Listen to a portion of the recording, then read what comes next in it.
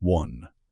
The extraordinary threat to Venezuela. For over a century, the United States has used terror tactics, including everything from direct military invasion to economic strangulation, to assert its self-appointed right to rule over all countries in the Americas.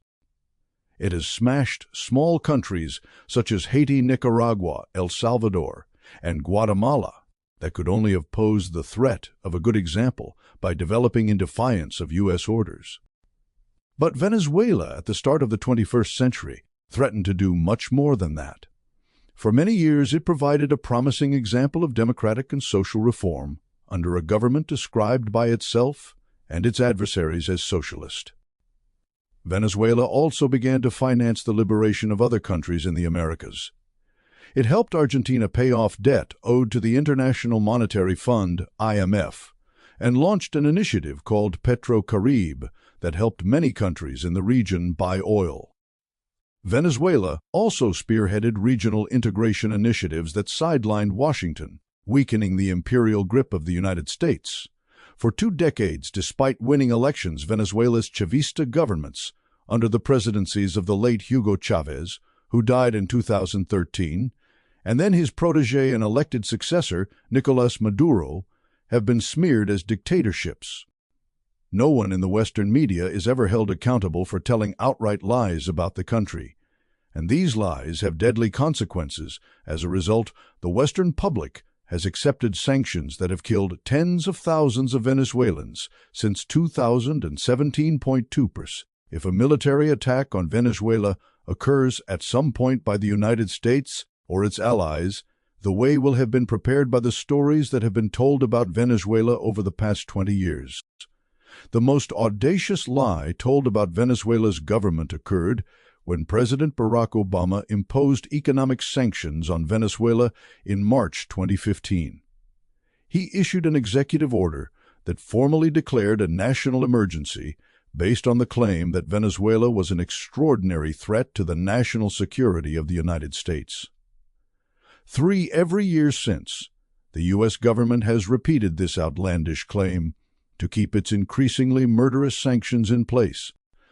The sanctions are designed to starve the Venezuelan government of the hard currency it needs to import food, medicine, and the parts required to maintain basic infrastructure such as its electrical grid.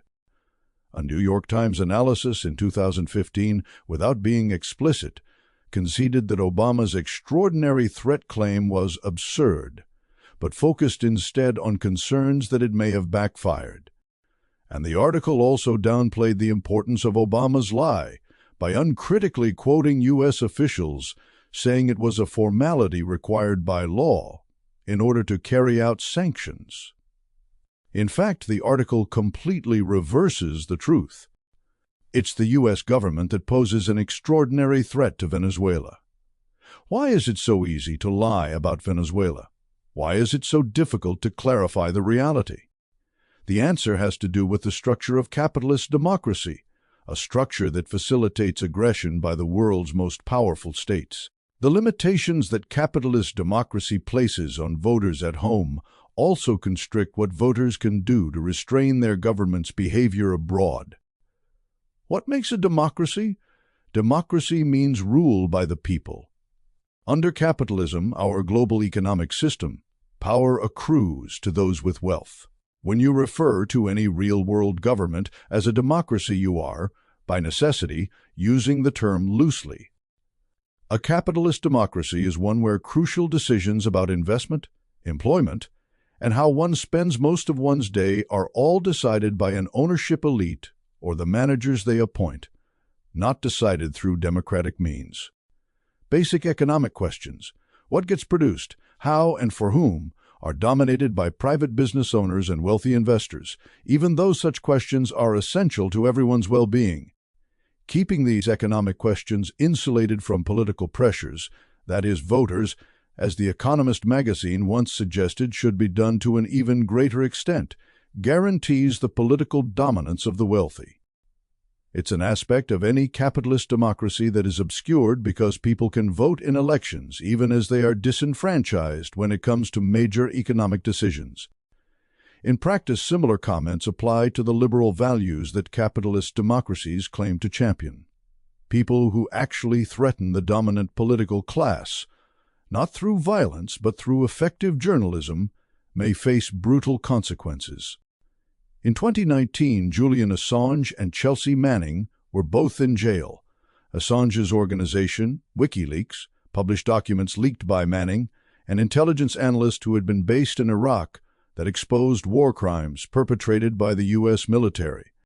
According to the UN Working Group on Arbitrary Detention, Assange has been arbitrarily detained since 2012, and yet the UK and Sweden, two of the countries responsible for his plight, simply dismissed the Working Group's decision.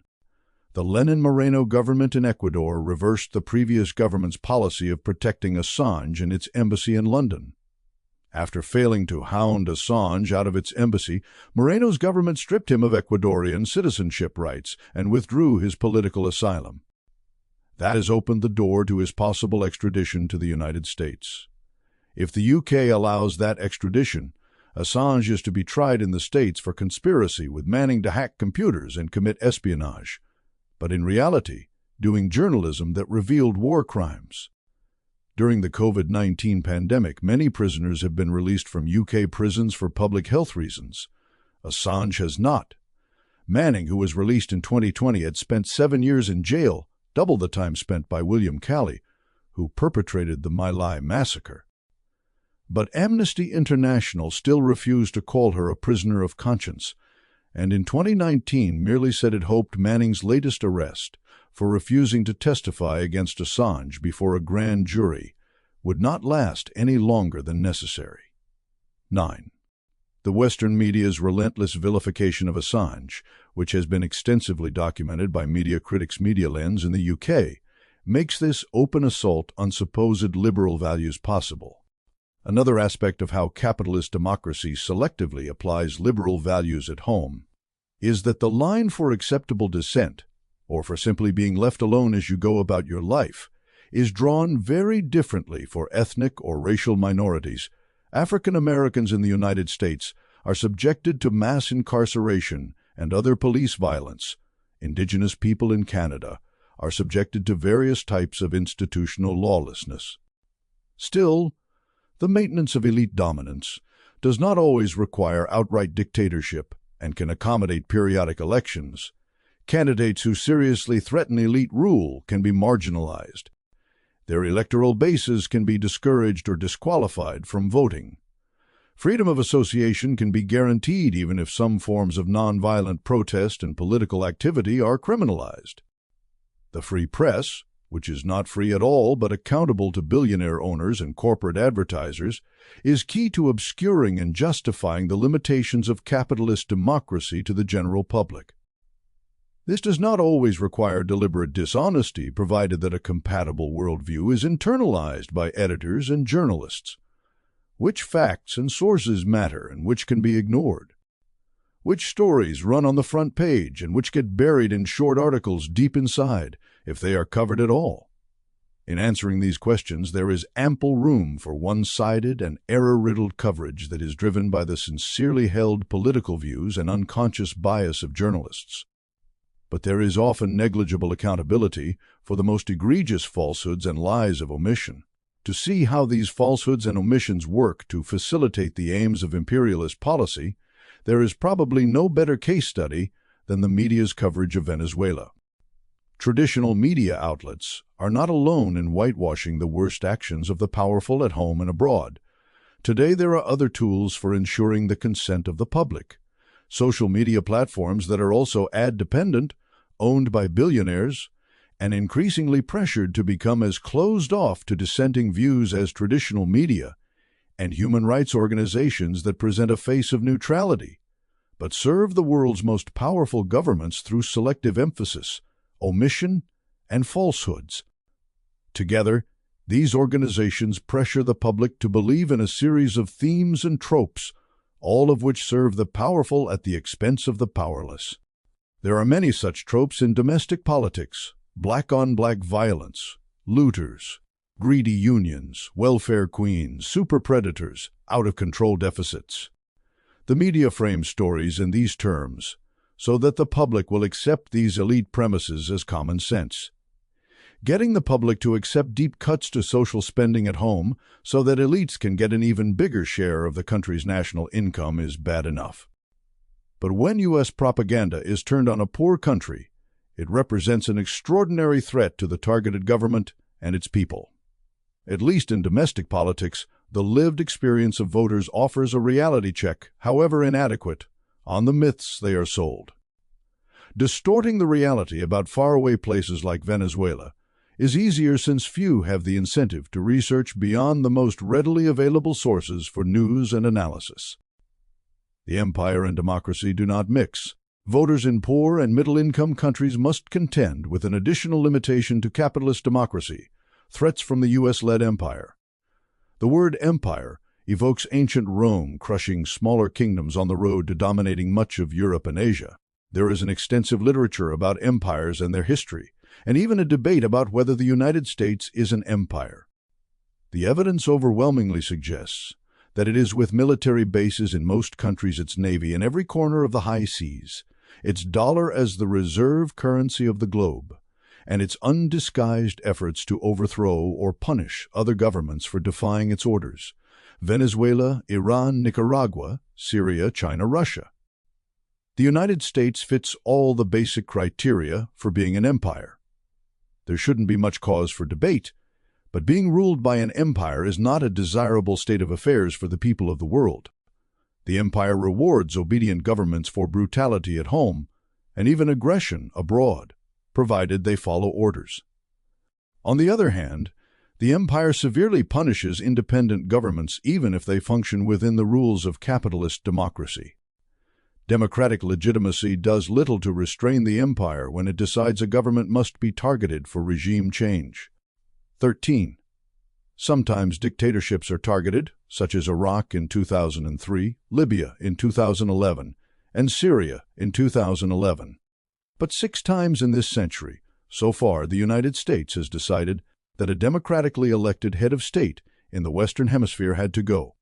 Venezuela's Hugo Chávez in 2002, Haiti's Jean-Bertrand Aristide in 2004, Honduras's Manuel Zelaya in 2009, Bolivia's Evo Morales in 2019, Nicaragua's Daniel Ortega, and Venezuela's Nicolás Maduro in 2019.14.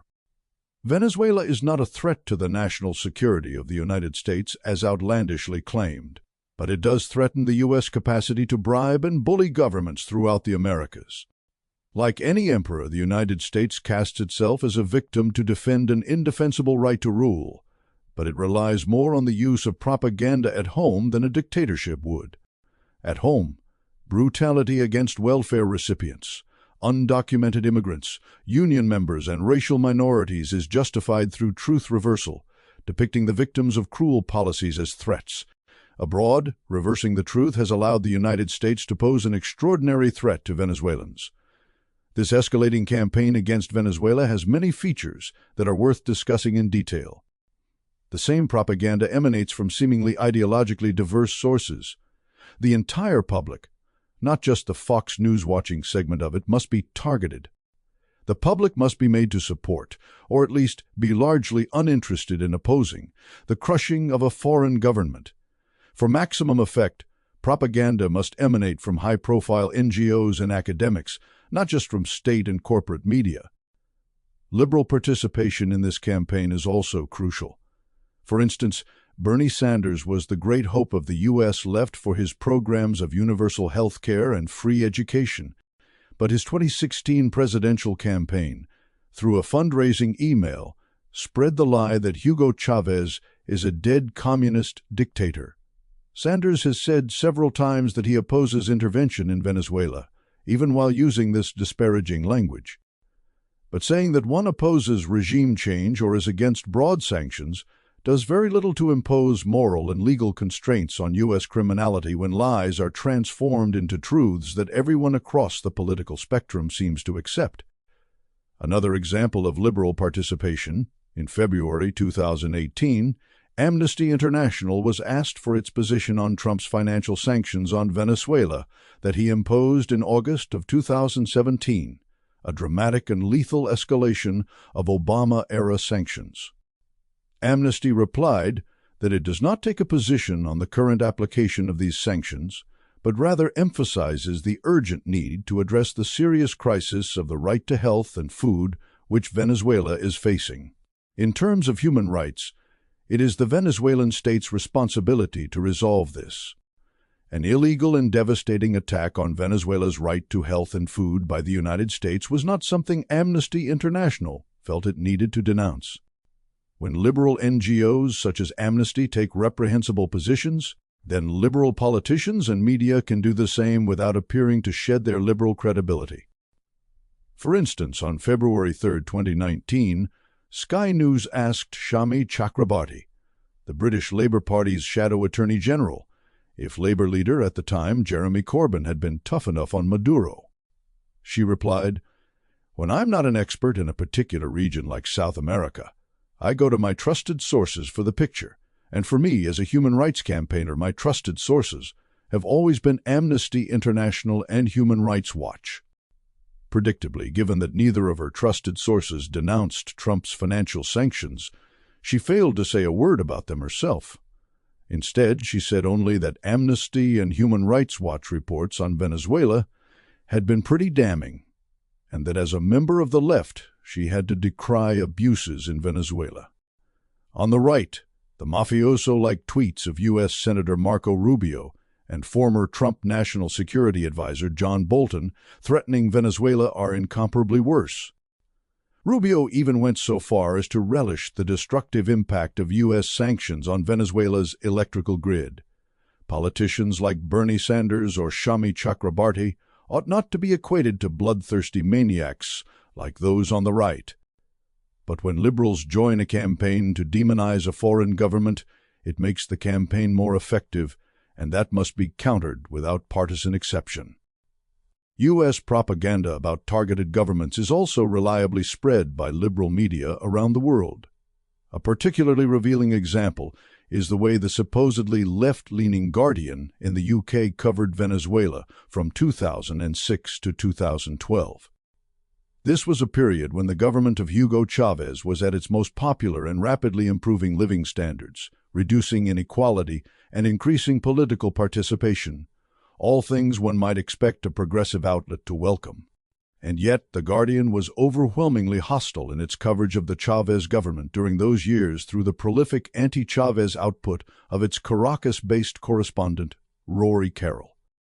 The Venezuelan government was attacked by private media around the world long before an economic depression gave its assailants, especially Trump, even more leverage. Unquestioned assumptions and double standards are crucial to imperial propaganda against Venezuela. One such assumption is that it is fair to test a government's democratic legitimacy by the extent to which it tolerates a violent U.S.-funded opposition. For the United States or its allies to tolerate a violent foreign-funded opposition would be considered ludicrous.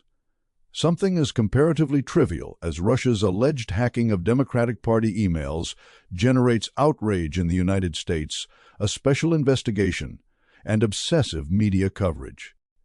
In Venezuela's case, the U.S.-backed opposition has made 6 attempts since 2002 to oust the Venezuelan government by force.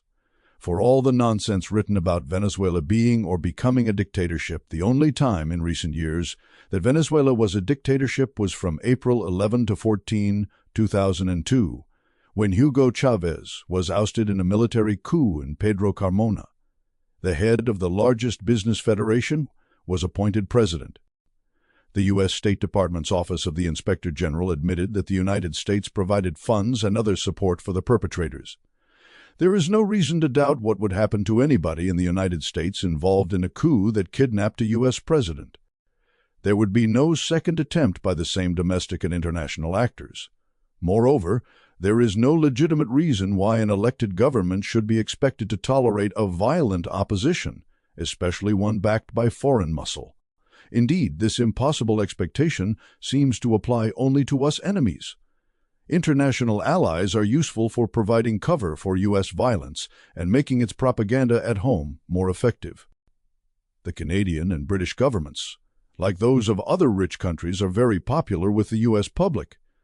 So when these governments support U.S. assertions about other foreign countries, it helps make the claims look credible. In 2003, the United States did not need military allies for the narrow purpose of overthrowing Saddam Hussein. Iraq had been thoroughly disarmed of weapons of mass destruction, the most important of the fraudulent pretexts for the invasion, and its economy had been broken by a decade of sanctions.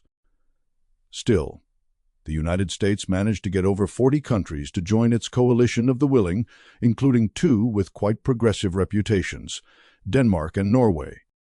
Canada and France provided invaluable political and propaganda cover for the Bush administration, discredited internationally by then due to the Iraq War, when it overthrew Haiti's elected government on February 29, 2004. U.S. troops kidnapped Haitian President Jean-Bertrand Aristide, while Canadian troops secured the airport in the Haitian capital. In 2017, Canada helped establish the Lima Group, a collection of right-wing governments in Latin America that, along with Canada, helped wage Trump's vilification campaign against Venezuela. International allies helped the United States justify its economic sabotage of Venezuela, a form of indiscriminate violence against many countries that has been normalized to a horrifying extent as a supposedly non-lethal alternative to military force. The Economist has referred to it approvingly as financial carpet bombing. In 2015, Obama imposed sanctions that were indefensible under the UN Charter, OAS Charter, and even U.S. law, the utterly fraudulent national emergency caused to the United States by Venezuela. Trump drastically intensified the Obama sanctions in August 2017. Trump's sanctions cost Venezuela at least $6 billion in lost oil revenue in their first 12 months. This meant that the government lost hard currency needed for essential imports. To best understand the devastating impact of a $6 billion loss, consider that, according to Torino Capital, an anti-Maduro investment firm, Venezuela imported only $10 billion in goods in 2018. In April 2019, a paper by U.S. economists Mark Weisbrot and Jeffrey Sachs estimated that Trump's sanctions may have killed about 40,000 Venezuelans in the 2017 to 2018 period alone. In 2019, the United States effectively imposed an oil embargo and then a blanket ban on all dealings with Venezuelan state entities. In 2020, it imposed secondary sanctions on a Russian firm that was helping Venezuela to sell its oil. The United States even announced that it would harass a Mexico-based company that had entered into an oil-for-food deal with Venezuela's government. In 2018, Venezuela could only import $140 million worth of medicines, down from about $2 billion in 2013 to 14, when the economy was still growing. The food import figures are also stunning, $2.46 billion in 2018, compared to $11.2 billion in 2013. Despite these shocking numbers, Reuters didn't mention the study by Weisbrot and Sachs until a month after it came out. When it did finally acknowledge the study, it nonetheless continued to produce articles that reported the impact of U.S. sanctions as a mere allegation made by Maduro. Economic sabotage creates a humanitarian pretext for overthrowing the targeted government. In 2002, pro-war pundit Nick Cohen mocked opponents of the looming Iraq War for opposing a war that would end the sanctions. 25. Ignoring the impact of sanctions on Venezuela or presenting their impact as an allegation rather than a fact is a way to sell the idea, even when not stated explicitly, that if only Maduro were ousted, his people would be much better off. Under Trump, U.S. officials have been extremely open and emphatic in encouraging the Venezuelan military to oust Maduro. For instance, the Twitter accounts of 4 key U.S. officials, Senator Marco Rubio, National Security Advisor John Bolton, Secretary of State Mike Pompeo, and Vice President Mike Pence, were intensely focused on Venezuela in early 2019. By the week of February 18 to January 24, 2019, when the United States was attempting to stir rebellion in Venezuela through an aid delivery stunt at the Colombian border, These accounts tweeted a combined 153 times about Venezuela, which represented a whopping 77.2% of their collective Twitter activity. Bolton and Rubio even tweeted directly to Venezuelan military officials suggesting that a coup would save their own skins and their families as well. Just as important as prominent Republicans attempting to incite a coup on Twitter was the negligible opposition from Democrats. Bernie Sanders' only tweet during this crucial period reinforced the lie that Maduro was refusing humanitarian aid. Maduro had in fact requested and received humanitarian aid from allies and internal aid organizations working in Venezuela. Collectively, Bernie Sanders and 5 other progressive Democrats, Elizabeth Warren, Tulsi Gabbard, Alexandria Ocasio-Cortez, Ro Khanna, and Ilhan Omar, tweeted only a combined 20 times about Venezuela during this period, a drop in the bucket compared to the 648 tweets by 4 Republicans between February 4 and March 24, 2019. This disparity was not only about quantity. At best, these Democrats tweeted timid objections to military intervention. Only Tulsi Gabbard tweeted something that seemed to oppose the incitement of a coup. She tweeted that the United States should stop intervening in Venezuela's military. 29. None rejected the false premise that Venezuela was a dictatorship. Military invasion, the last stage of U.S. aggression to come? For the past 2 decades, the U.S. campaign to overthrow the Venezuelan government has escalated from flagrant involvement in coup attempts to lethal economic sanctions to threats of military attack. Could it escalate even more to direct U.S. invasion? U.S. planners face a durable problem. The default stance of the public is anti-war. The targeted country must be thoroughly demonized before overt military threats are feasible. Trump first made them against Venezuela's government in 2017, after the country had already been relentlessly vilified in the Western media for 16 years. The threats also came after Venezuela had been mired in an economic depression since 2014 that allowed the threats to be spun from a humanitarian angle. Panama was invaded in 1990 by the United States under George H.W. Bush, but the country effectively came pre-invaded through a U.S. military base. In 2004, Haiti's democratically elected president was kidnapped by U.S. troops and flown off to the Central African Republic. The neighboring Dominican Republic served conveniently as a forward base for the proxy forces that helped overthrow Haiti's president. In 1980s Nicaragua, the U.S.-backed Contra-terrorists based in Honduras were used to attack the Sandinista government. In 1990, this eventually produced an electoral victory for U.S. allies in Nicaragua that everyone in the world should have ridiculed. Nicaraguan voters were asked to choose between the Sandinistas and continued war and economic strangulation. In Venezuela, it appears that the Trump government really believed the military would be quickly frightened into overthrowing Maduro after the United States recognized Juan Guaido as interim president in January 2019. The public nature of the U.S. threats and their often juvenile nature points to a lack of serious planning to actually follow through. John Bolton pretending to accidentally reveal plans to send troops to Colombia by holding up a notepad is an indication of how confident Trump's team was that threats alone would work. Despite an array of difficulties and disincentives, it's obvious that a U.S. invasion is now a very real possibility. One disturbing consideration is always the United States' concern about its credibility, not wanting to be seen as making empty threats. But even without entering that final state of aggression, the United States can, as in the case of Cuba, keep up its economic warfare, even when it stands nearly without allies in doing so. Motive for the crime? In the case of Venezuela with its massive oil reserves, U.S. motives against Chavista governments may seem too trivially obvious to discuss. John Bolton brazenly told Fox News in January 2019 that he wanted U.S. corporations to have unfettered access to Venezuela's oil reserves because it'll make a big difference to the United States economically. 32. But upon closer inspection, a direct economic incentive is insufficient to explain the sustained and increasingly barbaric U.S. assault on Chavismo. The Venezuelan government never denied the United States access to its country's oil. According to the U.S. Energy Information Administration, as of 2017, Venezuela remained the U.S. economy's third-largest foreign supplier of energy.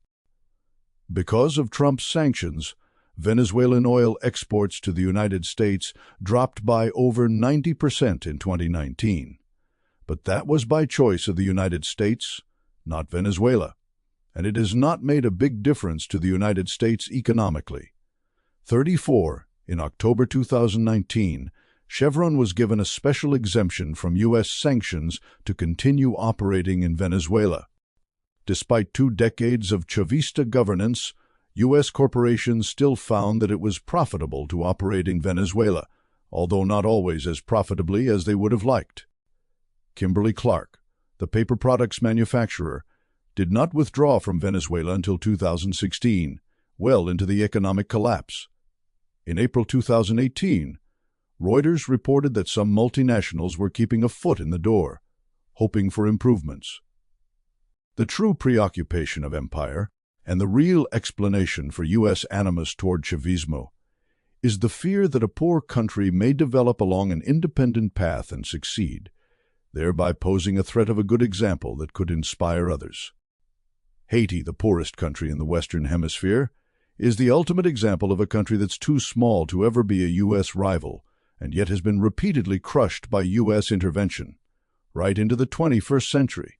An oil-rich country such as Venezuela could potentially do more than provide a good example. A secret cable published by WikiLeaks revealed that in 2007 U.S. officials were demanding more, and more flexible, resources and tools to counter Chávez's effort to assume greater dominion over Latin America at the expense of U.S. leadership and interests. Ominously, the cable stated, "We should continue to strengthen ties to those military leaders in the region who share our concern over Chávez 39.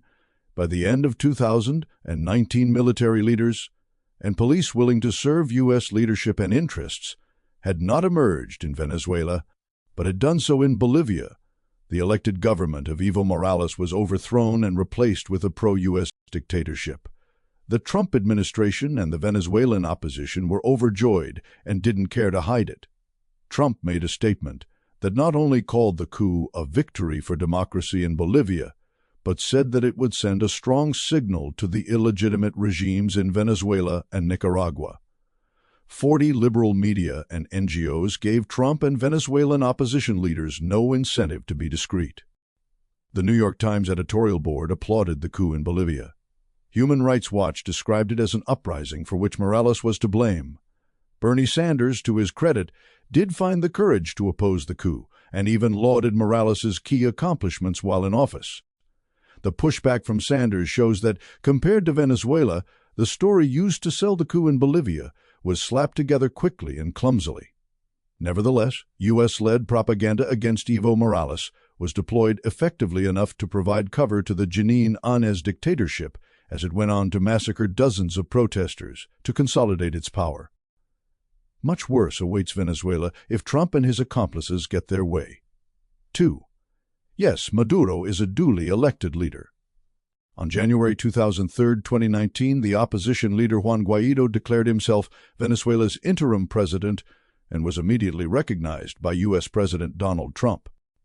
Had he not received that recognition, Guaidó's self-declaration would have been a joke, another in a long list of opposition blunders since 2002. By late February, about 50 governments followed Trump by recognizing Guaidó, including Canada, Latin America's right-wing governments, and most European countries. But Russia, China, India, indeed about 2/3 of the world's governments, did not follow along.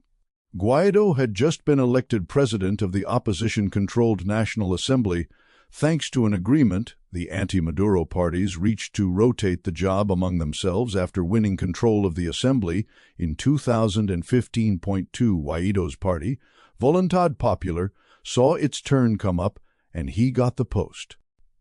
Guaidó's case for declaring himself president was based on 2 closely related lies. One was that Nicolás Maduro's election victory on May 20, 2018, was illegitimate. The other was that Maduro had abandoned his post. Based on these two lies, Guaido invoked Article 233 of Venezuela's constitution, which specifies the conditions under which the President of the National Assembly can take over as interim president. It's very easy to disprove the lie that Maduro abandoned his post. The Caracas-based journalist Lucas Corner, writing for the website venezuel-analysis.com, explained Article 233. Article 233% of the Constitution of the Bolivarian Republic of Venezuela specifies that an absolute vacuum of power occurs in the following circumstances: the president's death, resignation, impeachment by the Supreme Court, permanent physical or mental incapacity, certified by a medical expert designated by the Supreme Court and approved by the National Assembly, abandonment of post declared by the National Assembly, or recall by popular referendum. Guaido's claim to the presidency rests on the second to last of these conditions, namely the argument that Nicolás Maduro has failed to fulfill his constitutional responsibilities, thereby abandoning his post. Article 236 outlines in detail the duties of the president, which include everything from conducting international relations and leading the armed forces to granting pardons and convoking referenda. The opposition may not like Maduro for a variety of reasons, but a cursory glance at the head of state's Twitter feed will reveal that he has hardly abandoned his presidential functions. A hardline opposition blogger acknowledged this fact only a week before Guaido declared himself president. Nicolás is usurping the executive power and imposed a de facto government, which means our current political and judicial thread doesn't fit the options of vacancy of the legitimately elected president established in Article 233 of the Constitution. There's no way to strictly apply the Constitution to our situation. The much more important lie, however, was that the 2018 presidential election was illegitimate. Maduro won the 2018 election. When the opposition made its third U.S.-backed effort to oust the government by force, it insisted that the 2013 presidential election had been stolen from opposition candidate Henrique Capriles. Jump ahead to 2018, and nobody was claiming that Henri Falcon, Maduro's opponent in the 2018 presidential election, actually won. By all accounts, Falcon was the second-place finisher behind Maduro. Guaido, who was not well known in Venezuela at that time, was not even a candidate. One pro-government pollster claimed that as of January 16, 2019, over 80% of Venezuelans had never heard of Juan Guaido. Guaido was not even a figure who had any significant base of popular support at the time of the election. Falcon's economic advisor, Francisco Rodriguez, gave an interview months after the 2018 presidential election in which he accused Maduro's side of inflating his vote tally through vote buying. This allegation doesn't hold water, but even if true, does not begin to account for Falcon's massive defeat. Rodriguez did not claim that Falcon received more votes than Maduro, that is, that the election was stolen.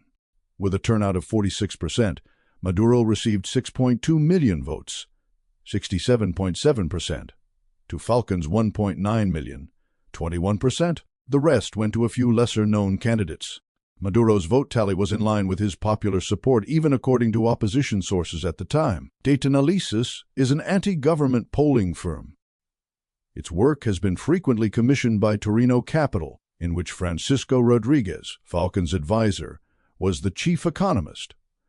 Dataanalysis has been described by Reuters as the respected and most closely watched polling firm in Venezuela, implying that Dataanalysis is both reliable and politically neutral. A LexisNexis search of English-language newspapers over the past decade shows how often Dataanalysis was cited compared to other Venezuelan polling firms. Clearly, Dataanalysis has been the polling firm most heavily relied on by Western media to assess Venezuelan public opinion. Luis Vicente Leon, one of the directors of Dataanalysis, writes opinion pieces every few weeks for El Universal, one of Venezuela's leading newspapers. He has done so for years. It's important to add, given how frequently Venezuela's media is described as caged. 11. In the Venezuelan context, Leon could be called a moderate government opponent, but his hostility to the Maduro government, which he once likened to a kidnapper, is very strong indeed. For example, in November 2018, Leon wrote a piece in El Universal saying, "We face the impact of generalized sanctions, which, it should be clear, is the absolute responsibility of the government for being authoritarian and hostile." In a TV interview that was broadcast in October 2018 on Venevision, one of Venezuela's largest networks, Leon defined the moderate opposition as those who are not fools and who know that democracy doesn't work in Venezuela, that tricks are used against them, but believe they must participate in elections anyway. The opposition radicals he defined as those who want a foreign power to remove Maduro. The other director of data analysis, José Antonio Gil Yepes, also writes regularly in El Universal and takes a similar line. It's almost certain that Gil Yepes signed the infamous Carmona Decree in April 2002, which abolished Venezuela's democratic institutions when Hugo Chávez was briefly ousted by a military coup. So Data Analysis is not a polling firm one would expect to exaggerate Maduro's level of popular support. Quite the contrary. Table 2.1, pollsters cited by English-language news on Venezuela. Pollster, hits, Data Analysis, 1,986, consultors, 21, 149, Hinterlaces, 253, Venebarometro, Delphos. According to Duty, at the time of the May 20 million eligible voters, 104 million received. But there's reason to think that Maduro's support was actually greater than what the anti-Maduro polling firm claimed. Considering Venezuela's dire economic conditions at the time of the election, those would be 4 million hardcore supporters of the Chavista political movement that has dominated Venezuelan politics since Hugo Chávez was first elected in 1998. Months before his death in 2013, Chávez urged his supporters to vote for Maduro, an endorsement that, several years later, still meant a great deal to millions of Venezuelans. The appeal of Chavismo is inseparable from the revulsion millions feel toward the U.S.-backed opposition and fear of what they would do in power. By the time of the 2018 presidential election, the opposition had made 5 major U.S.-backed efforts to oust the government by force. Collectively, those 5 attempts took approximately 300 lives. About half of those deaths were government supporters, security personnel, or bystanders. These numbers do not include hundreds of Chavistas murdered in the countryside since 2001, who were most likely killed by wealthy landowners opposed to land reform. If Maduro had 4 million hardcore supporters on Election Day, according to an anti-government pollster, then that's reason enough to view the 6.2 million votes Maduro received without too much suspicion. But the regional elections of October 2017, which took place only 7 months before the presidential election, provide strong evidence that Maduro's hardcore support was about 6 million voters, 30% of the electorate, not the 4 million suggested by Data Analysis polls. Lessons from the 2017 regional elections. Francisco Rodriguez's analysis of the opposition's defeat in the regional elections of October 2017 was very different than his analysis of the 2018 presidential defeat. In the 2017 regionals, the opposition lost 17 of the 23 governorships that were up for grabs. This was an almost complete reversal of the results Rodriguez predicted. When Rodriguez analyzed the election results, he did not even attempt to blame vote buying for the strong Chavista support. As others have noted, government mobilization efforts likely played a role in the differential change in turnout. In surveys taken before the election, 71% of respondents reported receiving food through the claps, and the share of respondents who viewed the food supply situation as positive rose from 5% in July of last year to 23% in September. This might help explain the impressive turnout for oficialista candidates, even without direct vote buying last Sunday. The claps that Rodriguez believed helped Chavista candidates win so decisively are local supply and production committees that were set up by the Maduro government in 2016 to distribute food and other basic products directly to households at discounted prices. The program has become crucial to abating the impact of the economic crisis and no doubt drove support for government candidates from voters who recognize this. Rodriguez and Cronic noted another factor that helped Maduro to mobilize his base: Trump's belligerence and the opposition leaders who welcomed it. After the Trump administration imposed financial sanctions on Venezuela, Maduro came out swinging, blaming opposition leaders for lobbying for sanctions and saying that those who are happy because of sanctions are digging their own political grave. He may have been right. They added that opposition leaders nevertheless quixotically refused to condemn U.S. sanctions.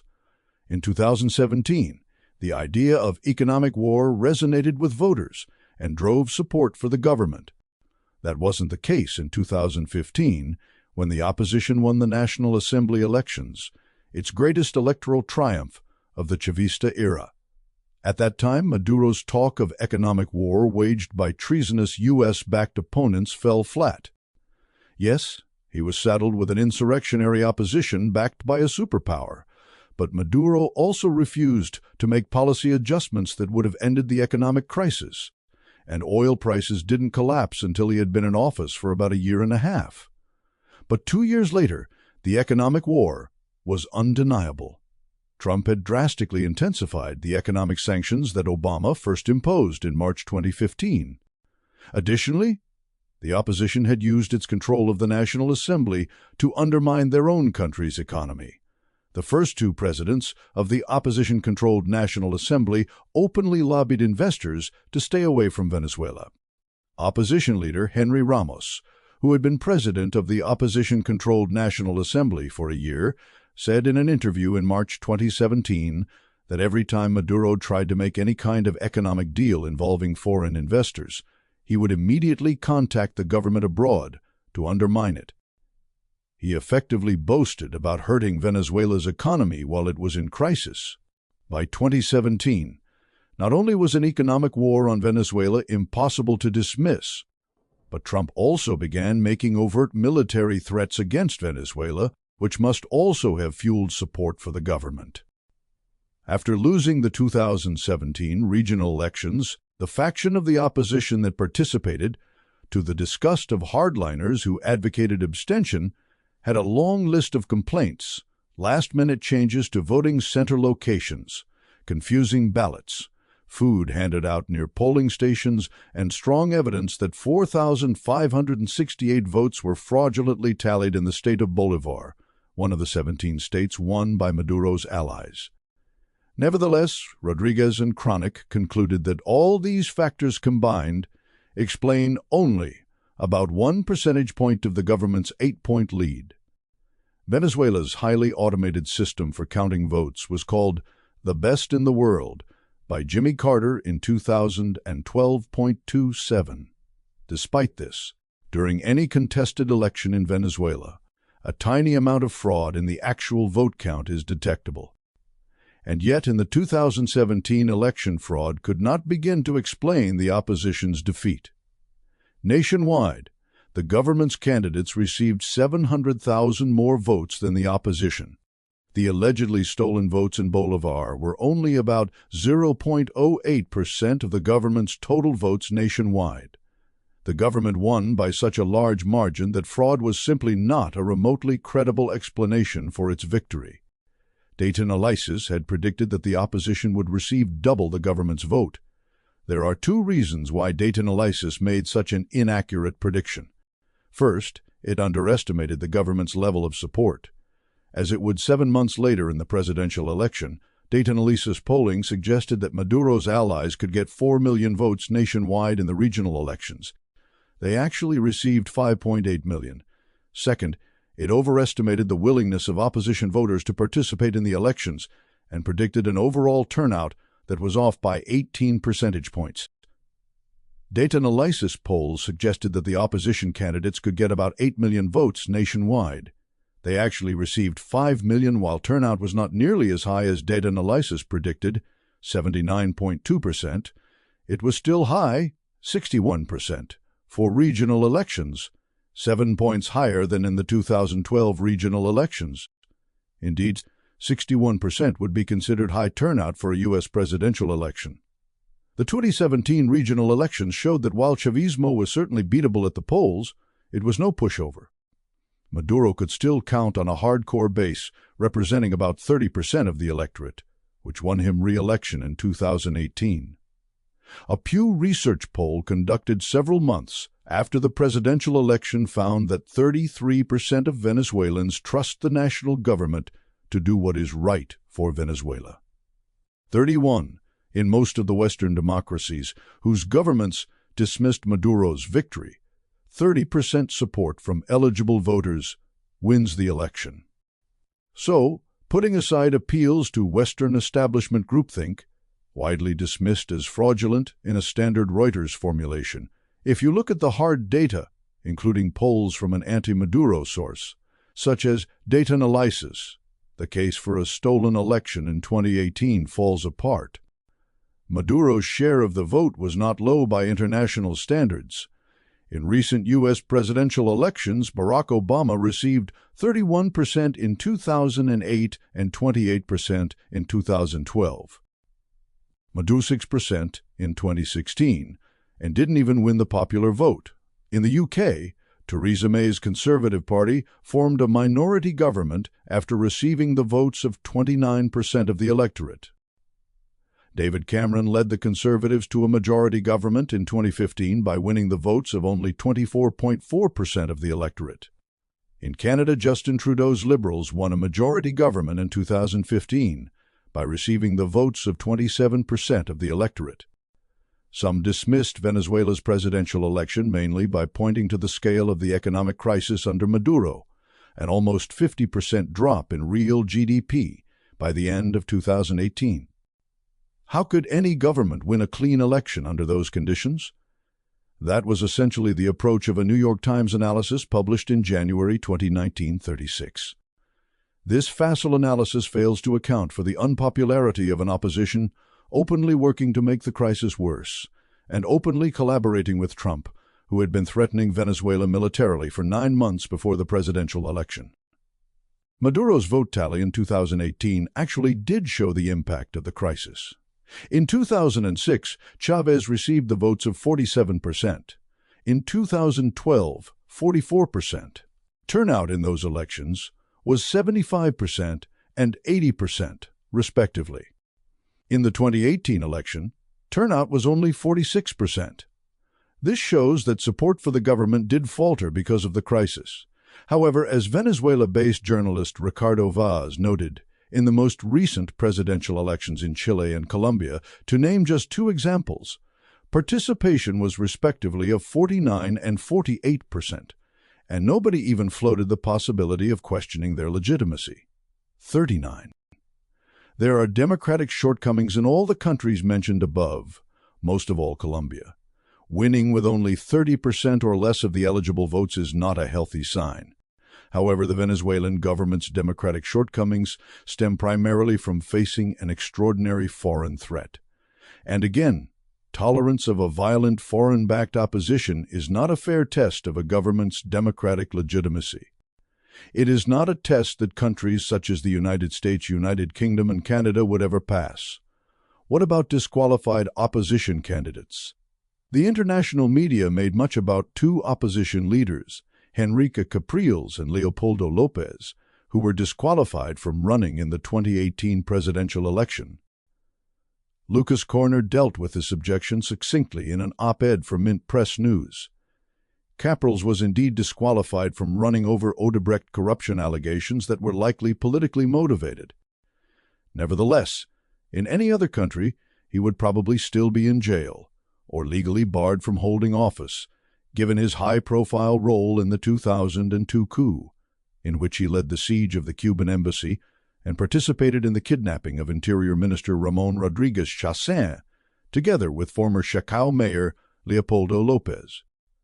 Capriles and Lopez, along with other prominent opposition leaders, including Julio Borges, Antonio Ledesma, and Maria Corina Machado, would go on to spearhead 5 more brazenly unconstitutional attempts to oust the Chavista government: the 2002, 3 oil lockout, the 2013 post-election opposition violence, the 2014 and 2017 guarimbas, as well as the current Trump-led coup.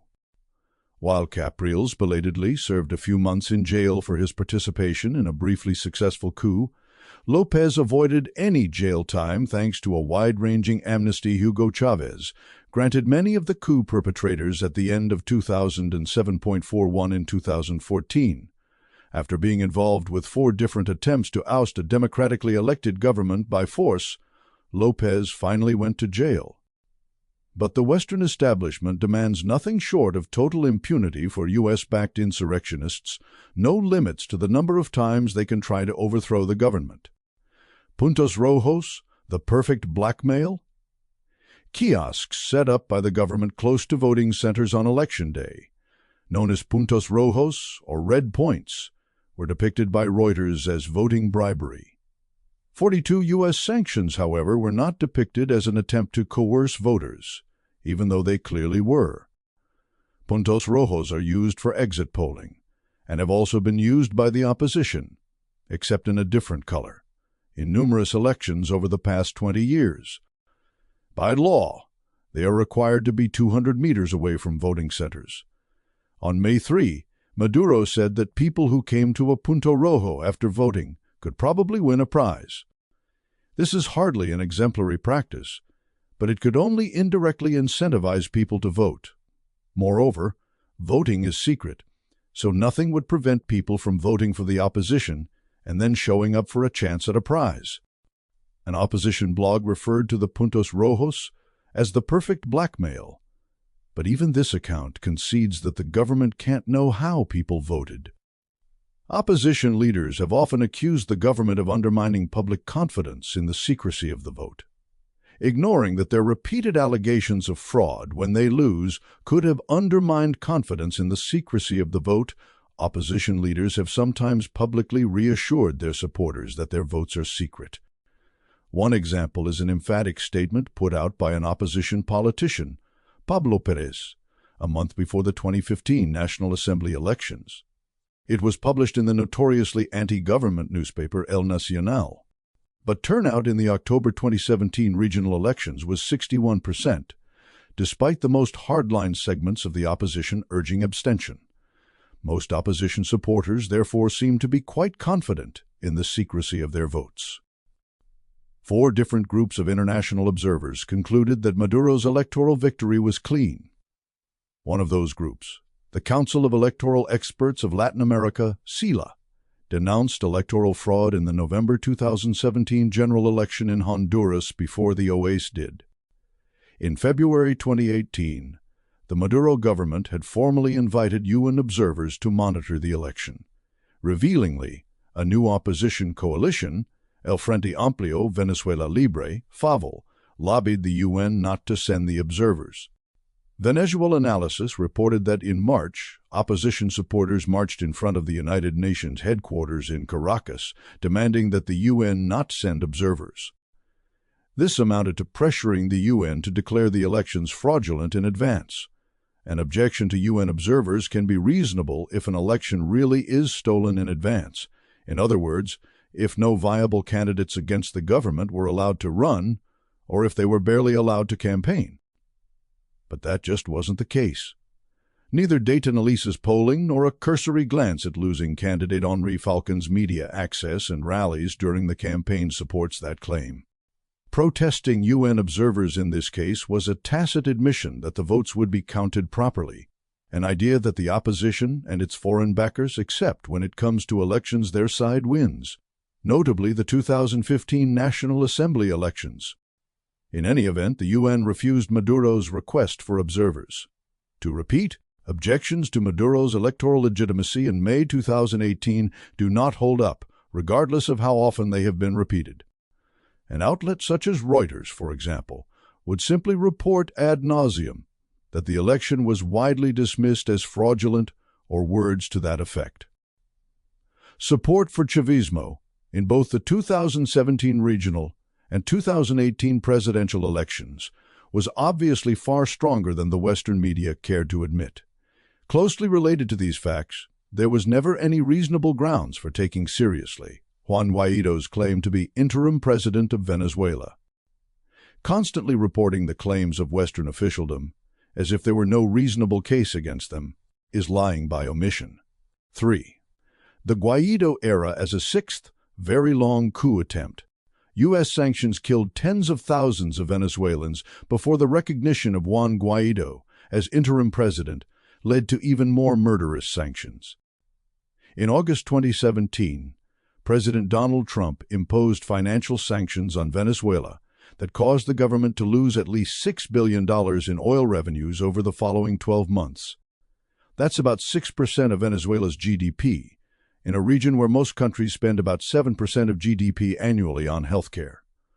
Western journalists decried the Puntos Rojos exit polling stations, but were too indoctrinated to see that U.S. sanctions are a gun to the head of the Venezuelan electorate. The message is that tremendous economic pain will be inflicted on the country until Maduro is gone. Francisco Rodriguez, an anti-Maduro Venezuelan economist, acknowledged the dramatic correlation between Trump's financial sanctions and a greatly accelerated fall in Venezuela's oil production in a piece he wrote for the Washington office on Latin America, WOLA. His key findings are provided in Table 3.1, page 37. Rodriguez found that oil production in Venezuela followed the same general pattern as in Colombia until Trump's financial sanctions were imposed. Production levels in both countries basically tracked international oil prices. But after Trump's sanctions were imposed, production levels in both countries diverged drastically. Venezuela's plummeted while Colombia's stabilized. Had Venezuela's production continued to follow the same pattern as before the financial sanctions, then its oil revenues would have been drastically higher. Table 3.1. Oil production in Venezuela and Colombia. Monthly percentage growth. Time period. Venezuela, Colombia, January 2013, December 2015. 0, December 2015, August 2017. 1, 0.8, August 2017, January 2019. 3, 0.3, source, compiled by the authors. How exactly did Trump's financial sanctions hurt Venezuela? One of the Venezuelan government's major assets, the state-owned Citgo Corporation, is based in Texas. Citgo's parent company was PDVSA, Venezuela's state oil company. The sanctions blocked Citgo from sending profits and dividends back to Venezuela, an amount averaging about $1 billion per year since 2015.4. Rodriguez explained that Trump's sanctions also made it impossible for PDVSA to continue paying suppliers through the issuance of New York law promissory notes. The United States has tremendous leverage because all the Venezuelan government's outstanding foreign currency bonds are governed under New York state law. Sanctions similarly ended PDVSA's very effective practice of getting loans for joint ventures that it subsequently paid back through oil production. Table 3.2, page 38, shows Venezuela's estimated oil revenues for the first 12 months after Trump's financial sanctions. The price of Venezuela's oil has increased linearly since August 2017, from $50 to about $70 per barrel. The oil production volumes are taken from the estimates Rodriguez provided in his WOLA article. In the no-Trump sanctions case shown above, it is assumed that Venezuela's oil production would have continued to fall at the same rate as in the 12 months before Trump's financial sanctions. This means a decline of 11%, which is very close to the worst-case projections that were made before financial sanctions were imposed. With the sanctions in place, however, production fell by 37%. The difference in total revenue between the two cases over the 12-month period is about $6 billion. That estimate is larger if it is assumed that Venezuela's production would have done better, declined by less than the worst case of about 11%, in the absence of Trump's sanctions. And no additional impact of that $6 billion loss beyond the oil industry is assumed, which also contributes to making it a conservative estimate of the impact of Trump's sanctions. Table 3.2, Venezuela oil reserves for the first 12 months after Trump's financial sanctions. Source, compiled by the authors. These $6 billion in losses from oil exports were in U.S. dollars, which means that Venezuela lost the hard currency needed to pay for imports. This is a crucial point. In 2018, Venezuela was only able to import $11.7 billion in goods, according to Torino Capital. The impact on medicine imports was especially destructive. According to U.S. economist Mark Weisbrot, while its economy was still growing in 2013, Venezuela was importing about $2 billion per year in medicine. By 2018, that amount had fallen to an astonishing low of $140 million, an especially horrifying development because medicines are much more difficult to substitute with local production than food. It is impossible to deny that a collapse in medicine imports has killed thousands of people in the 2017 to 2018 period, as Weisbrot and U.S. economist Jeffrey Sachs argued in a paper published in April 2019. Weisbrot and Sachs cite a 31% increase in general mortality in the 2017 to 2018 period, according to a survey by anti-Maduro Venezuelan academics. That increase works out to an extra 40,000 deaths. As noted in Chapter 2 regarding data analysis, caution should be used when citing opposition sources. But there is no denying that thousands were being killed. Even Rodriguez estimated that about a third of the increased mortality in 2018 could be due to sanctions. In a civilized world, these sanctions would put numerous high-ranking U.S. officials in jail for murder. U.S. sanctions against Venezuela are clearly crimes against humanity, and not only for their impact on medicines. The Venezuelan government's Local Supply and Production Committee's CLAP program has also been crippled by U.S. sanctions. CLAPs distribute subsidized food and other basic products directly to households throughout Venezuela. About 60% of Venezuelan households have received supplies from the CLAP program, according to data analysis. Another anti-Maduro source, the annual Incovi surveys, reported that almost 90% of households were receiving products through the CLAP program by December 13, 2018, slashing the Maduro government's revenues through sanctions inevitably devastates its capacity to maintain a program on which Venezuelans have come to depend. This could not possibly be justified even if Maduro were a dictator. In the short term, U.S. belligerents entrenched Maduro's electoral base behind him. But in the long term, the U.S. may coerce the kind of electoral result in Venezuela that, in 1990, Ronald Reagan and George H.W. Bush produced in Nicaragua through a decade of terrorism and sanctions. When Trump recognized Guaido as Venezuela's interim president, it signaled a new, deadlier phase of sanctions. 2 days after Guaido declared himself president, Trump appointed Elliott Abrams, experienced in running genocidal U.S. proxy wars in Central America in the 1980s, as special envoy to Venezuela. It was impossible to miss the significance, the flaunting of U.S. imperial impunity. Trump's recognition of Guaido was a legal pretext to make us sanctions more devastating. Venezuelan government assets in the United States were seized and officially transferred to Guaido's self-declared interim government. Oil shipments from Venezuela to the United States would also now be invoiced by only the government recognized by Washington. In other words, Maduro's government would simply be throwing money away if it continued oil shipments to the United States because it would not be paid for them. This amounted to an embargo on Venezuela's oil. Torino Capital immediately revised its projections for Venezuela's economy in the coming year. It had predicted an 11% contraction in real GDP for 2019. Shortly after Guaido's recognition, it revised that to a 26% contraction, a projection that proved extremely accurate. Recall that Barack Obama first imposed economic sanctions on Venezuela in March 2015 through an executive order that formally declared a national emergency in the United States, based on the preposterous claim that the situation in Venezuela was an extraordinary threat to the national security of the United States. Both he and later Trump would renew the fraudulent national emergency every year. A bogus national emergency was also Ronald Reagan's legal pretext to strangle Nicaragua's economy during the 1980s and back contra-terrorists who opposed the government. Not every national emergency is created equal. For instance, in February 2019, when Trump declared a national emergency to bypass Congress over building his infamous wall on the U.S.-Mexican border, legal challenges were quickly initiated. One of the arguments used to oppose Trump was, as one law professor said, that the president can't just say any old thing is a national emergency.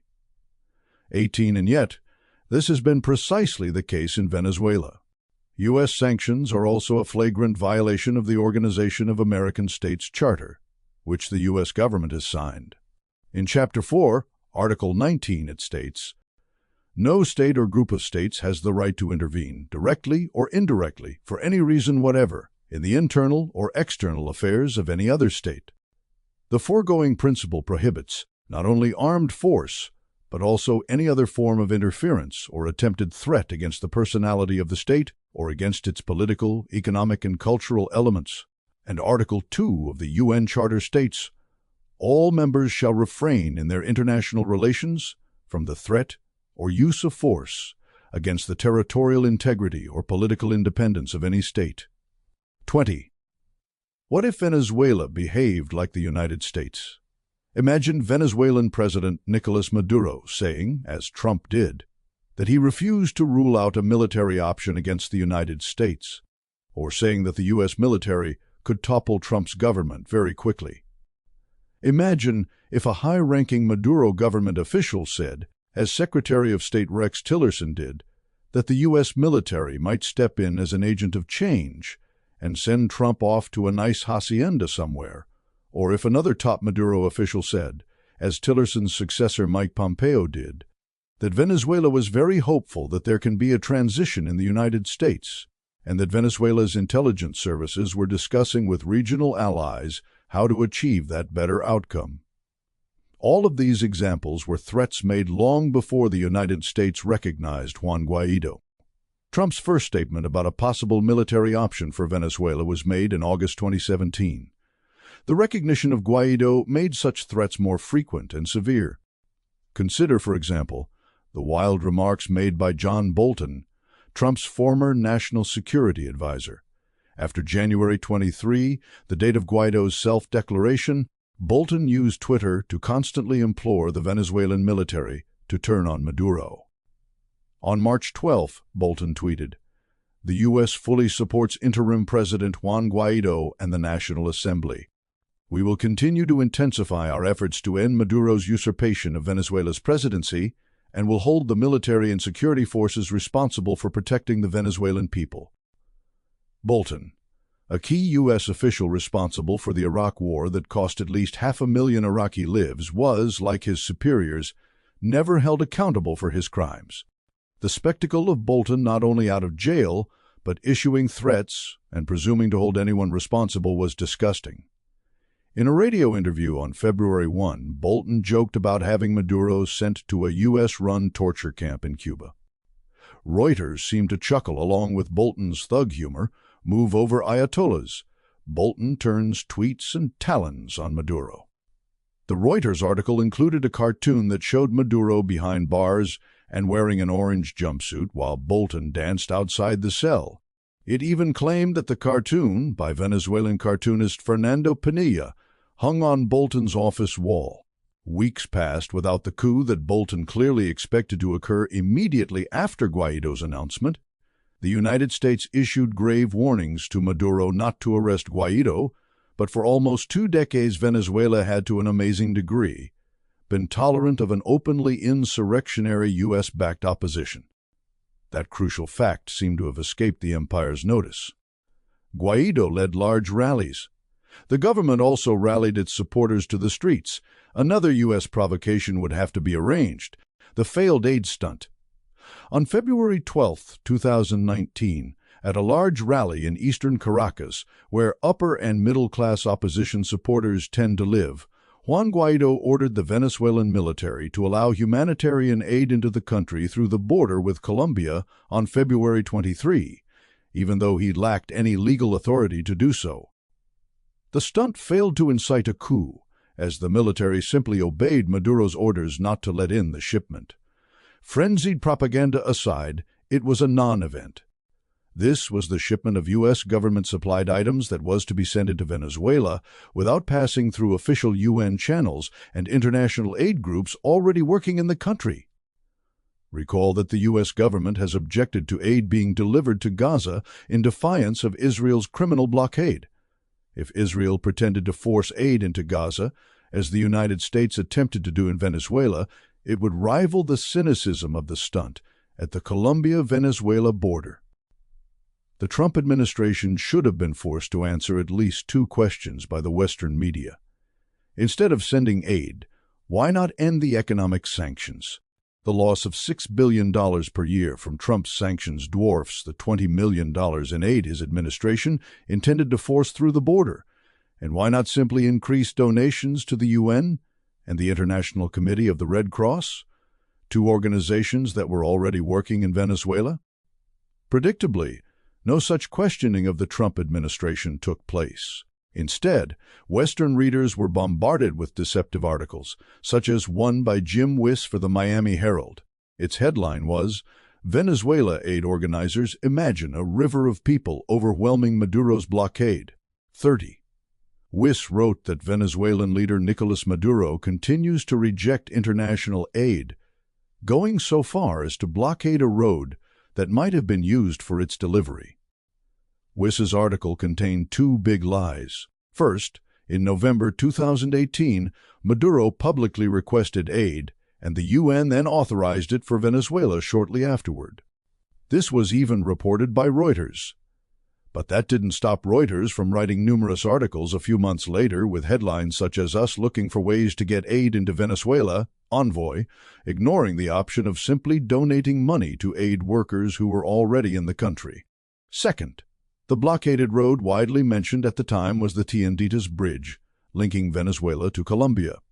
It had been blocked since 2016, when it was completed but never opened. U.S. Secretary of State Mike Pompeo was responsible for the allegation, made in a tweet, that the bridge had been blocked by Maduro to stop aid.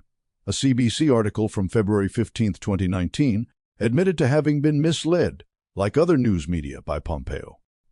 But in the same article, the CBC also claimed that the Tienditas Bridge had been featured in stories, describing how the president of Venezuela, Nicolás Maduro, is keeping international food aid from his desperate citizens. The CBC debunked one lie but spread an even more serious one, that Maduro was keeping aid from his citizens. There was also a huge lie of omission in the CBC article, no mention of U.S. economic sanctions. An earlier CBC article from February 8 ran with a subheading that falsely claimed, "Maduro says aid not needed in Venezuela, Guaido wants to allow it." 35. The CBC later revised the article, adding the clause, "although Venezuela has accepted foreign aid in the past," and Maduro has not always been consistent in his statements on the subject. But referring to international aid received in the past was deceptive. The CBC should have said that Venezuela is receiving present tense international aid from the UN and the Red Cross, and the dishonest subheading remained in the revised CBC article. Numerous articles also ignored the historical precedent. When Elliot Abrams, Trump's special representative for Venezuela, was an Assistant Secretary of State for Inter-American Affairs in the 1980s, he used humanitarian aid as cover to arm the Contra terrorists in Nicaragua. In the Miami Herald article by Jim Wiss, the use of U.S. aid for military purposes is presented as something only Maduro suspected. Independent U.S. foreign policy critics would have mentioned the historical precedent, but no effort was made to cite them. The journalistic approach used by Wiss and many others resembles the run-up to the Iraq invasion of 2003, when completely factual statements that Iraq had no weapons of mass destruction were often attributed solely to the discredited Iraqi government and not to critical, independent observers.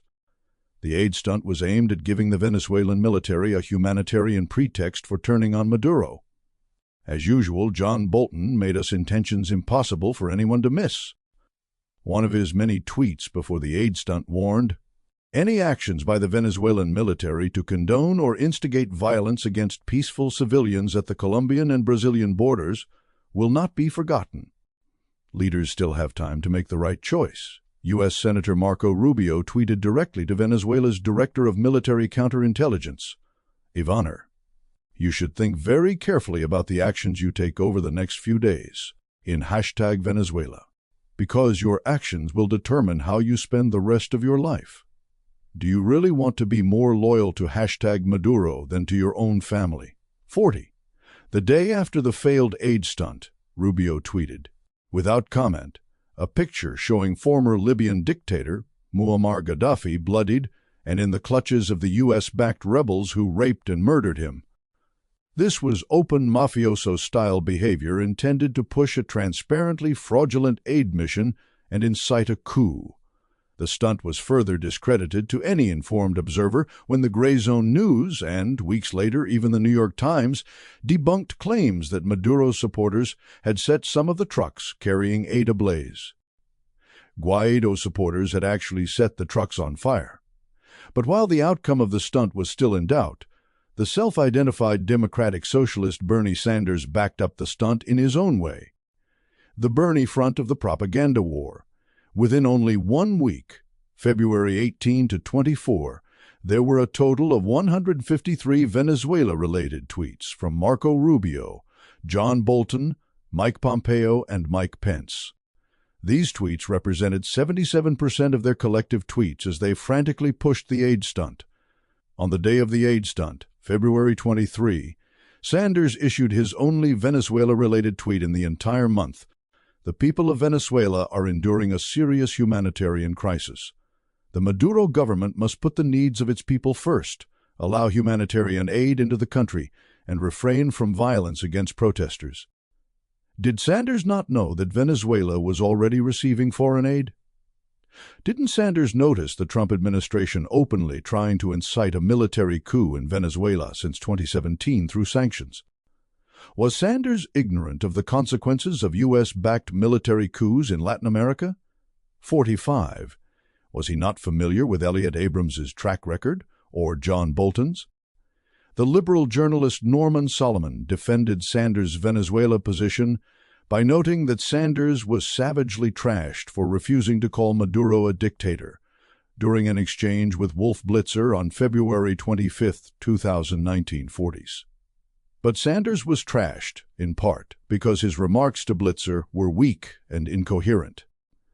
Sanders had said that it's fair to say that the last election was undemocratic, so it did look odd when Sanders stopped short of labeling Maduro a dictator, as the Sanders campaign labeled Hugo Chávez in 2015.47. Sanders clearly didn't have the stomach, and perhaps the knowledge, to hit back at Blitzer explaining why elections in Venezuela compare extremely well with those in his own country. He told Blitzer that Venezuela was not as undemocratic as Saudi Arabia. But the relevant comparison should be between Venezuela and the United States, which would never tolerate a violent foreign-backed opposition, the way Venezuela has. Several months later, Sanders fell in line even more conspicuously. Sanders referred to Maduro as a vicious tyrant. In January 2020, pressed during an interview by the New York Times editorial board, Sanders called Maduro, along with Nicaraguan President Daniel Ortega, a dictator. On March 8th, the Real News Network reported that 16 progressive members of Congress had demanded an end to economic sanctions and to military threats against Venezuela. It interviewed Ro Khanna, a Democratic representative from California who led the initiative. Khanna told RNN's Charmaine Perez, "Well, we sent a letter calling for a repeal of the broad-based sanctions precisely for your point. They're hurting the poorest folks in Venezuela. They're giving Maduro an excuse to blame the United States as opposed to taking responsibility for his own failed economic policies and his own cronyism. So I don't think that they are productive. It was actually very clear that U.S. sanctions were killing, not simply hurting, Venezuelans." Khanna also spoke as if a crime against humanity could be acceptable if it were productive to us objectives. At one point in the interview, Khanna said, "I don't understand how Bolton is still allowed to be near foreign policy. I mean, here's someone who is the architect of the biggest blunder in American foreign policy, the Iraq War. An unprovoked war of aggression based on a pack of lies is not a blunder that should have merely kept Bolton away from a job involving foreign policy. Downgrading mass murder to a blunder exposes an inability to see Iraqis as human beings. Khanna also claimed that Venezuela's 2018 election was tainted through a lack of, presumably US-approved, supervision. The following year, US-approved supervision of Bolivia's election produced a bogus election audit that led directly to a coup and a US-approved dictatorship. As the most far-left elected politicians in the United States, figures such as Khanna and Sanders should understand the stakes and be keenly aware that they are the only ones who might hold the U.S. government accountable for its crimes. They are the only official figures who stand between millions of innocent people abroad and the horrors that the United States would inflict on them. As the Guaido era began, prominent NGOs also ensured that pressure was applied to Venezuela's government, while U.S. criminality went virtually unopposed. Amnesty International adds reinforcement. 3 days before the aid stunt, and shortly after meeting with Juan Guaido, Amnesty International issued a report that was ostensibly about denouncing an allegedly brutal response by Venezuelan security forces to recent anti-government protests in poor neighborhoods. Amnesty's Americas director, Erica Guevara Rosa, wrote, "International justice is the only hope for victims of human rights violations in Venezuela. It is time to activate all available mechanisms to prevent further atrocities." Given the circumstances, the report read like a barely disguised attempt to bolster Trump's threats against Venezuela from a human rights angle. Venezuela was days away from what may easily have resulted in a U.S.-backed coup or even invasion. What were the human rights implications of a U.S.-backed military coup or invasion? Anyone with knowledge of Latin American history knows the very disturbing answer. But Amnesty was completely unconcerned.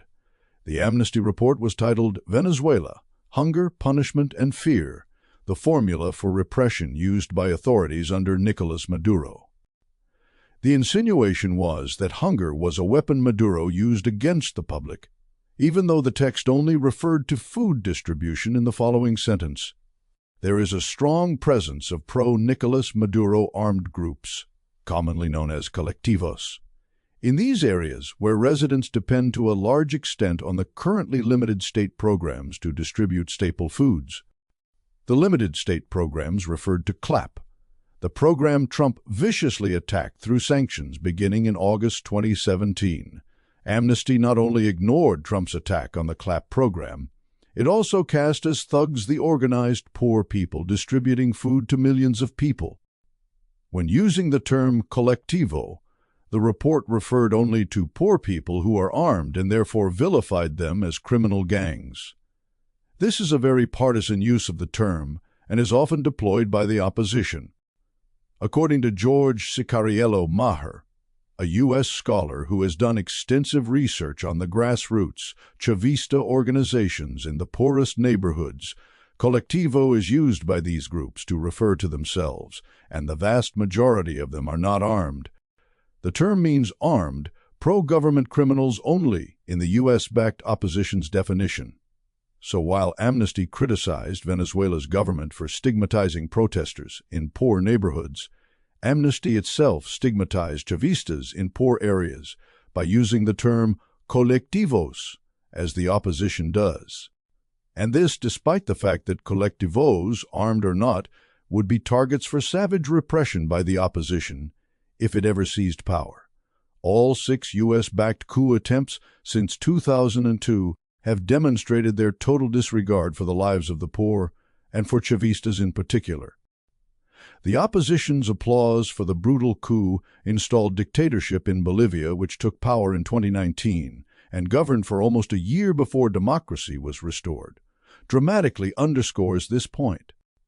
When questioned directly about the financial sanctions Trump imposed on Venezuela in August 2017, Amnesty replied that it took no position on U.S. sanctions. As for its position regarding statements by U.S. officials and politicians encouraging the Venezuelan military to perpetrate a coup, Amnesty replied that responsible discussion on the current state of human rights in Venezuela should not be focused on statements made by parties outside the country. 55. This was shocking. U.S. sanctions are attacks on Venezuelans' rights to health and food. Indeed, on their very lives. U.S. threats against Venezuela and its open encouragement of a military coup are similarly indefensible acts, and also grave threats to human rights. But Amnesty claimed that staying silent about those facts was the responsible thing to do. On January 25, 2019, Amnesty received a petition asking it to change its position and oppose U.S. economic sanctions and the deliberate incitement of a military coup in Venezuela. It was signed by filmmaker and political activist John Pilger, former UN Special Rapporteur to Venezuela Alfred de Zayas, and Canadian author Linda McQuaig, among others. On February 7th, Amnesty updated its position on U.S. sanctions and threats by asking the U.S. government to be careful in imposing economic sanctions and to monitor their impact on the most vulnerable groups. This was absurd. The deadly impact of sanctions had been well established for over a year before Trump made them even worse in January 2019. Regarding U.S. threats and incitement of a military coup, Amnesty now vaguely requested that the international community follow the law. It did not single out Trump, even though his government was driving the attacks on Venezuela. Moreover, Amnesty's timid request to follow the law was contradicted by its position that the U.S. should merely monitor its illegal economic sanctions. It was infuriating to see Amnesty, a major human rights group, completely incapable of denouncing grave human rights abuses by the most transparently racist and cynical U.S. president in recent memory. Another eminent fraud, the UN rights chief. On March 20, 2019, UN High Commissioner for Human Rights Michelle Bachelet made a statement about Venezuela. Although this pervasive and devastating economic and social crisis began before the imposition of the first economic sanctions in 2017, I am concerned that the recent sanctions on financial transfers related to the sale of Venezuelan oil within the United States may contribute to aggravating the economic crisis, with possible repercussions on people's basic rights and well-being. In a literal reading of her words, even if the sanctions made a pre-existing crisis worse, they would only have a possible negative impact on people's basic rights and well-being, a total absurdity. Bachelet's cowardly nonsense contrasted sharply with the candor of Alfred de Zayas, an unappointed special investigator who visited Venezuela in 2017.59. He said that U.S. sanctions amounted to economic warfare. Bachelet said that Maduro's government did not fully acknowledge the scale of the economic crisis, but she failed to acknowledge the U.S. economic strangulation of Venezuela. She also said nothing about repeated U.S. military threats. And while Bachelet failed to dissent against U.S. crimes, she hypocritically expressed concern about dissent within Venezuela, where Juan Guaido was free to lead a U.S.-backed insurrection against Maduro's government. In July, Bachelet released another report in which she less timidly stated the obvious about crippling U.S. sanctions, but was still unable or unwilling to demand that they be lifted. Her report said that the economy of Venezuela, particularly its oil industry and food production systems, were already in crisis before any sectoral sanctions were imposed. 60. That's precisely what makes us sanctions so depraved. Imagine a defense attorney saying, "Your Honor, I will show that the victim was already in intensive care when my client began to assault him." 61. Attacking somebody who is vulnerable is much worse than attacking somebody who is not. This was especially true after Trump escalated U.S. sanctions in August 2017. But rather than make that obvious point, Bachelet's report stated the following: nevertheless, the latest economic sanctions are exacerbating further the effects of the economic crisis, and thus the humanitarian situation, given that most of the foreign exchange earnings derive from oil exports, many of which are linked to the U.S. market. the government has agreed to gradually authorize humanitarian assistance from the United Nations and other actors. However, the level of assistance is minimal vis-à-vis the scale of the crisis, and there is an urgent need to adopt structural economic reforms. After admitting that U.S. policy was deliberately worsening the humanitarian situation, the report demanded that Maduro's government offset the damage through economic reforms, but not that U.S. sanctions be lifted, even though their very objective is to make any economic recovery impossible. Only 2 months earlier, on May 16th, Marco Rubio approvingly tweeted that Maduro can't access funds to rebuild electric grid or PDVSA. 6-2 in March and April, Venezuela had been hit with unusually severe electrical blackouts. Maduro claimed, plausibly, that the blackouts were caused by opposition sabotage, using snipers and cyber attacks. But even if that claim turned out to be false, the much larger point Rubio acknowledged and celebrated was the obvious link between U.S. sanctions and the reduced capacity of Maduro's government to provide essential services to all Venezuelans. Could Bachelet possibly have missed how utterly vile U.S. objectives were, especially after a high-profile figure like Rubio had made them explicit? In August 2019, Trump escalated the sanctions yet again by imposing a blanket ban on dealing with Maduro's government. This basically meant a full trade embargo.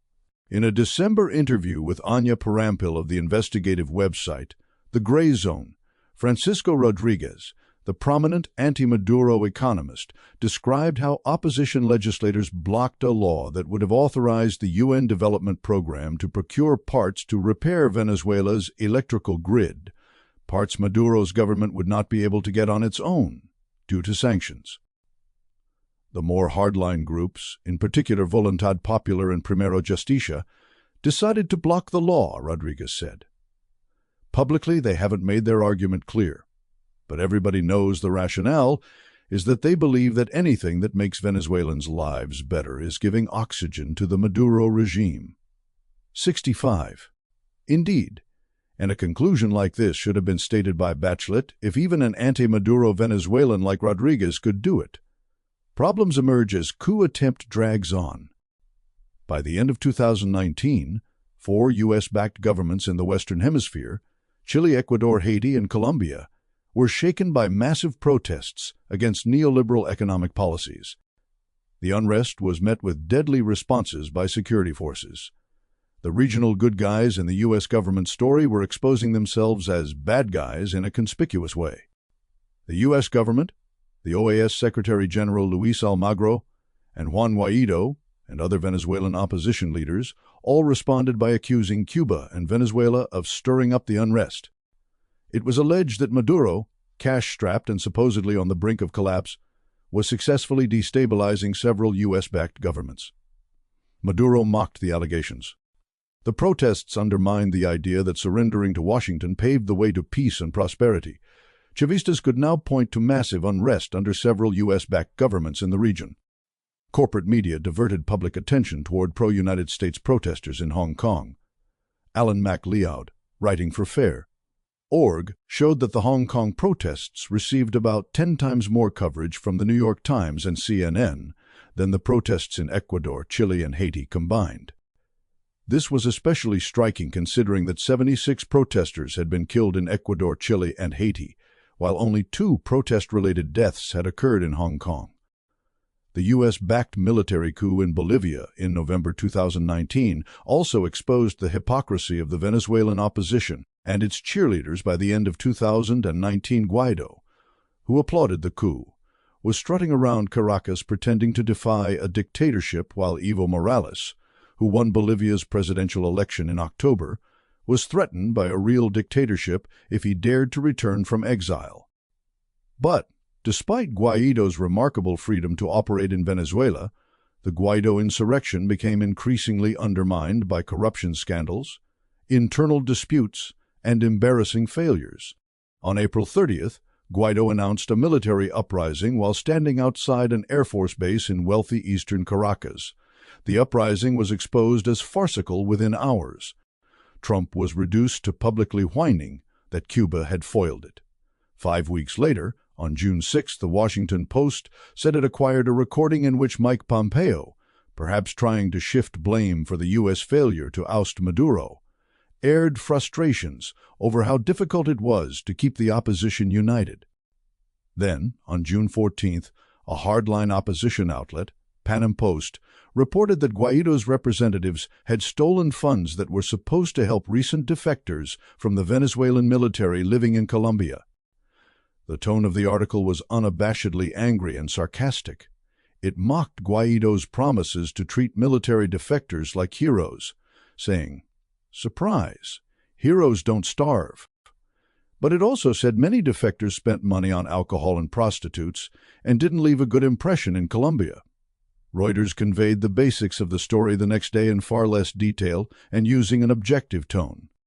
In September, photographs and later video emerged of Guaido smiling with armed members of the Colombian drug trafficking paramilitaries known as Los Rastrojos during the time of the aid stunt. Reuters reported that Guaido denied knowing who the men were, but didn't mention that one Rastrojos member who posed with Guaido was wearing a gun. Wouldn't Guaido's security team have to know and trust an armed man to let him get that close?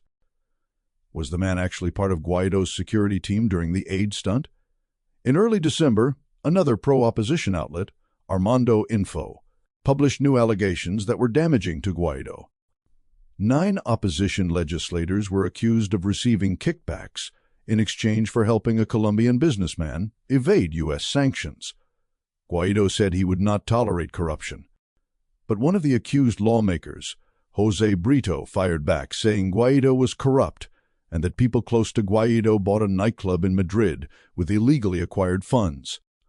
This public dispute with Brito came at the same moment when Humberto Calderón Berti, who'd been recently fired by Guaido as his representative to Colombia, gave a lengthy interview to Pan Post in which he portrayed Guaido as being surrounded by toxic people. Calderón singled out Leopoldo López as a bad influence. Remarkably, strong attacks on Guaido began to appear in some U.S. corporate media. Opposition figures in the United States, who had soured on Guaido as the coup attempt dragged on, appeared to have mobilized to make him the scapegoat, and perhaps position themselves to replace him. For example, a Miami Herald article from December 4, 2019, ran with the headline, "Poll shows Venezuela's Guaido is losing popularity and has sunk to Maduro level." A day earlier, a Reuters headline stated, "Missed his moment. Opposition corruption scandal undermines Venezuela's Guaido." 76. As 2019 ended, it looked as if Guaido may not be re-elected as the National Assembly president for 2020.77. Indeed, on January 5th, pro-government assembly members voted with opposition legislators to elect Luis Parra as the new president of the National Assembly. Guaido's allies disputed the vote and held their own in the headquarters of El Nacional, an anti-Maduro newspaper. Needless to say, they claimed Guaido was re-elected. Much more importantly, the United States continued to back Guaido and to escalate its sanctions even further. 2020. U.S. crimes against humanity get more brazen. As the world reeled from the COVID-19 pandemic, Maduro solicited emergency loans that the IMF was making available to member countries. The IMF quickly rejected Maduro's request, claiming that it was unclear if his government was recognized by UN member states. This was an absurd excuse. In 2002, the IMF, which is traditionally dominated by the U.S. Treasury Department, had immediately offered loans to the Carmona dictatorship after it ousted Hugo Chávez in a coup.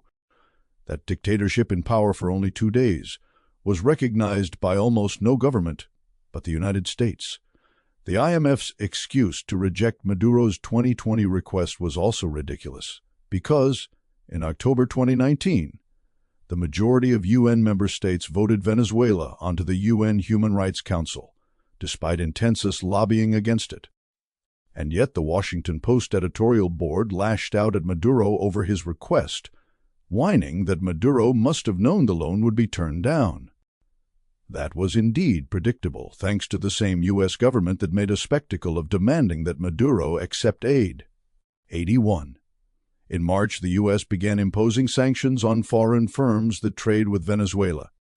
It also announced a Wild West-style bounty on the head of Maduro and other officials based on drug trafficking allegations that were transparently political in nature, and in some instances, totally preposterous. For example, it was alleged that Maduro's government intended to flood the United States with cocaine. This claim, no matter how unhinged, was consistent with the officially declared U.S. national emergency that said that Venezuela was an extraordinary threat to the United States, a clear example of the aggressor demanding victim status. Michelle Bachelet said in March that, due to the COVID-19 pandemic, sectoral sanctions should be eased or suspended. She added benevolently that the people in countries targeted by U.S. sanctions, though she never explicitly singled out the United States, are in no way responsible for the policies being targeted by sanctions, as if stated U.S. concerns about democracy, human rights, and U.S. national security were the reason countries like Venezuela were targeted. Recall that anti-Maduro Venezuelan economist Francisco Rodriguez had projected a return to growth for Venezuela in 2020. Additional U.S. sanctions and threats therefore had a clear and savage logic to them, which was to ensure that no economic recovery would take place after years of crisis. Fuel shortages began to plague the country in May as key refineries stopped producing. That month, a raid by U.S. mercenaries who had been hired by Guaido and his allies was easily snuffed out by the Venezuelan military, with help from armed fishermen. Secretary of State Pompeo denied direct U.S. involvement. Indeed, indirect U.S. involvement was obvious to anyone who closely followed U.S. policy toward Venezuela for the past 20 years, especially during Trump's presidency, but it was still remarkable that Pompeo would issue only a qualified denial over the raid. Iranian tankers began to arrive in Venezuela on May 23 with desperately needed gasoline. Iran has formally complained to the UN about U.S. threats against the tankers. Bernie Sanders, supposedly the leading progressive Democrat, tweeted nothing about it. Only a year earlier, he had tweeted a demand for Maduro to accept aid. Now he was silent as Trump openly sought to block fuel from reaching Venezuela. Democrats in Congress were useless as an opposition, a point that came through clearly in the Venezuela-related chapter of The Room Where It Happened, a memoir that John Bolton had published in June. The person Bolton described as his most serious concern, in terms of stifling him on Venezuela, was Trump's Secretary of the Treasury, Steven Mnuchin. Appropriately enough, Bolton barely mentioned the Democrats. In fact, Joe Biden, once he secured the Democratic Party's presidential nomination, made it clear that his aggression toward Venezuela would match Trump's. As 2020 came to a close, the United States seemed unwilling to declare an end to the Guaido era anytime soon. The very long attempt to oust Maduro through threats, appeals to the Venezuelan military to perpetrate a coup, and worst of all, constantly escalating economic warfare. The lack of opposition to this prolonged coup attempt where it would be most effective, in Western governments, media, and prominent NGOs, has proven lethal. The empire centered in Washington is an extraordinary threat to the world. 4. How could Chavismo flourish in once prosperous and democratic Venezuela? In his State of the Union address on February 6, 2019, Donald Trump said, "We stand with the Venezuelan people in their noble quest for freedom, and we condemn the brutality of the Maduro regime, whose socialist policies have turned that nation from being the wealthiest in South America into a state of abject poverty and despair." One Trump's ridiculous comment was not considered controversial because the Western media, including the anti-Trump liberal outlets like the New York Times, have spent many years conveying a lie, that Venezuela had been very prosperous and democratic until Hugo Chávez, and then his successor Nicolás Maduro, came along and ruined everything. If readers believe that, then they may indeed wonder, why shouldn't the U.S. government help Venezuelans return to that prosperous state? But this attitude is the result of common deceptions about Venezuela's economic history, and it ignores how the rise of Chávez actually brought democratic reform, not regression, to Venezuela. The story the Western media tells should instead make people wonder how Chavismo could have become the dominant political force if everything had once been wonderful in Venezuela. For example, on March 19, 2019, a New York Times article by Michael Schwartz ran with the headline, UN appeals to Maduro and Guaido to end battle over humanitarian aid. 2. It emphasized a dubious report about poverty in Venezuela, stating that as much as 94% of the population lives in poverty, according to the report, and up to 7 million people, or a quarter of Venezuela's population, are now in need of humanitarian assistance in a country that was once one of the world's wealthiest. The 94% poverty figure comes from Venezuelan anti-government academics, who put out the annual university-based and Coup surveys of living conditions in Venezuela. It's crucial to note that this is an estimate of income poverty, which doesn't account for government-subsidized food, education, and healthcare, meaning that it gives a distorted picture of actual living conditions. In 2015, the Encovi income poverty estimate was shown to be anywhere from 25 to 34 percentage points too high. Its 2019 estimate was probably not as badly exaggerated, but it was still misleading. Stating that a once wealthy Venezuela has plunged into a 94% poverty rate is also deceptive, because it ignores the gains made under Chávez, when Venezuela's poverty rate fell by half. Even so, there is no question that poverty did increase dramatically after 2014 for 3 reasons: Maduro's policy errors, a steep fall in oil prices, and years of U.S. support for an insurrectionist opposition. After 2017, the increase in poverty was overwhelmingly due to U.S. sanctions. But in addition to downplaying this context and uncritically citing Encovi figures, the New York Times tells the more damning lie that Venezuela was once one of the world's wealthiest countries. This vague claim about Venezuela's economic history, in various forms, once prosperous, once the richest, has become ubiquitous in the Western media. A LexisNexis search of English-language newspapers for Venezuela and once prosperous turned up 563 hits between 2015 and 2019. The once prosperous claim cannot refer to Venezuela's natural wealth. The huge oil and gold reserves are still there. The clear intent of describing Venezuela as once prosperous is to suggest that living conditions were once those of a rich country. So by what measure was Venezuela once wealthy? When exactly was that? What is the ranking criteria being used to say it was one of the wealthiest? Was it once in the top 10% by whatever measure? The top 50%?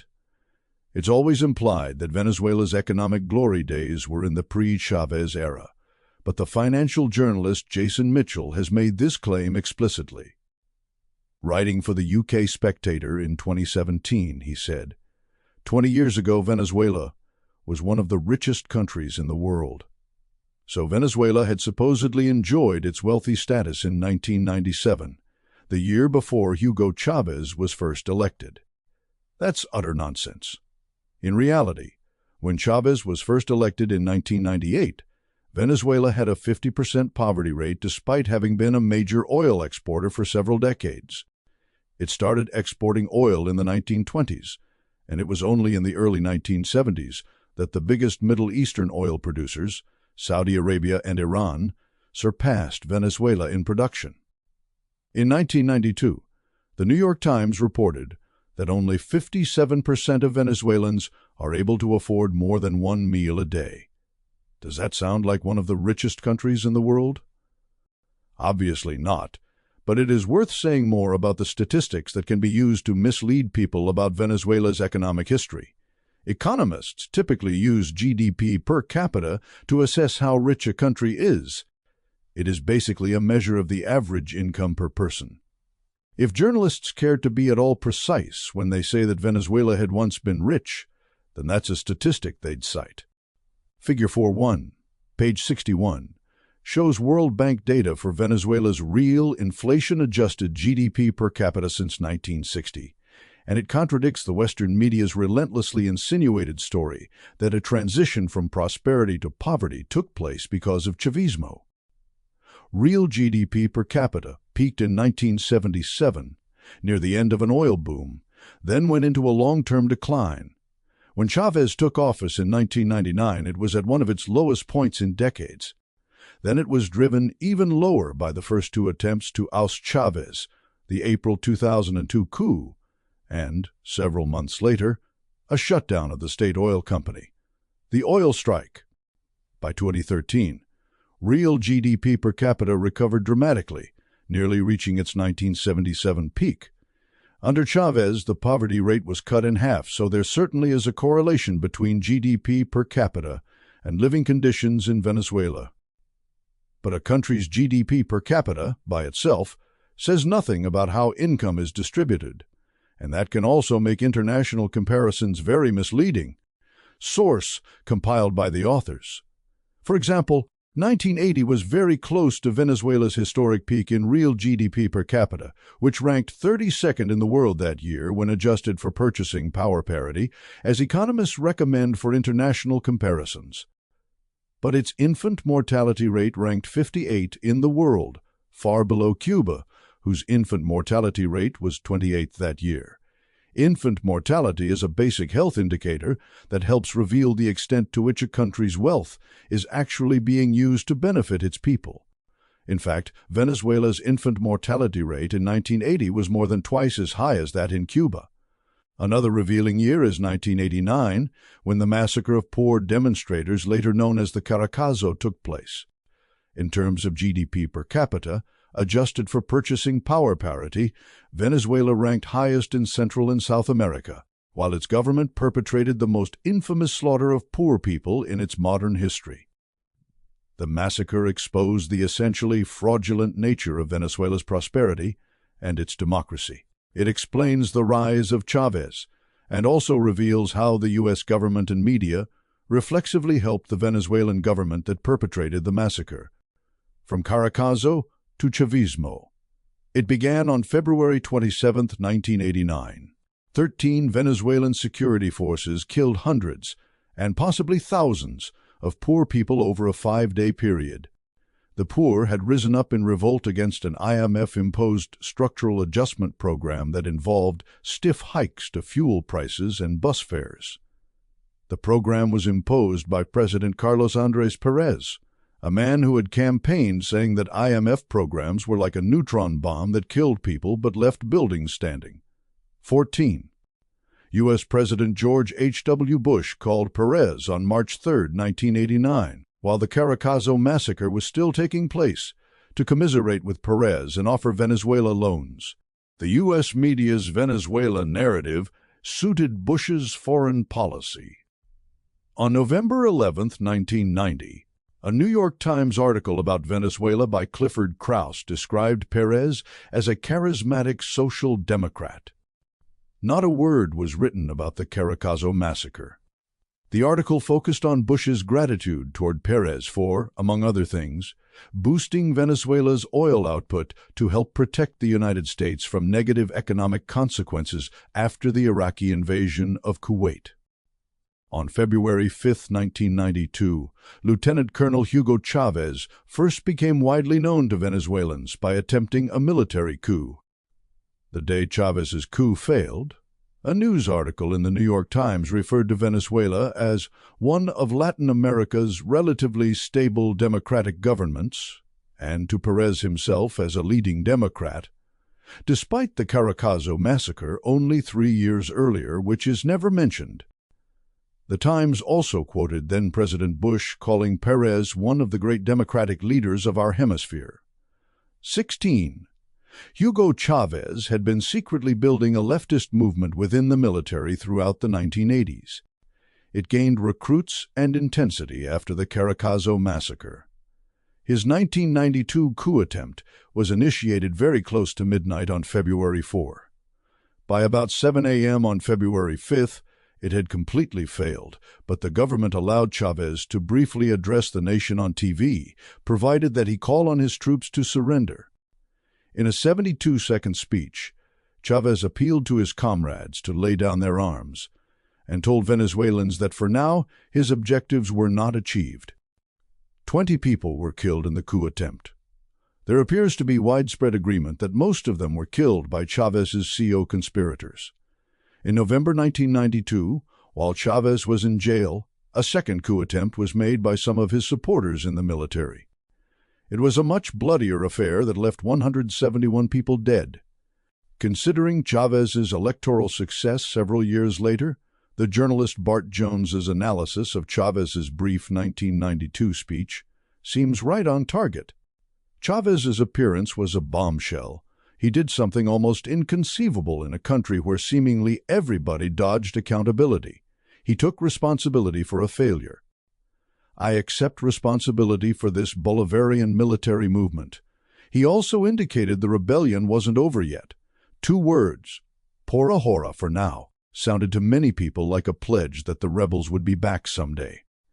Chávez served 2 years in prison, which, considering he had attempted a coup, was a very light sentence. He was released by the government of Rafael Caldera, who was elected in 1994. The political system was by then so discredited that when Chávez attempted the coup, Caldera had made statements that were sympathetic to it. But Chávez signaled his contempt for the entire establishment, which he blamed for the Caracazo massacre, by refusing to thank or meet with Caldera after receiving a pardon. Unfortunately, after he was elected in 1998, Chávez realized the coup attempt that catapulted his political career also handed his U.S.-backed opponents a handy rationalization for their own efforts to seize power by force. Chávez once led a coup, so we can too. Never mind that Chávez led one coup attempt, not several.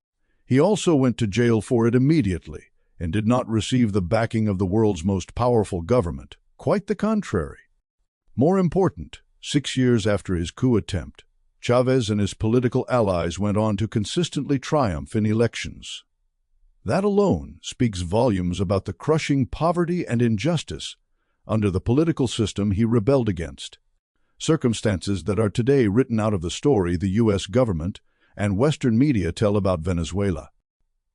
The recruitment of Chávez, the undoing of Punto Fijo. In 1958, a broad-based movement that included communists, liberals, and elements of the military overthrew the U.S.-backed dictatorship of Marcos Pérez Jiménez. The capitalist democracy that governed Venezuela from that time until the Chavista era began was dominated by an agreement known as the Pact of Punto Fijo. The pact was an arrangement by the dominant political parties to work together to marginalize their competitors. The pact was named after the Quinta Punto Fijo, an estate in Caracas. Appropriately enough, Punto Fijo translated to English means fixed point. 22. Many Venezuelans, especially poor people, were left very unsatisfied with the fixed democracy. Some leftist groups resorted to armed struggle during the 1960s and 70s. The 1959 Cuban Revolution was fresh and inspiring in young minds. Aspiring Venezuelan rebels took to the mountains, the same way that Che and Fidel started off in Cuba. The Venezuelan rebels didn't get involved in the battles the peasants were already fighting to seize land from the rural elite. Instead, small groups of rebels tried to initiate their own battles, assuming that these would develop their own following. It didn't happen. To make matters worse, Venezuela was rapidly urbanizing, which exacerbated the isolation of the rebels in the mountains by limiting their peasant base of support. In the 1970s, armed rebels moved their operations to the expanding cities. The kidnapping of U.S. business executive William Nijos in 1976 was their most noteworthy or infamous act. The government responded fiercely and indiscriminately by assassinating, jailing, or disappearing people who were not involved. The rebels, therefore, repulsed some poor people in the cities who had been trying to organize legally. Douglas Bravo, a rebel leader, decided that an important lesson of their failures was that they needed to develop secret allies within the military. That led him to recruit Hugo Chávez through Chávez's brother Aiden. Venezuela's armed forces offered openings for that kind of activity, which most Latin American militaries did not. They provided much better advancement opportunities for people like Chávez, who were dark-skinned and from humble backgrounds. And in 1971, when Chávez arrived at the military academy in Caracas, a revised curriculum gave cadets a much more well-rounded education, which could even include a serious study of Marx. Cadets in that period were also less likely than their predecessors to study at U.S.-run military schools. So, despite many rebel failures, that particular success, recruiting Chávez and others within the military, proved fateful when combined with other developments among poor people in Venezuelan cities. The overlooked foundations of Chavismo. In We Created Chávez, the scholar and activist George Sicariel Omar explains that poor people in Venezuela's cities began organizing for self-help, but also for armed self-defense throughout the 1970s. These organizations were independent of the former mountain-based rebels who aspired to lead them. As living conditions worsened during the 1980s, these popular militia became more influential. They often battled the drug trade in their neighborhoods, and that brought them into conflict with drug dealers and police. These militia and other, unarmed political groups were the foundation of the vilified colectivos that would eventually bolster the Chávez government. As Sicariel Omar described, these were not petty bourgeois students headed to the hills, half inspired by a sense of romantic adventure, but rather revolutionized poor fighting for their lives. By 1991, the Barrio Assembly of Caracas had emerged as a sort of general assembly representing local groupings.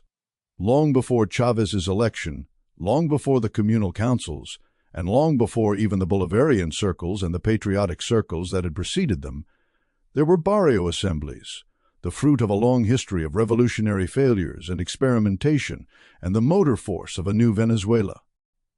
So the poor did not take things lying down as they were written out of the fairy tale of prosperous and democratic Venezuela before Chávez arrived on the scene. They organized and even armed themselves against an establishment that had proven it would massacre them to keep them hidden. Chávez was not another Pérez. When Chávez first took office in 1999, the U.S. government did not go immediately on the attack. When you consider the flashy anti-IMF campaign rhetoric of Carlos Andrés Pérez, the president who then massacred people to implement an IMF austerity plan, it's unsurprising that the U.S. would feel Chávez out for a while. Maybe Chávez would be similarly phony, and therefore worthy of U.S. support. By 2001, the U.S. government realized that Chávez was not going to be like Pérez, who made a sick joke of his anti-IMF rhetoric once he was in office. Chávez was actually going to try to follow through on his promises to change the system and assert his country's sovereignty. Chávez aggressively opposed the U.S. invasion of Afghanistan and even said that the U.S. ambassador came calling and disrespectfully asked him to reverse his position. That provoked Chávez to order the ambassador out of the room. This was a key event in the souring of Venezuela-U.S. relations. Domestically, Chávez also had a short honeymoon period with Venezuela's old elite and the middle class.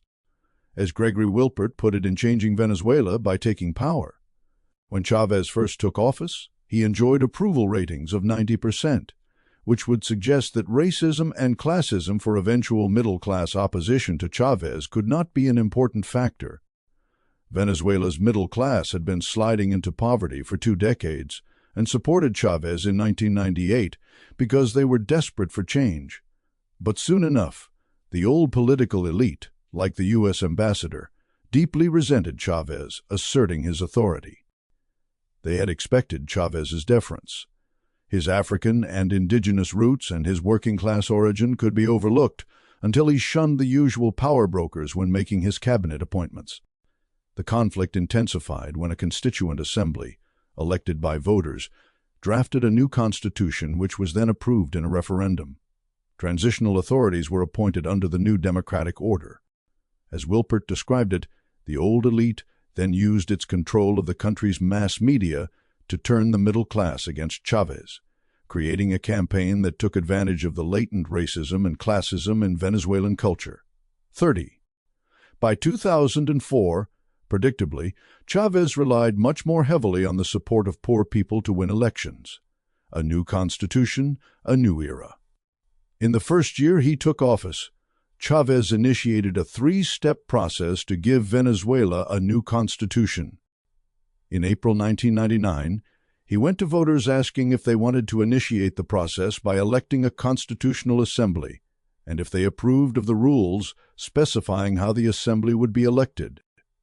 His side won that referendum with 92% of the vote on the first question and with 86% on the second, which specified basic electoral rules. Elections were then held in July to choose the members of the assembly.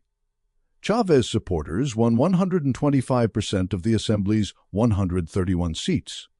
The assembly then drafted a constitution, and 4 months later, it was approved by 72% of voters in another referendum. The assembly also appointed a transitional body known as a Congresillo, small Congress, that appointed a new Attorney General, Human Rights Defender, Comptroller General, National Electoral Council, and Supreme Court.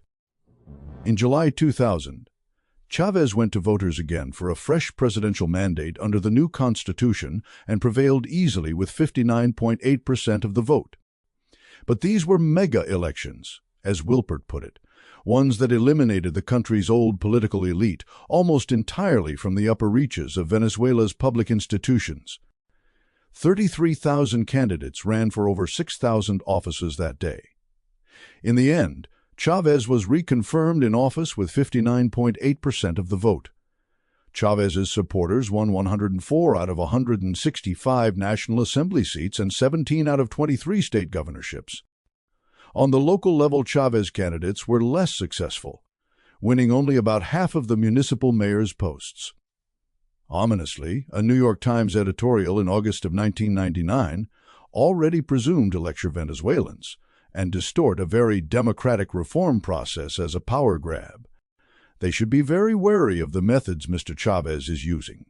He is drawing power into his own hands and misusing a special constitutional assembly meeting now in Caracas that is composed almost entirely of his supporters. Mr. Chávez, a former paratroop commander who staged an unsuccessful military coup in 1992, has so far shown little respect for the compromises necessary in a democracy, which Venezuela has had for 40 years. Clearly, any genuine reform process in Latin America was going to be vilified by liberal outlets like the New York Times. The lies peddled about Venezuela's past make us aggression against it possible in the present. It is worth summing up some of these key lies. Venezuela was once prosperous and ruined by socialism. In fact, Venezuela was an unequal country in which most people were poor despite the country's oil wealth, which had generated huge export revenues since the 1920s. Venezuela was a democracy before Chavismo. In fact, Venezuela's democracy was a gravely flawed system in which politicians alternated holding power according to an undemocratic agreement and rammed austerity down the throats of Venezuela's poor by committing massacres, such as the Caracazo. Chavismo ruined Venezuela's democracy. Chávez indeed attempted to carry out a coup in 1992, but he came to power through an election in 1998 and afterward made changes through extensive democratic processes. Part 2: Extraordinary Sedition and Chavismo's Tolerance of it. 5. First coup attempt, April 2002. The first coup attempt against Hugo Chávez, one that was briefly successful, began on April 11, 2002. Chávez was deposed for 2 days, kidnapped by members of the military. Pedro Carmona, the head of Venezuela's largest business federation, Fedecámaras, declared himself president. Carmona issued a decree while he was in power. This was the infamous Carmona Decree, a statement so wild that it alienated some of his allies who wanted the coup to have a veneer of legality. The decree dissolved the National Assembly and fired all Supreme Court judges as well as the Attorney General, the Comptroller General, the Human Rights Defender, Defensor del Pueblo, and the National Electoral Council. It even changed the name of the country. The word Bolivarian was taken out. The scholar and journalist Gregory Wilpert, who witnessed key events of the coup, summed up one ignored aspect of its significance. The coup showed just how popular Chávez really was and how determined his supporters were to prevent his overthrow. They went onto the streets at great personal risk. Over 60 people were killed and hundreds were wounded by the police in the demonstrations that inspired the military to bring Chávez back to power, to demand their president's return to office. The 60 victims Wilpert mentions do not include the 19 people killed on the day of the coup, who were evenly split among Chávez supporters and opposition protesters. 5 bystanders were also killed. Had the coup not temporarily succeeded, Chavistas might have struggled to convince anyone except their supporters that there had even been a coup attempt.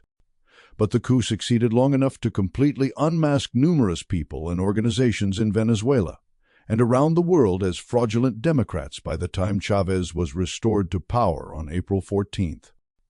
Separation of oligarchy and state, not without a fight. Months before it happened, a coup attempt began to look increasingly likely as Chávez, emboldened by numerous electoral victories within only 3 years, pushed through 49 decrees in November 2001. He was able to issue these decrees because the National Assembly granted him permission to do so through what is called an enabling law, which was not new to Venezuela's government. Under the previous constitution, from 1961 to 1998, 172 decrees were passed through 6 different enabling laws. There are constitutional ways to overturn these decrees in Venezuela, as there are in the United States in the case of presidential executive orders. So why the outrage at the Chávez decrees? Among other things, the decrees in 2000 and one introduced redistributive measures such as land reform and established much greater presidential control over the state oil company, Portrayals de Venezuela, S.A., PDVSA, to ensure that Chávez could pay for social programs. In the months before the coup, one rallying cry of the opposition was to protect the meritocracy at PDVSA. But any meritocracy within PDVSA had not benefited most Venezuelans in decades. There are also no compelling reasons for the state oil company to be independent of other democratically elected branches of government. This was really a demand that PDVSA managers who were loyal to Venezuela's traditional power brokers would deny Chávez the capacity to fund popular polices. This opposition tactic would be made even more obvious during the oil strike carried out months after the first coup attempt attacked Chávez by starving him of the funds to alleviate poverty. It was the same approach the United States would take against Maduro. The fierce reaction to the Chávez decrees highlighted that the old power brokers still had undisputed control over Venezuela's private media.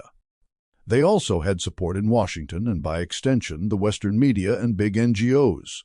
Along with a hostile mass media, Chávez was confronted with strikes, protests, and most ominously, mutinous acts by members of the military. In February 2002, for instance, Colonel Pedro Soto declared himself in rebellion and in disobedience, alluding to Article 350 of Venezuela's new constitution, which legalized civil disobedience in response to unconstitutional acts by the government. This obviously foreshadowed the coup attempt only 2 months later. Chávez also faced the defection of some high-profile supporters who accused him of undermining democracy. Luis Miquelena, an advisor who won Chávez's trust back when Chávez was in jail for the 1992 coup attempt, resigned in January 2002 and began working with the opposition. In February, Chávez fired a general, Guaicaipuro Lameda, whom he had appointed to run PDVSA in 2000. On April 11, 2002, Lameda led a fateful protest march to the presidential palace, Miraflores, that provided the pretext for the coup. The mayor of Caracas at the time, Alfredo Peña, was also a one-time ally who turned bitter enemy several months before the coup. Such defections were encouraged and amplified by Venezuela's private media, which, as noted by Wilpert, was largely taking the place of the discredited centrist and conservative parties. 9. Chávez fought back against the private media through his weekly TV show Allo Presidente, which he broadcasted on state TV. He had launched the show in 1999.1. But as the private media became more openly insurrectionary, he increasingly resorted to using cadenas, official government broadcasts that interrupted regular programming on all networks. That led the opposition and the foreign governments, media, and NGOs that backed them to allege that press freedom was imperiled. They've been saying that ever since, in complete defiance of reality. For instance, 16 years later, in 2018, Henri Falcon initiated his presidential campaign with a 35-minute tirade against Maduro that he delivered on state TV. Falcon also had ample access to Venezuela's private media throughout his campaign. As of 2019, somewhere between 60 and 90% of households had access to private TV media. Second to the ludicrous claim that Venezuela is an extraordinary threat to the United States, the most inexcusable lie about Venezuela is the claim that the U.S.-backed opposition is voiceless in the mass media. The true story of the coup that was only conceded after the fact. On April 11, 2002, opposition leaders diverted a protest march toward Miraflores, where they did not have a permit to demonstrate. That put opposition protesters in direct confrontation with Chavista counter-protesters who were stationed in front of Miraflores, after being tipped off that this might happen. Police controlled by the anti-Chávez mayor of Caracas, who were probably joined by other opposition-aligned gunmen, exchanged fire with armed Chavistas. 19 people were killed, and this became the pretext for some military officers to rebel. It was not until after the coup was defeated that it was widely accepted that those 19 deaths were evenly split between supporters and opponents of the government. 60 people killed by Carmona's efforts to suppress the uprising that restored Chávez to power have been even more effectively written out of history. During the coup, Venezuela's private media blamed the April 11 deaths on Chávez ordering his supporters to fire on unarmed protesters. Some military men demanded his resignation. Chávez turned himself over to the mutinous generals so that they would not bomb Miraflores as they had threatened to do. He also agreed to resign provided that 4 conditions were met, the most important being that he would follow the Constitution. He would resign in an address before the National Assembly, and the vice president would take over his job until new elections could be held. The generals accepted his conditions, so Chávez authorized General Lucas Rincon Romero to announce that he would resign. But Chávez's captors reneged on their agreement, and therefore Chávez never formally stepped down. In fact, while he was being held captive and cut off from the news that the coup was quickly unraveling, his captors attempted to trick him into signing a resignation letter. Events spiraled after Chávez was seized. Government officials were driven into hiding or arrested, and the state media was shut down. Carmona and his accomplices then used the absence of Chavista officials in public, or any access to the mass media for their supporters, to declare that there was a power vacuum they had to fill. But Carmona's decree on April 12 was such a grotesque power grab, and his illegal appointment so partial to his own conservative faction of the opposition, that some of the coup perpetrators balked at supporting it. One notable example was the head of the army, General Vázquez Velasco. The journalist Bart Jones observed that Carmona had not appointed General Vázquez to any position.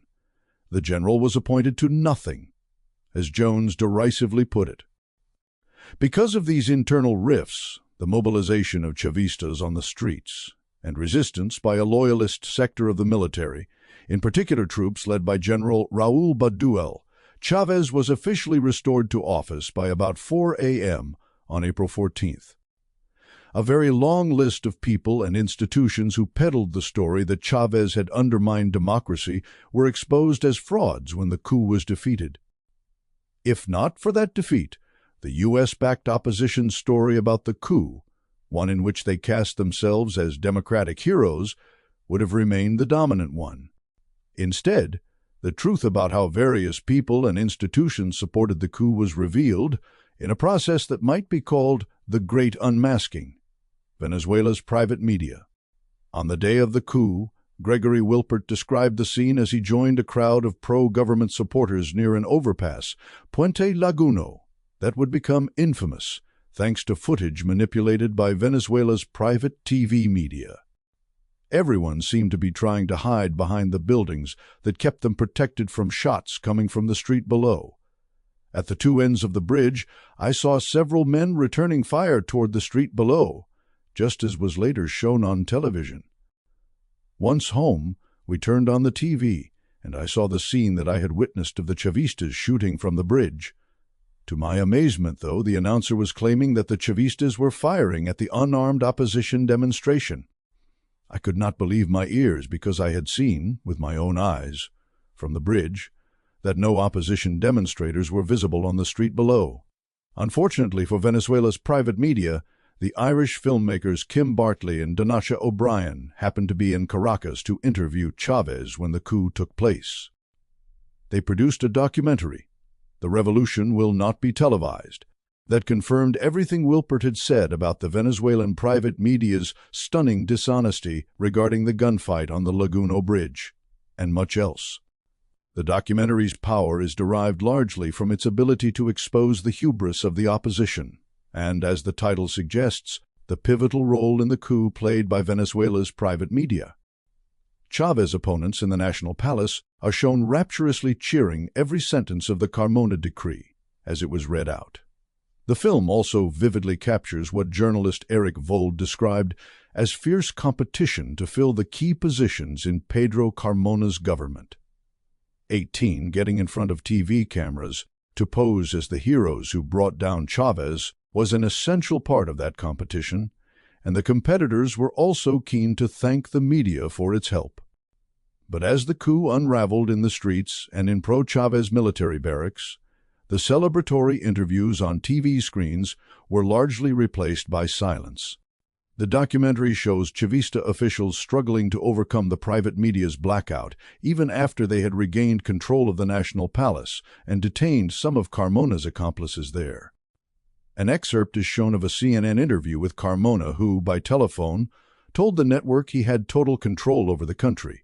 For years afterward, on the anniversary of the coup, Chavistas would remind people of the front-page headlines and articles that appeared in the aftermath of the coup in opposition newspapers like El Nacional, El Universal, Tal Cual, and many others. On April 12th, the day after Chávez was overthrown, an editorial in El Universal, one of Venezuela's largest newspapers, stated, "Repugnant images were seen of sinister characters linked to the regime shooting at defenseless citizens." It ended breathlessly. "Freedom is the most precious value of the individual. What happened yesterday shows it. Let's strive for it." The next day, after Carmona's decree, a huge headline in El Universal declared one step forward. On April 12th, an editorial in El Nacional titled "Hugo's Deaths" began. We already knew about his mental problems. Tal Cual's editorial that day was titled "Cow Hugo." It said that those responsible for yesterday's killings must be found and brought to justice, starting with Chávez himself. Other newspapers were similarly supportive of the coup and would soon have their words thrown back at them with contempt. "The assassin fell," blared a headline in Así es la noticia. They had unmasked themselves as hypocrites and would not be allowed to forget it when they resumed publishing articles invoking democracy, human rights, or press freedom to attack the government. The Western media. The New York Times editorial board was delighted by the coup. An April 13 editorial said that Chávez's resignation meant that Venezuelan democracy is no longer threatened by a would-be dictator. The Times claimed that Chávez stepped down after the military intervened and handed power to a respected business leader. 22. But as the media watchdog group Fairness and Accuracy in reporting, "Fair put it, 3 days later, Chávez had returned to power," and the Times ran a second editorial half apologizing for having gotten carried away. The Times's half apology stated, "In his 3 years in office, Mr. Chávez has been such a divisive and demagogic leader that his forced departure last week drew applause at home and in Washington." That reaction, which we shared, overlooked the undemocratic manner in which he was removed. Forcibly unseating a democratically elected leader, no matter how badly he has performed, is never something to cheer. The Chicago Tribune's editorial board wrote on April 14th, "It's not every day that a democracy benefits from the military's intervention to force out an elected president."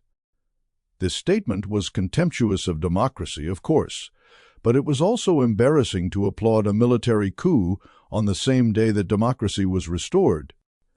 In fairness, Events moved quickly, but the Venezuelan private media's blackout of the anti-coup uprising must also have helped U.S. newspapers make fools of themselves. If they had seen reports that the coup might be defeated, they would probably not have been so quick to welcome it. A Washington Post editorial published on April 14th, titled Venezuela's Breakdown, started off strongly and seemed to set the Post admirably apart from the rest of the U.S. media. Any interruption of democracy in Latin America is wrong, the more so when it involves the military. But the Post then portrayed the military men who ousted Chávez as the lesser evil and depicted the coup as problematic but necessary. The Post editors noted that the Carmona decree resulted in abolishing Congress and the Supreme Court, and they conceded that the decree posed dangers. So they advised Carmona's dictatorship to somehow shape a transition that eases, rather than accentuates, the country's political polarization. The Post editorial expressed some discomfort with the coup, unlike the New York Times or Chicago Tribune editorial boards, but was still supportive.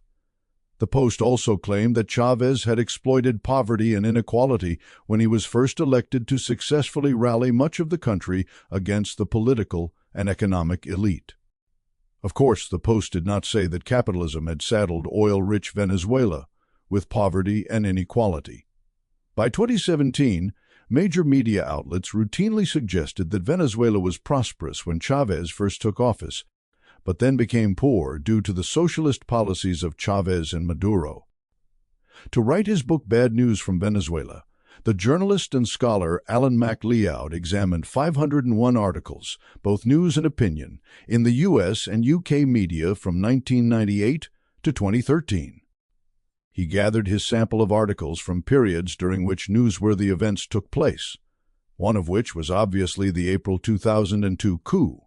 Only 10% of the U.S. media articles from the coup period of MacLeod's sample mentioned potential U.S. involvement. Some of them even denied it. For instance, the Washington Post editorial mentioned above assured its readers that there's been no suggestion that the United States had anything to do with this Latin American coup, despite Mr. Chávez's frequent provocations. Scott Wilson, reporting for the Post on April 24th, offered a rare exception to the practice of denying U.S. involvement.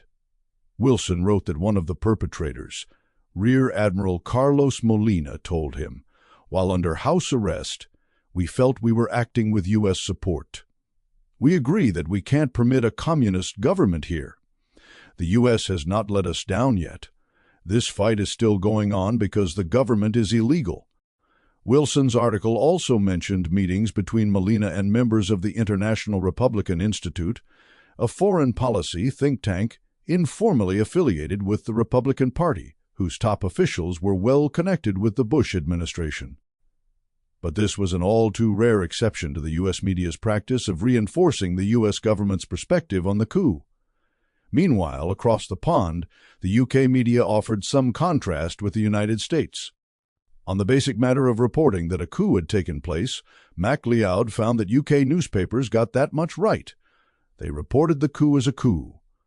The U.S. media, on the other hand, gave approximately equal weight to some kind of alternative explanation. The New York Times stood out from the pack in its efforts to depict the coup as some kind of popular uprising. Table 5.1, page 83, draws on MacLeod's data. Both U.S. and U.K. newspapers almost completely buried the central role of the Venezuelan private media in the coup as well. MacLeod wrote, "Of the 139 articles in the 2002 sample, 7 mentioned possible media involvement. Duncan Campbell of The Guardian was the only journalist to make a strong case about the media's involvement in the coup, noting that the media certainly played a major part by collaborating with the coup plotters, then imposing an information blackout once Chávez supporters rallied to take back the palace." According to MacLeod, 39% of newspaper articles in UK media mentioned possible U.S. involvement in the coup, but only The Guardian presented U.S. involvement as a strong possibility. The Guardian, by reputation, is one of the most left-leaning outlets among major Western newspapers. Considering the horrendous coverage of the coup published elsewhere, it deserves a bit of credit, as MacLeod noted. But The Guardian also produced some appalling coverage. Consider an article by Alex Bellos, The Guardian's South America correspondent. During a very crucial time, just after Chávez was restored to office, when readers would be paying much closer attention than usual to news coverage of Venezuela. Apparently, Bellos was only able to find witnesses who backed the pretext for the defeated coup. When the march drew close to the Miraflores Palace, witnesses reported seeing Chávez snipers fire at the crowds, killing more than 16 people. Now consider how Bellos, in the same article, goes on to describe the roughly 60 deaths that occurred during the uprisings against Carmona's dictatorship. Table 5.1. U.S.-UK newspaper reporting of April 2002 coup. Newspaper. Coup. Alternative explanation. The Independent. 2.2. The Times. 8.3. The Guardian. 37.3. The Daily Telegraph. 7.4. Total. UK. 54. 12. New York Times. 22. 84. Washington Post. 30. 24. Miami Herald. 58. 46. Total. US. 110. 154. Source. Compiled by the authors. Meanwhile, in the streets of Caracas, thousands of demonstrators supporting Mr. Chávez, or opposed to the way he was ousted, took over state TV to demand his return. Police fired water cannon and tear gas. Agency reports claimed that dozens died in the violence. Bellos switched to the passive voice to report deaths that totally implicated Carmona's dictatorship. Dozens died. Who killed them? Corporate journalists regularly use the passive voice to describe crimes perpetrated by the United States or its allies. There are no Carmona shooters in Bellos's article, as there were Chávez snipers. Bellos also accepted the opposition stories so completely that even as tens of thousands risked their lives to restore Chávez to power, Bellos speculated that they might not have supported Chávez, but only objected to the way Chávez was overthrown. Did he see placards saying "not this kind of coup" or "oust Chávez the right way"? Do protesters risk their lives to bring back a government they dislike? In the same article, Bellos falsely claimed that Hugo Chávez led 2 failed military coups before he took power via the ballot box in 1998. This falsehood was stated twice in the article. Chávez led a single coup attempt in 1992. Chávez was imprisoned for 2 years for making that attempt. There was another coup attempt in 1992, but Chávez, who was in prison, did not lead it. Bellos's article claimed that Venezuela had an 85% poverty rate at the time of the coup, a huge exaggeration, though it was true that income poverty spiked to a high of 62% early in 2003, after an oil strike that was part of the opposition's efforts to overthrow Chávez. Bellos also said that Chávez had only 30% support at the time he was briefly ousted. The 30% figure almost certainly came from Dayton Analysis, the anti-government polling firm. The Guardian. Despite its progressive reputation at the time, and some differences with outlets that were even more supportive of the coup, did not offer much of an alternative to the anti-Chávez consensus in the rest of the UK media. It's a consensus that would endure and solidify for years. While MacLeod analyzed print media, British researchers Lee Salter and Dave Weltman examined 10 years' worth of BBC coverage of Hugo Chávez's government. Regarding the coup, Salter described their findings. BBC News published 9 articles on the coup on April 12, 2002, all of which were based on the coup leader's version of events, who were, alongside the opposition, championed as saviors of the nation. Although BBC News did report the coup, the only time it mentioned the word coup was as an allegation of government officials and of Chávez's daughter. In the Internet age, when people can much more easily access media from around the world, it's especially significant that the UK media in general offered no significant alternative to the US media when the coup took place.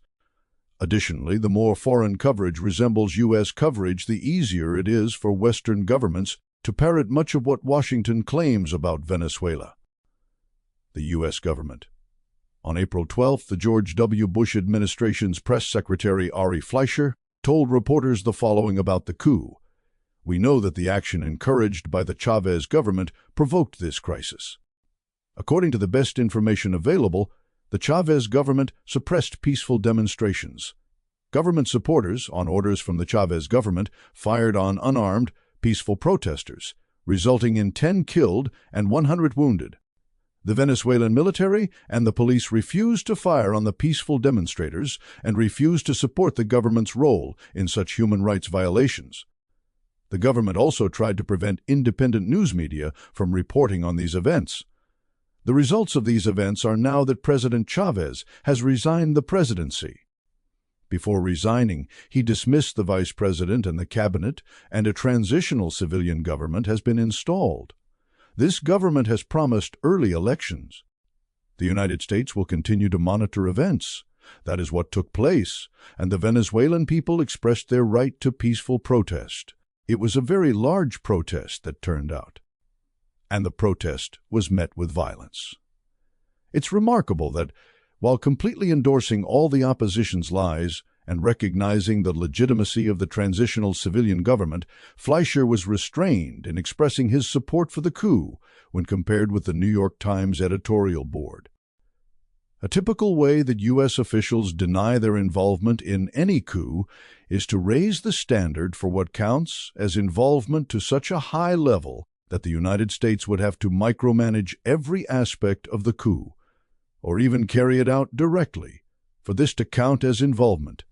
The U.S. State Department's Office of the Inspector General took that approach in a report from July 2002 titled A Review of U.S. Policy Toward Venezuela November 2000 and 1 April 2002. The report, despite attempting a whitewash, is nonetheless extremely damning of the United States and shows, to any reasonable person, that the U.S. government did not just support the coup from afar, that is, through public remarks made by people like Ari Fleischer, but provided material support to the perpetrators. The report stated, "While it is clear that NED, Department of Defense, DoD, and other U.S. assistance programs provided training, institution building, and other support to individuals and organizations understood to be actively involved in the brief ouster of the Chávez government, we found no evidence that this support directly contributed or was intended to contribute to that event." Imagine Russia also confirming that it had provided training, institution building, and other support to people who had been involved in a military coup in the United States. We'd end up with World War III, not a debate about whether this was sufficient evidence to say that Russia was involved. Any U.S. citizen who denied Putin's involvement would be called an imbecile, at best, and more likely a traitor or a spy. The State Department's Inspector General also reported both the department and the embassy worked behind the scenes to persuade the interim government to hold early elections and to legitimize its provisional rule by obtaining the sanction of the National Assembly and the Supreme Court. Would Russia be absolved if it admitted to working behind the scenes with coup perpetrators in the United States and encouraging them to legalize their crimes after the fact? Also in the report, U.S. Embassy staff urged opponents of the Chávez government to act within the limits of the Constitution.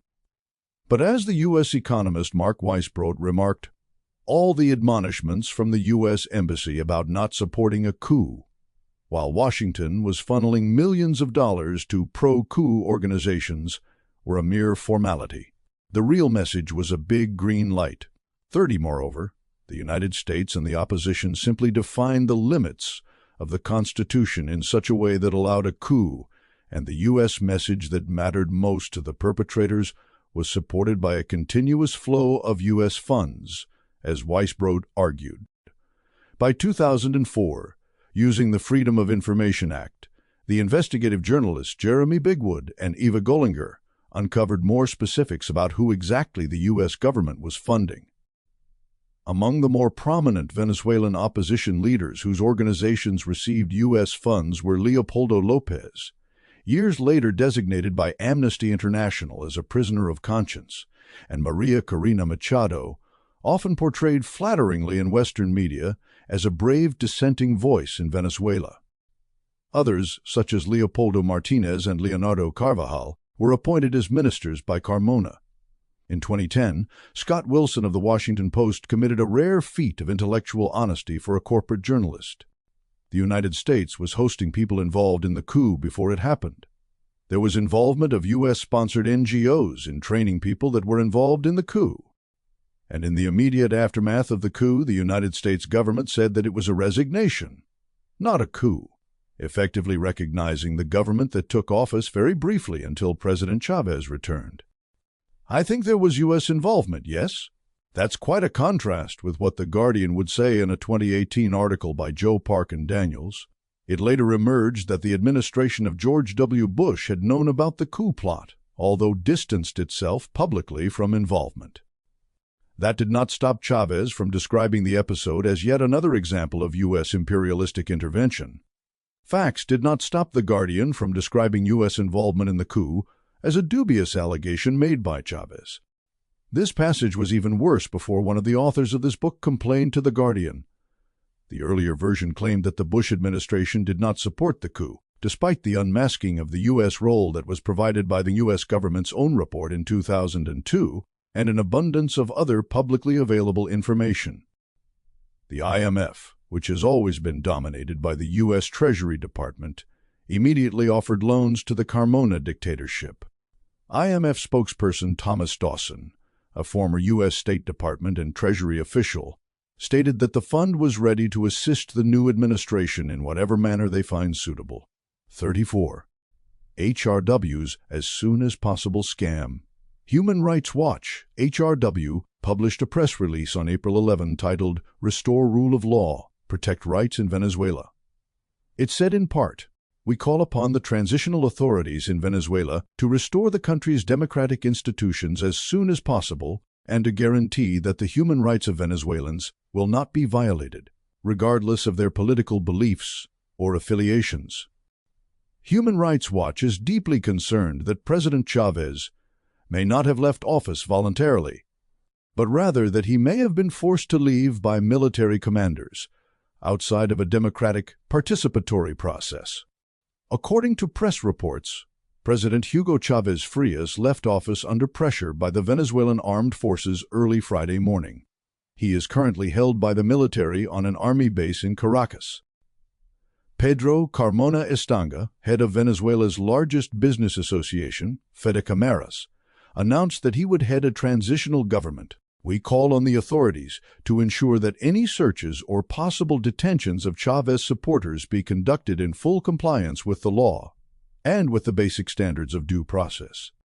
HRW basically played dumb. It tried to cover itself by saying it was deeply concerned that President Chávez may not have left office voluntarily. But the very next paragraph acknowledges that Chávez was being held by the military according to press reports, and that it was announced that an unelected businessman was running a transitional government. Surely that was enough for a credible human rights group to demand that Chávez be restored. Where does Venezuela's democratically ratified constitution stipulate that unelected businessmen get to announce that they will run the country when the president has been kidnapped, or even if the president had been legally arrested? 37. Nowhere, obviously. HRW should have demanded that the so-called authorities, the coup perpetrators, immediately renounce their illegitimate authority, as they were soon forced to do. There was no other way to restore the rule of law and protect rights in Venezuela. If Chávez had truly wanted to resign, there was a constitutional way to do it. That obviously hadn't happened. If it were true that Chávez had crimes to answer for, the Constitution specified how such crimes should be addressed. Elected officials and the legally appointed Supreme Court were supposed to govern that process, not an unelected businessman and whichever military men he had behind him. But instead of defending the rule of law in Venezuela, HRW merely asked that the transitional authorities not be too rough as they carried out illegal detentions of Chávez supporters, and that they give their coup some democratic cover as soon as possible. HRW's press release also said nothing about the OAS Democratic Charter, another important omission. 2 years later, when HRW said that the Democratic Charter should be invoked against the Chávez government over an alleged court-packing law. The group disingenuously claimed that the charter had been crucial to mobilizing a chorus of condemnation that restored Chávez to office in 2002.38. But at that time, HRW was certainly not part of any chorus of condemnation that helped overturn the coup. It never even called for Chávez to be restored. 4 months after the coup, on August 14th, a Venezuelan Supreme Court ruling acquitted key perpetrators of the coup.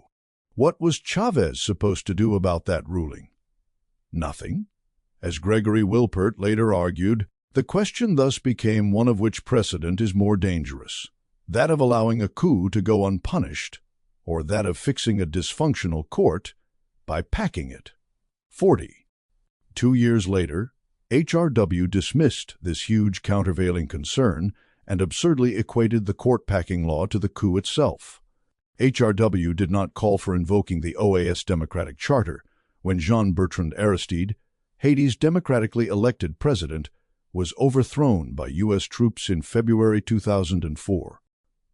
The subsequent dictatorship under Gerard Latortue would later fire half of Haiti's Supreme Court. HRW did not call for the OAS Charter to be invoked over that either. HRW also did not object in 2018, and in fact applauded when Ecuadorian President Lenin Moreno trampled all over judicial independence by having a body he handpicked stack the judiciary. In November 2019, HRW responded just as disgracefully when a U.S.-backed military coup ousted Bolivian President Evo Morales. HRW America's director, José Miguel Vivanco, explicitly called the coup installed dictatorship of Jeanine Áñez a democracy.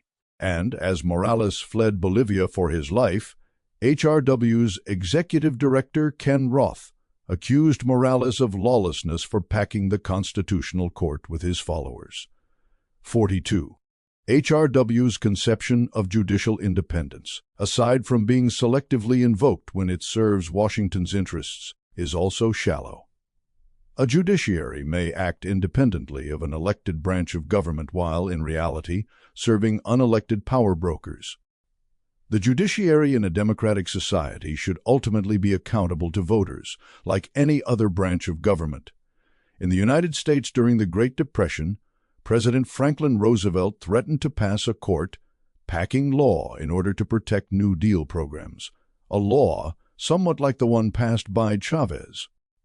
Had Roosevelt followed through on his threat, which is actually what U.S. lawmaker Alexandria Ocasio-Cortez said Joe Biden should do as president, would that have been equivalent to a military coup, as HRW essentially alleged about Chávez's judicial reforms by invoking the OAS Democratic Charter against them? One can make good arguments for and against various types of court-packing, but it's clearly not something on which HRW is remotely consistent or principled. Equating the coup that ousted Chávez to his efforts to reform a pro-coup Supreme Court was preposterous. Significantly, HRW made no call for an immediate and independent investigation into the U.S. role during the 2002 coup in Venezuela, nor did it demand any such investigation 2 years later when U.S. troops kidnapped the president of Haiti. And yet, in 2008, HRW's America's director, José Miguel Vivanco, publicly demanded that the Chávez government provide a full accounting of its relationship with the Armed Revolutionary Forces of Colombia FARC, and that the OAS undertake a rigorous and impartial investigation of links between FARC and Venezuela. Amnesty International's credibility takes a beating. A factiva search of major English-language newspapers turns up no statement by Amnesty International regarding the coup during the crucial days April 11 to 13. A search of the March 1 to April 30 period of 2002, using Amnesty International and Venezuela, did not turn up any articles that quoted Amnesty about Venezuela. This mirrors a pattern on Amnesty's own website, where a statement specifically about the coup attempts against Chávez did not appear until December 19, 2002. a statement that equated the government with the opposition and said absolutely nothing to denounce U.S. involvement in, by then, 2 major coup attempts. Amnesty expanded on that approach a few weeks later, saying, "The government, the opposition, and the media have appropriated, manipulated, and distorted the issue of human rights, converting it into one more weapon for polarization and confrontation." 46. Equating Chávez with the people trying to oust him would have been bad enough, but in this statement, Amnesty also said that Chávez has the main responsibility for implementing Amnesty's recommendations for restoring full respect for human rights as part of a long-term human rights agenda. Amnesty's real agenda appeared to be absolving the world's only superpower from all responsibility for trying to overthrow Chávez and shifting as much blame as possible away from U.S. allies in Venezuela. As another incident would show, Amnesty was not above resorting to censorship to further that agenda. A November 22, 2003, article in The Guardian ran with the headline, "Chávez film puts staff at risk," says Amnesty. 47. Did Chávez make a film that threatened Amnesty's staff? No. A clear and accurate headline would have said pro-Chávez film rejected by Amnesty. The Chávez film, which Amnesty rejected from a film festival in Canada, insinuating it might provoke opposition supporters to attack its staff in Venezuela, was The Revolution Will Not Be Televised, the documentary that exposed the Venezuelan private media's manipulative coverage during the coup. Apparently, Fernando M. Fernandez, who has written reports for Amnesty about Venezuela throughout the Chavista era, was the key person in Venezuela who convinced Amnesty to reject the film. But jump ahead to May 11, 2019, and Fernando M. Fernandez was retweeting calls by opposition leaders to protest in the streets against Nicolás Maduro. In fact, Fernandez's Twitter timeline has consistently directed a steady stream of vitriol at Maduro's government. On April 1, Fernandez said dictatorship was too weak a word to describe Maduro's government and that it was now a tyranny. By this time, the opposition's 6th major coup attempt was underway, yet Fernandez had no apparent concern that his vehement attacks on Maduro's government would endanger Amnesty's staff or the staff of any other NGOs in Venezuela with which it collaborates. Amnesty's excuse for not screening The Revolution Will Not Be Televised in 2003 was clearly bogus. Amnesty's Venezuela-based staff, especially Fernando Fernandez, obviously calculated that the opposition would be best served by having Amnesty pull the film, and even if its excuse tacitly blamed opposition supporters, it would be widely interpreted as Amnesty rejecting the content of the film, and thereby limiting its audience and credibility abroad. Another indication of Amnesty's bias was that it designated the opposition politician Leopoldo López, despite his proud participation in the 2002 coup, a prisoner of conscience when he finally went to jail in 2014. Nelson Mandela never qualified for that designation in Amnesty's opinion, nor did Chelsea Manning or Julian Assange. How in the world could somebody with Lopez's track record get it? During the coup, a Chávez minister, Ramón Rodríguez Chacín, was repeatedly punched in the head while Leopoldo López and Henrique Capriles, another prominent opposition politician, led him through a hostile mob. Leopoldo López told reporters that the abduction of the minister had been well done and that President Carmona, an illegitimate title for a dictator, was aware of it. López would go on to support 3 more coup attempts before he was finally arrested. Ernesto Villegas Poljak, a journalist who went on to become a Venezuelan government minister in 2012 and is presently the culture minister, wrote a book about the April 2002 coup titled Inside the April Coup. He wrote that he met Fernando M. Fernandez, then president of Amnesty International's Venezuela division, in the offices of the newspaper El Universal on April 12. Villegas said he asked Fernandez about the abduction of Ramón Rodríguez Chacín. According to Villegas, Fernandez dismissed the incident and said of the minister's injuries, it was just a few bumps, 53 given Amnesty's bias in support of the opposition. Villegas's account seems highly credible. With a person like Fernandez as Amnesty's key source, it is clear that López was absurdly granted prisoner of conscience status to bolster U.S. propaganda and impunity for its allies. Et tu, Carter Center. In 2002, 4 days after the coup failed, an op-ed by Jennifer McCoy, then the Carter Center's director for the Americas, appeared in the New York Times. She wrote that the Chávez regime had been threatening the country's democratic system of checks and balances and freedom of expression of its citizens. She also said that Pedro Carmona, the dictator who had just been ousted in an uprising that left scores of Chavistas dead, seemed to demonstrate autocratic instincts as strong as those driving Mr. Chávez. She equated a dictator who seized power at the point of a gun with a president who, by 2002, had prevailed in multiple democratic contests, 2 presidential election victories, along with the related victories in referenda, constituent assembly elections, National Assembly elections, and local elections. She accused the United States of sending mixed signals and said it was not sufficiently firm about defending basic democratic values. There was nothing mixed about the U.S. response. It solidly backed Carmona's dictatorship. McCoy continued, criticizing Chávez and, by extension, his base among the poor, for inflammatory rhetoric, which encouraged class polarization. So while denouncing alleged threats to freedom of expression, she called for restricting the freedom of expression of the poor and their elected representatives, so as not to provoke Venezuela's oligarchs. In 2004, the Carter Center would push back effectively against opposition lies that a recall referendum, which Chávez won by almost 20 percentage points, had been stolen. The center would do other valuable work in 2013, a report on the first election won by Nicolás Maduro that contained important data on Venezuela's media, showing it was not dominated by the government.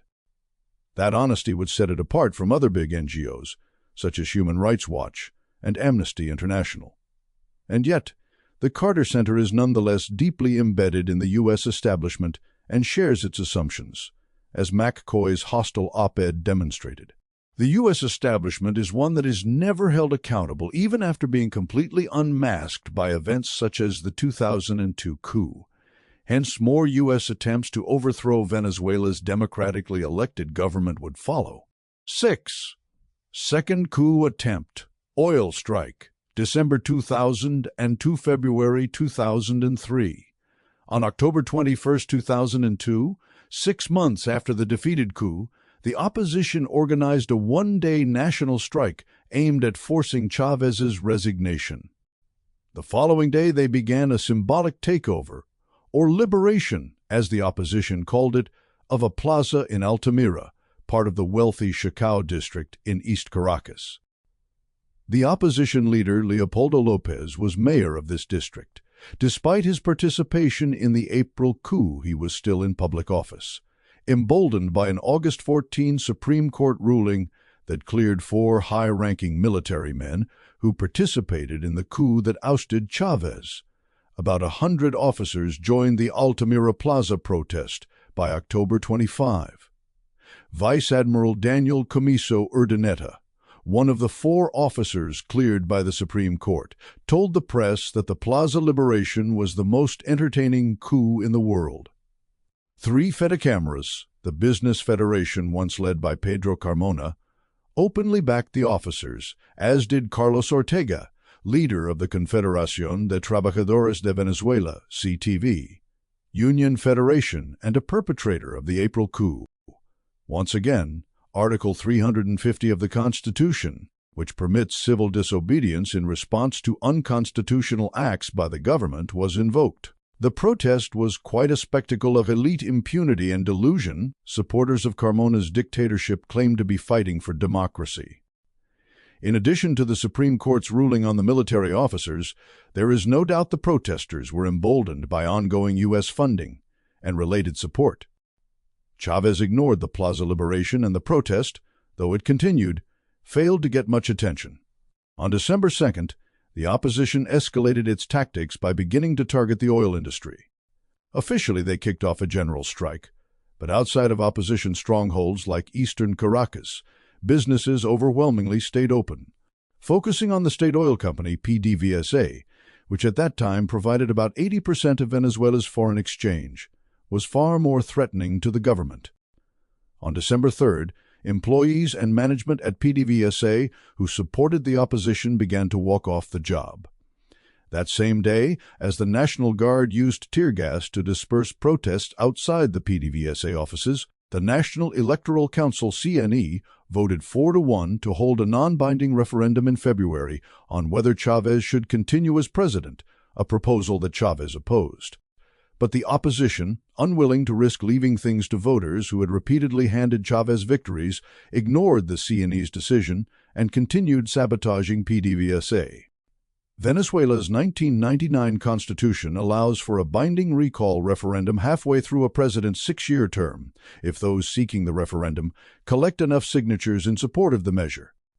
In fact, a year and a half later, Chávez would win such a recall referendum in August 2004. What the opposition was pushing for at this point, in 2002, was another forced resignation, as they had during the April coup, but this time by using economic sabotage. Their strategy was to legitimize their tactics with a call for early elections exactly as they and their foreign apologists had done in the immediate aftermath of the Carmona Decree. On December 3, the New York Times reported that the Bush government, totally disregarding the democratic legitimacy of Venezuela's government, called for early elections, which meant that the United States was winking at this second coup attempt. Ignoring overwhelming evidence, including the State Department's Inspector General report, released only 5 months earlier, the New York Times stated, "In April, the United States appeared to support a coup against Mr. Chávez."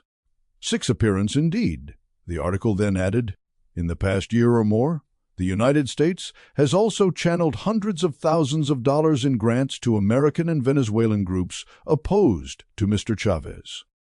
Even with a second U.S.-backed coup attempt underway, the evidence could never be strong enough or fresh enough for the Times to state the obvious. U.S. policy sought the overthrow of the Chávez government. Everyone wants Chávez out, even his family. On December 4, 2002, Daniel Alfaro, the captain of a PDVSA oil tanker, the Pilon Leon, dropped anchor in Lake Maracaibo. The lake is actually a bay and a major shipping route to the Caribbean. Like many ships at that time, the Pilon Leon was named after a Venezuelan beauty contest winner, a practice that would soon end. The captain said that he was acting in protest of Chávez pushing us into a situation like Cuba. Dozens of oil tankers soon joined his protest, which magnified the impact of a walkout that had already been initiated by PDVSA's upper management and some workers. The journalist Bart Jones wrote, "Alfaro and the other captains became the latest instant heroes to the opposition. Hundreds of supporters gathered on the shoreline of Lake Maracaibo with the Pilon Leon in sight. Others circled the vessel with yachts, motorboats, canoes, and even kayaks to protect it if soldiers tried to board. Leon herself, a Miss World 1981 who was now in her 40s, eventually made her way out to Lake Maracaibo to support the strikers. On December 6th, the ongoing Altamira Plaza liberation protests, which had limped along ineffectually for weeks, became a center of attention again when a deranged gunman, who did not even flee the scene of the crime, opened fire on the crowd assembled there. He killed 3 people. The opposition blamed Chávez, reinvigorating the protests and hardening their insistence that he had to resign. In an article about the shooting published on December 7th, the New York Times quoted Julio Borges, an opposition legislator, also a founder, with Leopoldo López and Enrique Capriles of the Primero Justicia Party, who would become president of the National Assembly 14 years later. Borges said, "The president should resign to open the path to 24 million Venezuelans who want their liberty, with tweaks to the population figure that would sum up his stance toward the Chavista government for the next 2 decades." Borges, Leopoldo López, the military men leading the Altamira protests. The article mentioned all of them, but never identified them as supporters of the coup that ousted Chávez and imposed a U.S.-backed dictatorship only 8 months earlier. The article also uncritically quoted the U.S. government, expressing its concern. Toward the end of the article, readers were vaguely informed, in a passive voice, that the shooting came 8 months after a huge anti-government protest ended in gunfire, leaving at least 19 people dead. Mr. Chávez was temporarily removed from power in the chaos afterward. Who exactly removed Chávez? During every U.S.-backed coup attempt against the Venezuelan government since 2002, the slate is always wiped clean, as the same perpetrators attempt another one. On December 10th, Chávez's ex-wife Marisabel appeared on TV with their daughter sitting next to her and implored Chávez to listen to the people and resign. She had left Chávez shortly after the coup in April and would be an outspoken opposition supporter for years. Presenting a former supporter turned opponent, in this case, a close family member, insinuated that there was overwhelming opposition to the president, and therefore suggested that the president's refusal to resign could only lead to catastrophe. But journalists often accomplish this suggestion simply by stacking articles with anti-Chávez sources and presenting fierce Chávez opponents as unbiased observers. For example, the same day that Chávez's ex-wife urged him to resign, the journalist Juan Forero wrote in the New York Times that Mr. Chávez faces what political analysts have called a nearly impossible situation. 11 Forero did not quote a single Chávez voter, but he did quote 4 different business people who supported the strike. Forero also quoted Ricardo Hausmann and made him come across as a neutral analyst. In fact, Hausmann is a vehemently anti-Chávez economist whom Juan Guaidó would name as his representative to the Inter-American Development Bank in 2000 and 19.12 in 1992. Hausmann had been appointed planning minister with the government of Carlos Andrés Pérez, the one that perpetrated the Caracazo massacre in 1989.1. Forero referred to Hausmann only as a former planning minister in Venezuela, a description so vague that readers might even have assumed that Hausmann had been a minister under Chávez.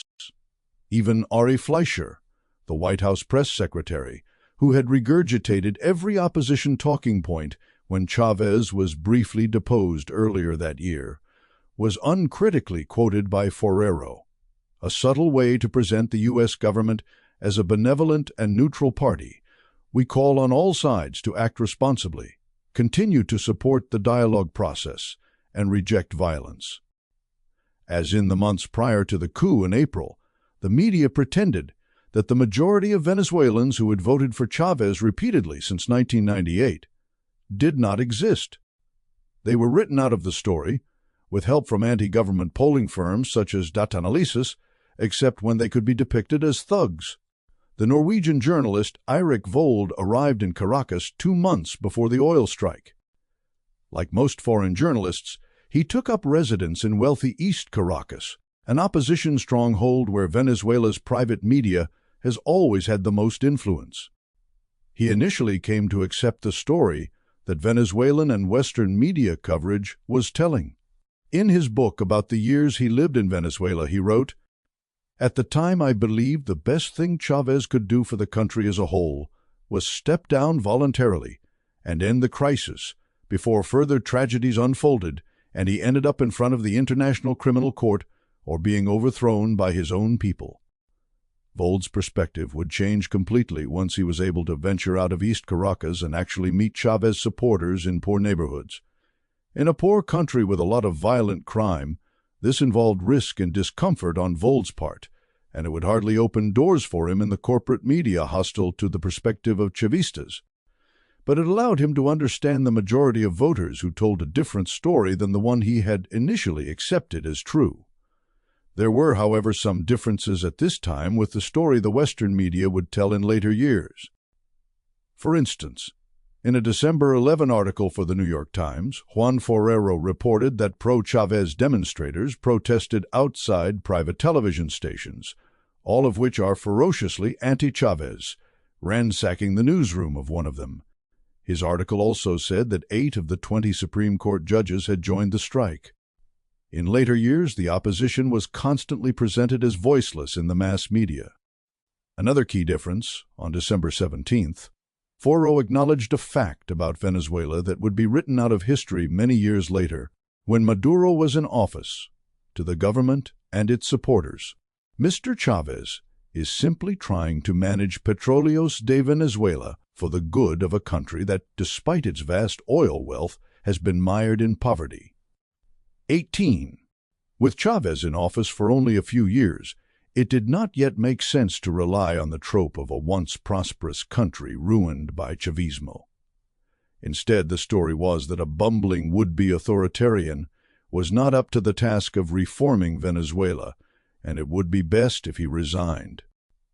Pilín León becomes the Negra Matea. On December 23rd, the Chávez government won an important victory against the opposition's oil industry sabotage. Troops took over the Pilín León, and a retired seaman named Carlos López, along with others recruited by the government, navigated the tanker and its 12 million gallons of desperately needed imported gasoline to port. The private media derided the crew as unqualified and also claimed its members were Cuban. What if the Pilín León had gone up in flames? The protesting former crew had allegedly set hidden traps that could have caused a catastrophe. True or not, it was clear that the risks were higher than under normal circumstances. Another worry was the ship smashing into Maracaibo Bridge if it went off course before passing underneath it. Bart Jones explained, "If something went wrong, Chávez could be blamed for irresponsibly sending an unprepared crew on a suicide mission to serve his political needs." Jones described the key events that most of the country was watching live on TV. Suddenly, a puff of smoke came out of the ship's chimney. The monster was running again. López ordered the ship to move ahead, but as it did, the engines started overheating dangerously. He sent the ship in a circle to avoid heading to the bridge while the engineers tried to bring the temperature under control. They did, and the tanker headed for Maracaibo. When it was 300 yards from the bridge, the crew let out a cheer. Even if something went wrong, the ship had too much momentum now to change course before passing under the bridge safely. It was going to make it. Soldiers guarding the bridge pumped their fists into their palms while holding their arms over their heads in a gesture made famous by Chávez. In Miraflores, the elated president shouted with joy. "There goes the Pilín León," he said, and in a soccer reference, added Ghoul. 19. The ship would soon be renamed the Negra Matea, after the Afro-Venezuelan governess who helped raise Simon Bolivar. In the years ahead, many other oil tankers had their beauty queen names replaced by those of female historical figures, reporting the perspective of the imaginary majority. On December 22, Juan Ferrero reported in the New York Times, "Editors and owners of the largest media outlets acknowledge involvement with the opposition and the strike, which over the last 3 weeks has crippled oil production and paralyzed the economy. We are united with the strike," Victor Ferreras, president of the Venevision television station, told foreign reporters at a recent news conference. The owners, though, say they have little choice, citing Mr. Chávez's own attacks on the press and the conduct of the government-owned station, Venezolana de Television. The station broadcasts a continuous string of talk shows with government ministers and pro-Chávez analysts who play down the strike and trumpet the government's achievements. At this point, well into a second media-led effort to overthrow the government within a year, Ferrero also quoted the Committee to Protect Journalists and other anti-Chávez sources, expressing concern that Venezuela's private media were going too far in trying to oust the government. But despite this rare bit of honesty about the Venezuelan media, Ferrero attempted no real exploration of how the media-led attack on the economy looked to the Venezuelans who had repeatedly voted in support of Chávez since 1998. In fact, Ferrero didn't quote a single Chávez voter in his article. Chávez had to contend with the opposition sabotaging PDVSA's computer systems. Because of this, oil-rich Venezuela resorted to importing gasoline. Middle and lower-level employees who tended to support Chávez were promoted to do the work of the upper-level staff who had walked off the job. The promoted workers performed far better than the private media said they would, but there was also a significant loss of institutional knowledge and expertise. A cost-free victory would have been impossible, but the fact remains that low-level workers prevailed over a strike, led mainly by their superiors. By February 2, the opposition conceded that the strike had been defeated. In the New York Times, Forero wrote an article saying that the opposition's key problems were its internal divisions and a failure to anticipate Chávez's willingness to fight back. His article clearly suggested that the opposition would prevail against Chávez in elections if only they could unify. Forero's main sources were, as usual, anti-Chavistas, data analysis director Luis Vicente Leon and Michael Shifter of the Inter-American Dialogue think tank. Much as during the 2019 Trump-led coup attempt, the idea that millions of voters might be deeply repulsed by politicians who were trying to starve them into rebellion was not raised. About 2 months later, on April 12, Forero nonchalantly wrote, "For some opposition leaders, the strategy now is to lie low and watch the economy worsen, hoping that the president will be dragged down with it." Elsewhere in this article regarding the opposition coalition of big businessmen, labor leaders, politicians, and private media owners that spearheaded the coup and oil strike, Forero conceded, the coalition's tactics are so reviled and its failures so pronounced, their strike cost the economy an estimated $7 billion and led to a rash of bankruptcies, that some prominent Chávez opponents are distancing themselves from the group. 24. Nevertheless, Forero still cited a poll by the firm Consultors 21 claiming that, if an election were held immediately, Chávez would receive only 34% of the vote.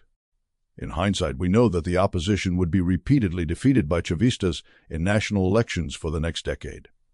But even in 2003, common sense should have provided Forero with a hefty amount of skepticism toward such polls. Chávez had already won many elections, and now the opposition had twice tried to overthrow him in ways that revealed total contempt for most Venezuelans and for democracy. Forero quoted 5 Chávez opponents and, at the very end of the article, only one supporter. If this honestly reflects who he talked to, then he appears to have hindered his own capacity to conduct a competent analysis of the situation, as well as the capacity of his readers. To put it another way, he didn't follow Eric Vold's example of breaking out of the East Caracas bubble. Massive toll on the poor. In the aftermath of the strike, Chávez fired 18,000 PDVSA employees, about half the company's workforce.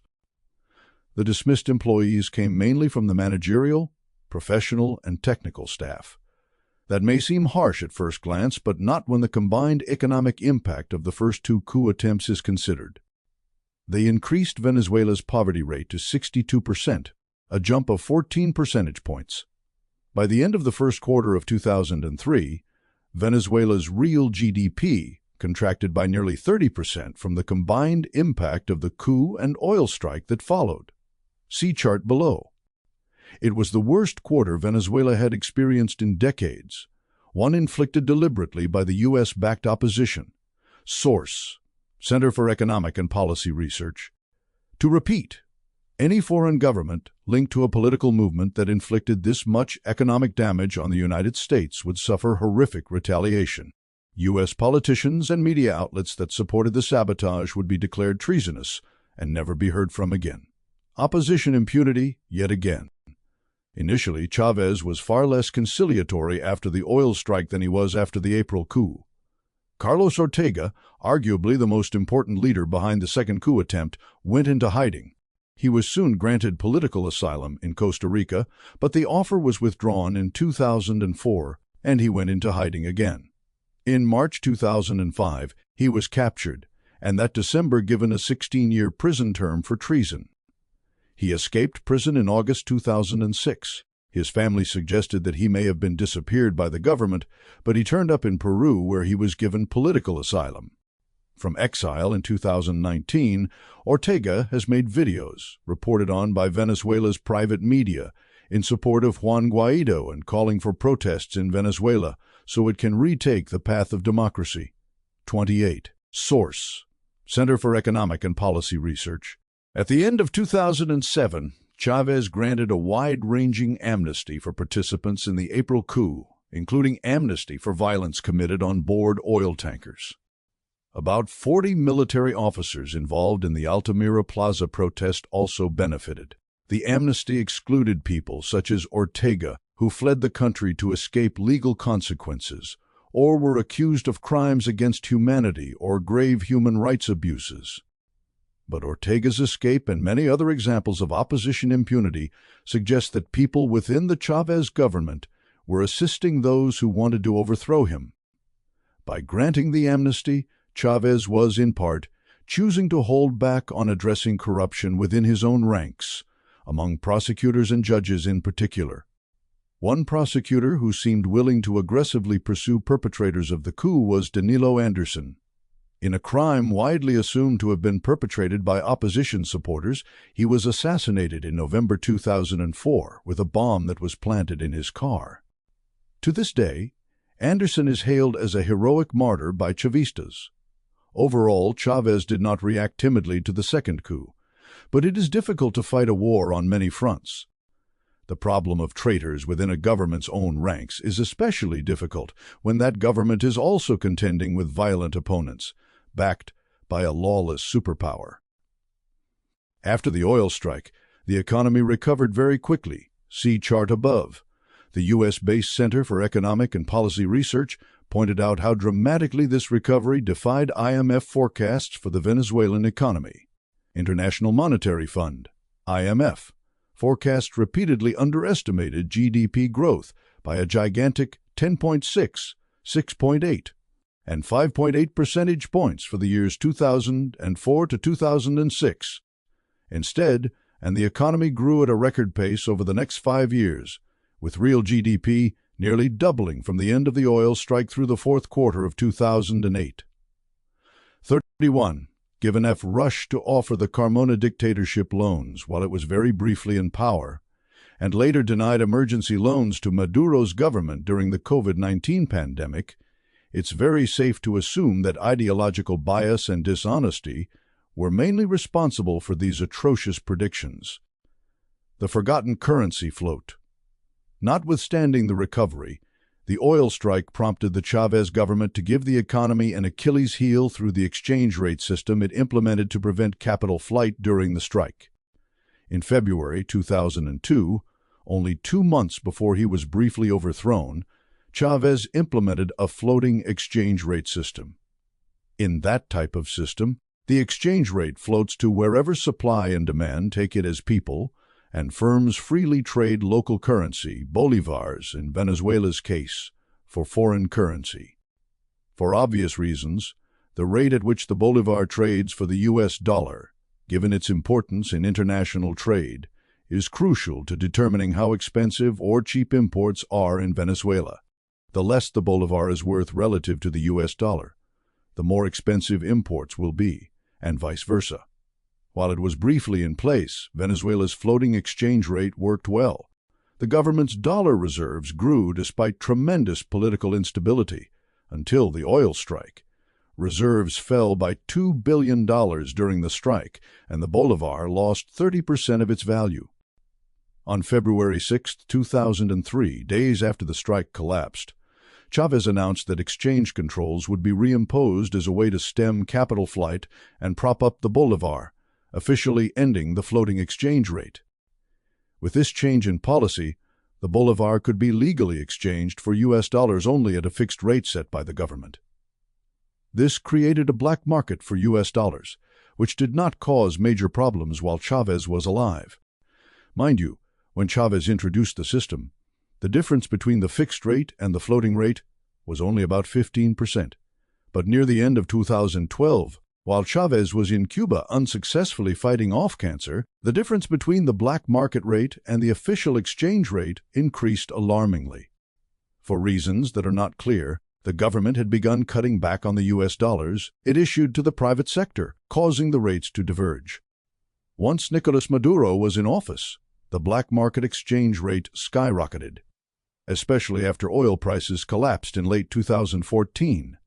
As U.S. dollars supplied by the government at the fixed exchange rate became more scarce, because the government had much less oil revenue, which it received in U.S. dollars, dollars became even more valuable on the black market.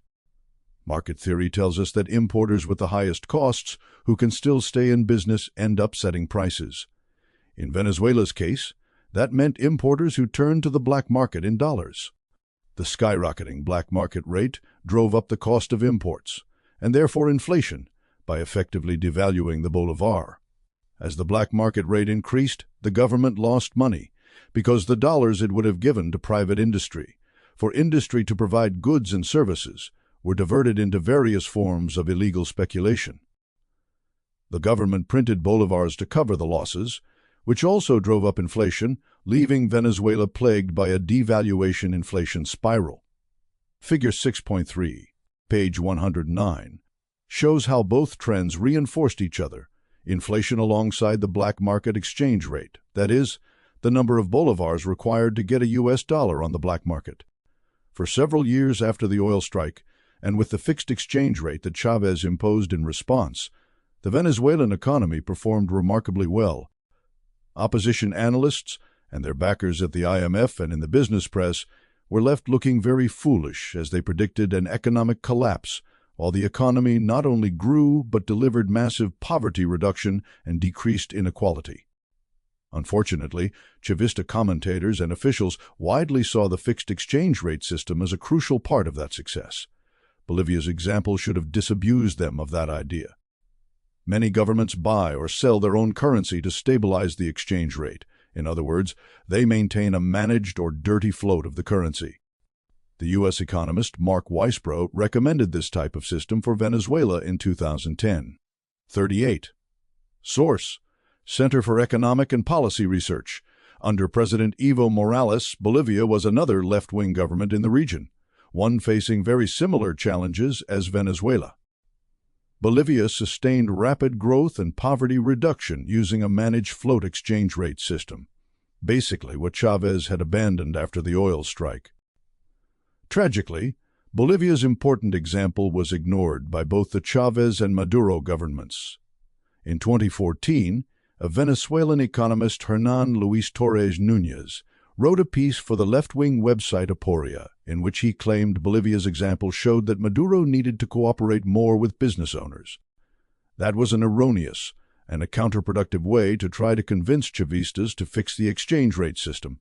Despite his economic success on November 10, 2019, Morales was overthrown in a U.S.-backed military coup. Under Maduro, extremely lucrative profiteering opportunities arose because of the skyrocketing black market exchange rate. This led to corruption within the Chavista ranks that must have been a factor blocking reform of the exchange rate policy.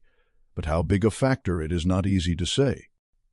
What is undeniable, however, is that the second U.S.-backed coup attempt against Chávez was so destructive that it had pernicious long-term effects on economic policy. Nevertheless, the defeat of the second coup attempt brought several years of stability, as the opposition refrained from any significant attempt to remove the government by force until 2013. Control of the state oil company, combined with rising oil prices, allowed the government to deliver huge benefits to the majority. Problems with the exchange rate system and with granting impunity for coup attempts would not become conspicuous for many years. 7. Third coup attempt. Fatalities over frivolous claims. April 2013. On April 14, 2013, about a month after Hugo Chávez died, Nicolás Maduro won the snap presidential election that Venezuela's constitution calls for in the event of a president's death. Maduro won by only 1.8 percentage points, a far smaller margin than pollsters across the political spectrum had predicted. The Western media's favorite anti-government polling firm, Data-Analysis, predicted a 9.7-point win for Maduro. Enrique Capriles, the loser, used the tiny margin of victory to cry fraud and call his supporters into the streets, with fatal consequences for several government supporters. The Obama government fanned the flames by standing behind Capriles's preposterous claim to have been robbed, ignoring math, opposition victories, and CNE independence.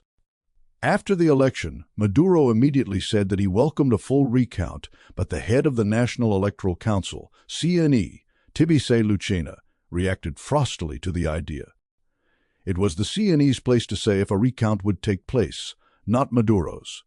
She argued that the hot audit of 54% of voting machines, which was carried out in front of opposition witnesses and international observers, was more than statistically adequate to confirm the results. 53% were audited on the day of the election, and an additional 1% the next day, as explained in an open letter to the Western media signed by 14 economists, most of them based in the United States. The audit ensured that electronically tallied votes in the randomly sampled machines matched the printed receipts that each voter examined before leaving a voting center. A study released by the U.S. economists David Rosnick and Mark Weisbrot showed that Lucina had mathematics on her side. The odds that a 100% audit would confirm a win for Capriles were, as they put it, far less than 1 in 25,000 trillion. A year earlier, Jimmy Carter, referring specifically to the technical aspects of Venezuela's electoral system, called it the best in the world. 6. Lucina also had past practice on her side. When the opposition won the 2007 constitutional referendum by almost the exact same margin, 2 percentage points, there was no 100% audit of the results. However, Lucina did not reject a 100% audit. She said that Capriles should follow the proper legal procedures to request one, and that harassment, threats, or intimidation are not the way to appeal to the electoral power. Lucina's house had been attacked, but serious violence had not yet erupted at that point. She also rebuked the Organization of American States, OAS, President José Miguel Insulza, for publicly supporting a 100% audit. Arguably, her remarks were also an implicit rebuke of Maduro's initial comments on the matter.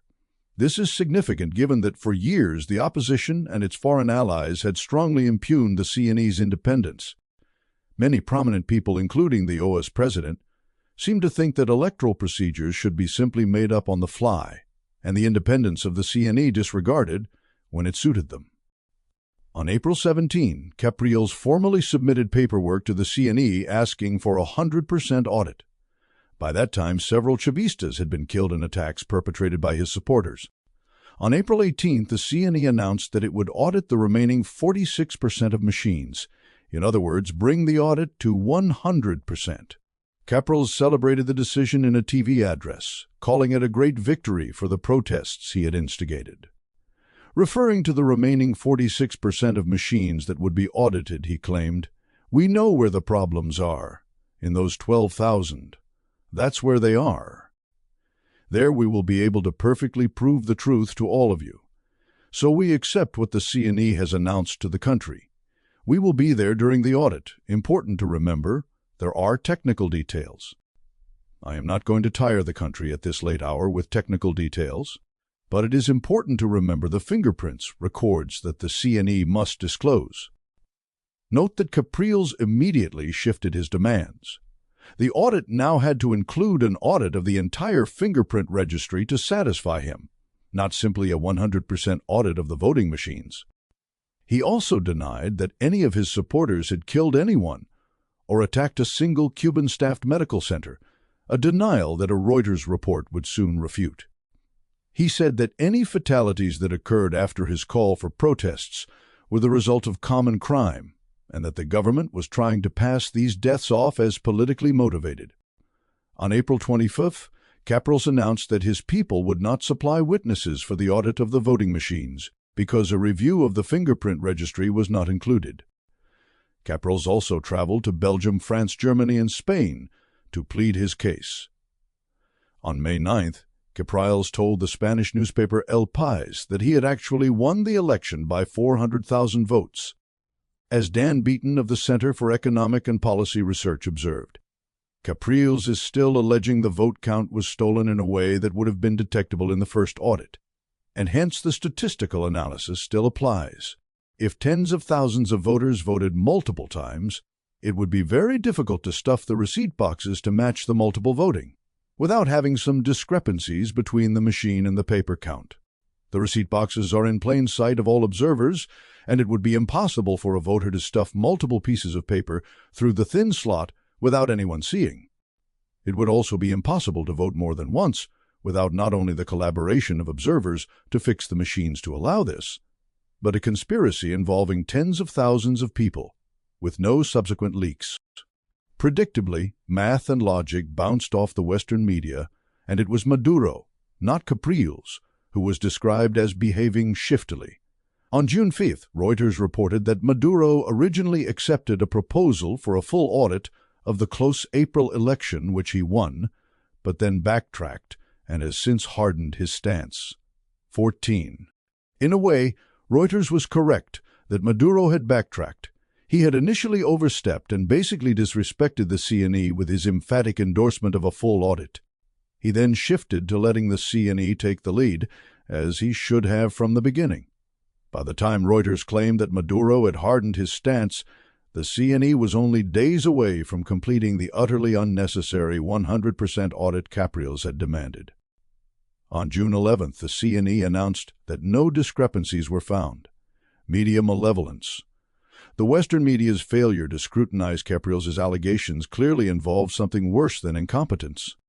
Dan Beaton claimed that one reporter writing for a major U.S. newspaper has told us that his editors refused to publish anything related to our statistical analysis or regarding the audit and its significance more generally. 17.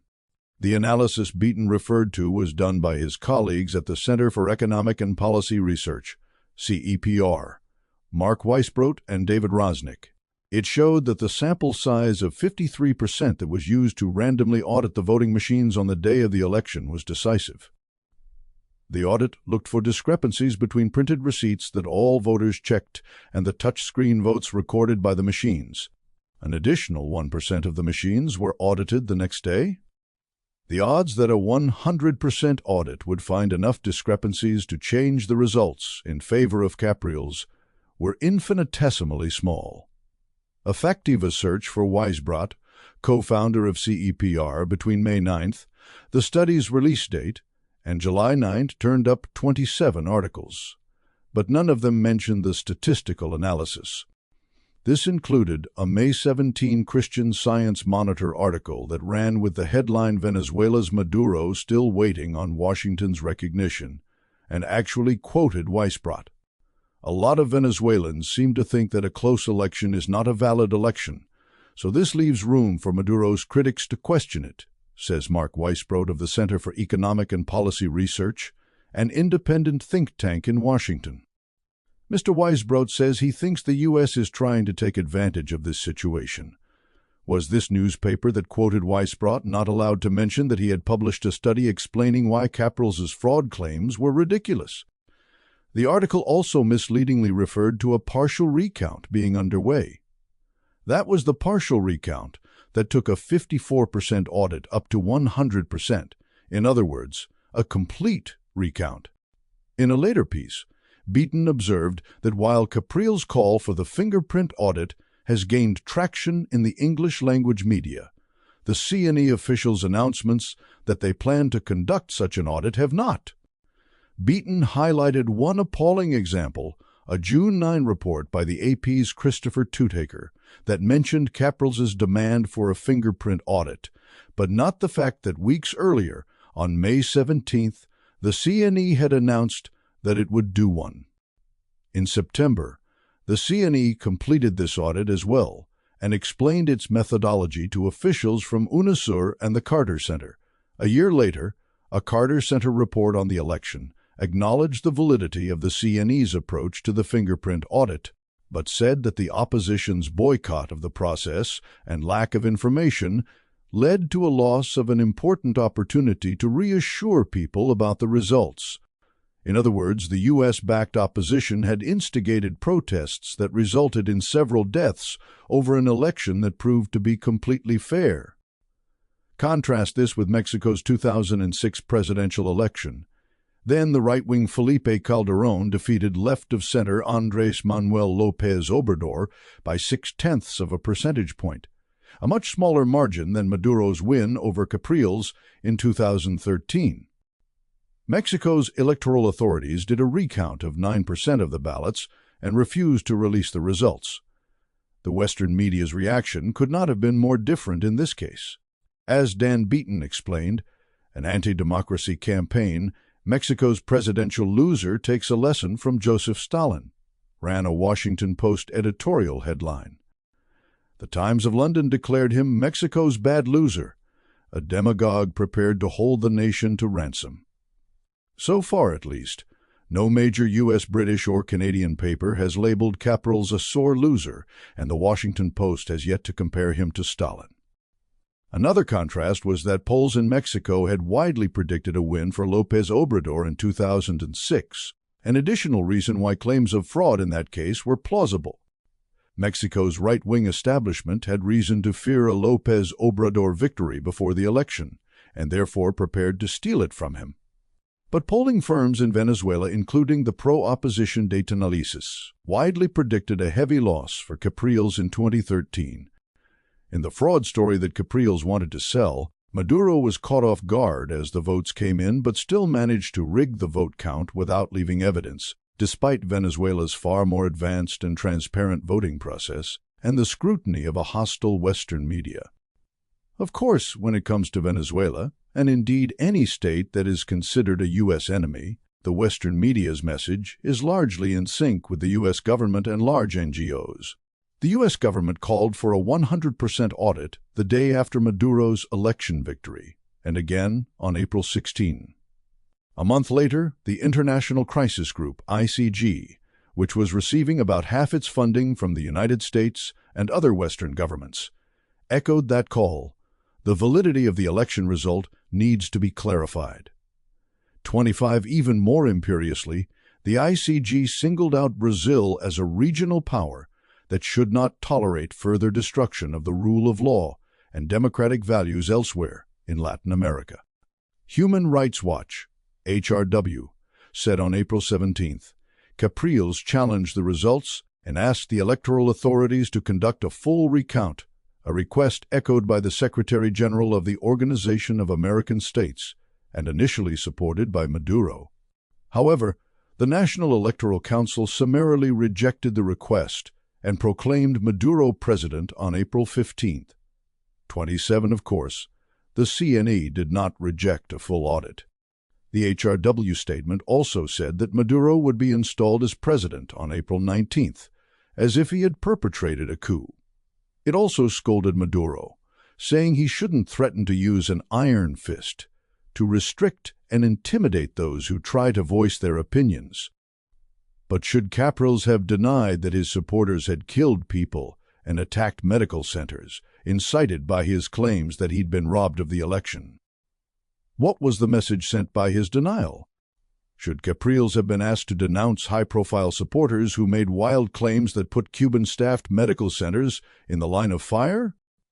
HRW ignored those questions, ignored the track record of the U.S.-backed opposition, and failed to distinguish between formally requesting a recount and trying to spark a coup.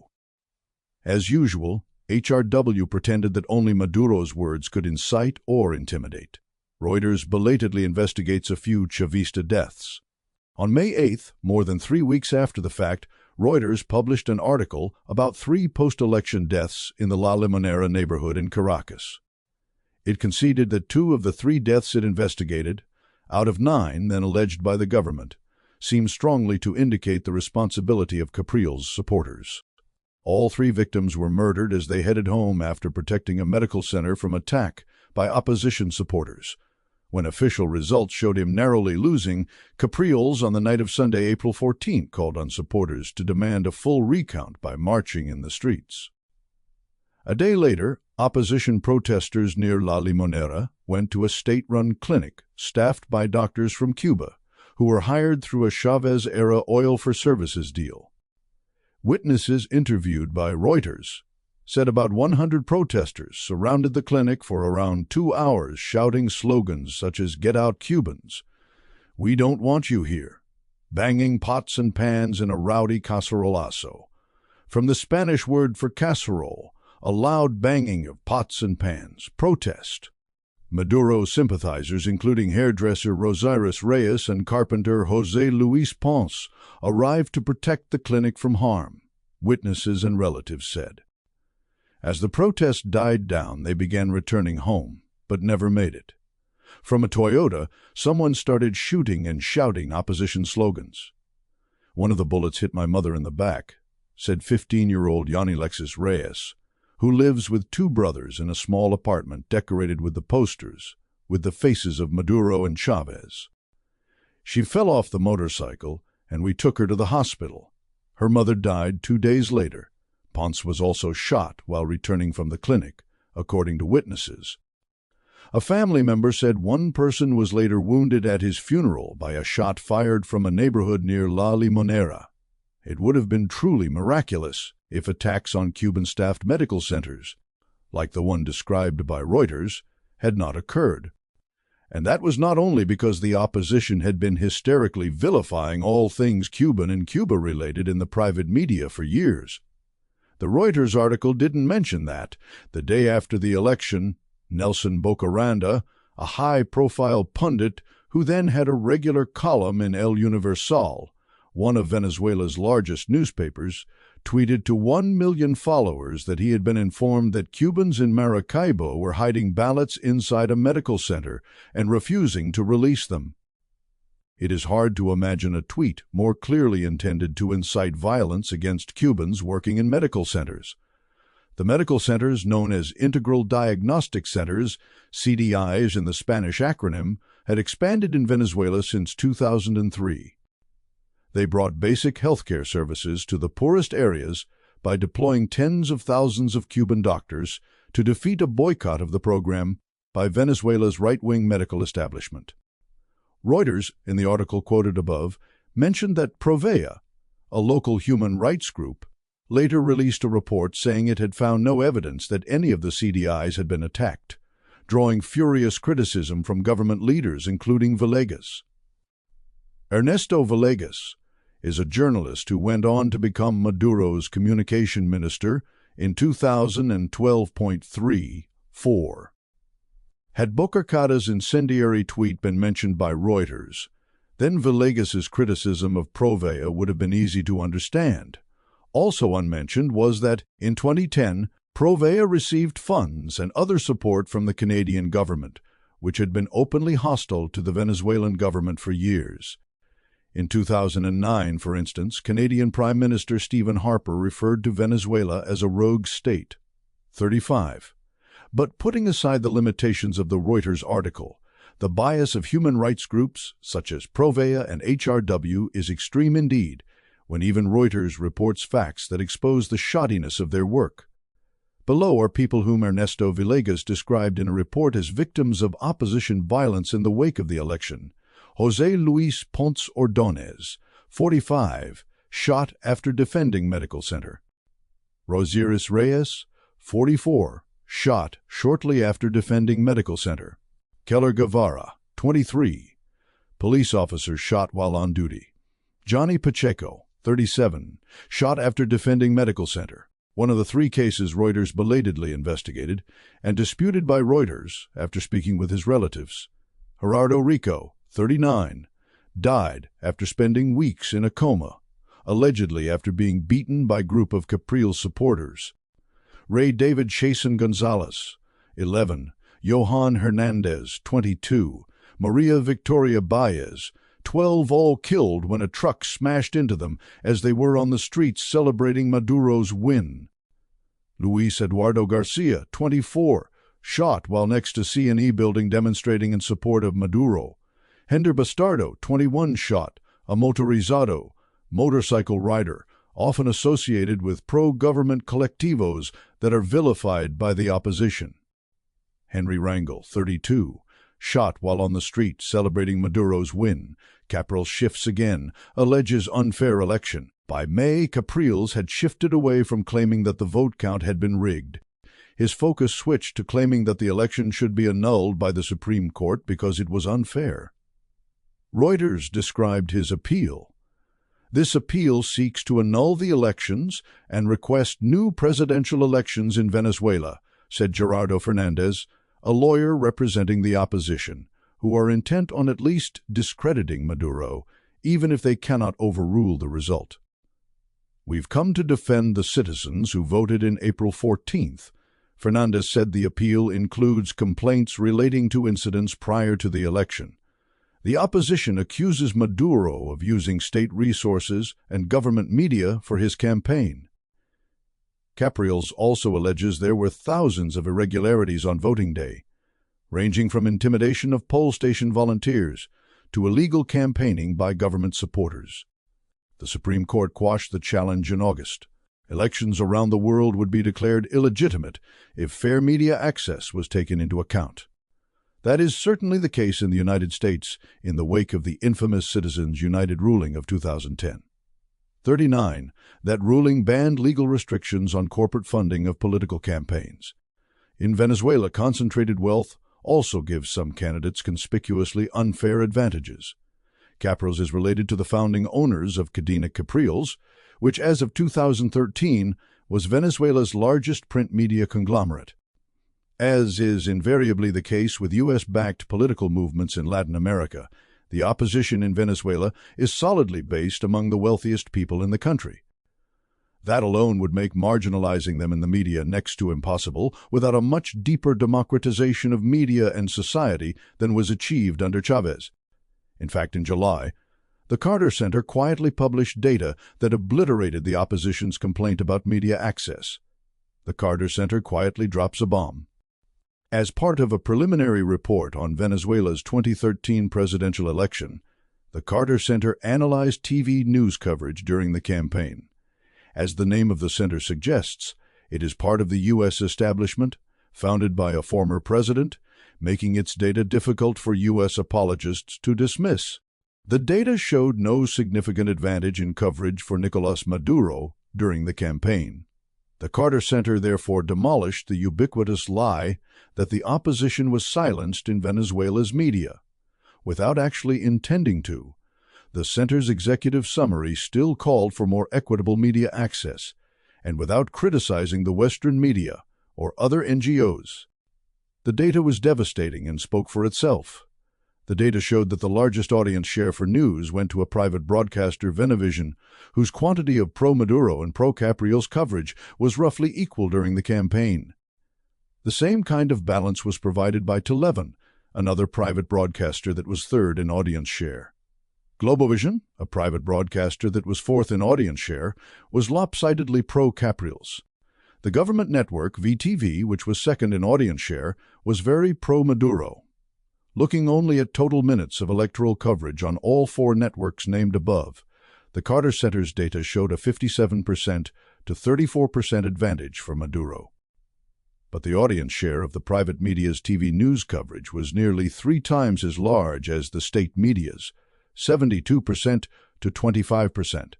Accounting for audience share eliminated any real advantage for Maduro over Portrayals on TV during the presidential campaign. A false representation of Venezuela's media has been ubiquitous for many years. For example, the journalist and scholar Alan MacLeod has sampled hundreds of articles about Venezuela that appeared in U.S. and U.K. newspapers during the period 1998 to 2013. He found that 100% of the articles that mentioned Venezuela's media described it as being under the thumb of the government. The deception was so widespread that in 2010 Amnesty International, either from ignorance or because it feared no rebuttal, made the outlandish remark that Globovision was the only TV station whose license has not been revoked in recent years because of its editorial line. For in reality, a foreign-backed insurrectionist opposition in Venezuela has media access that third-party candidates in the United States, such as Jill Stein of the Green Party, outlandishly accused of being a Russian asset by Hillary Clinton, can only fantasize about. Leopoldo López laments the aborted coup attempt. 8 months after the election, on December 8, the opposition leader Leopoldo López said in an interview that Portrayals would be president right now if Portrayals had kept his supporters on the streets.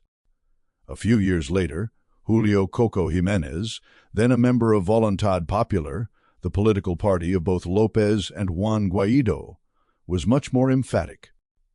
Jimenez, a young activist who had been on CNN a few times, went on a homophobic rant at Capriles, whom he accused of squandering a golden opportunity to oust Maduro through street protests. The United States ultimately failed to get other governments to reject Maduro's 2013 victory. At that time, there were too many left-of-center governments still in office in Latin America for such frivolous claims to be endorsed.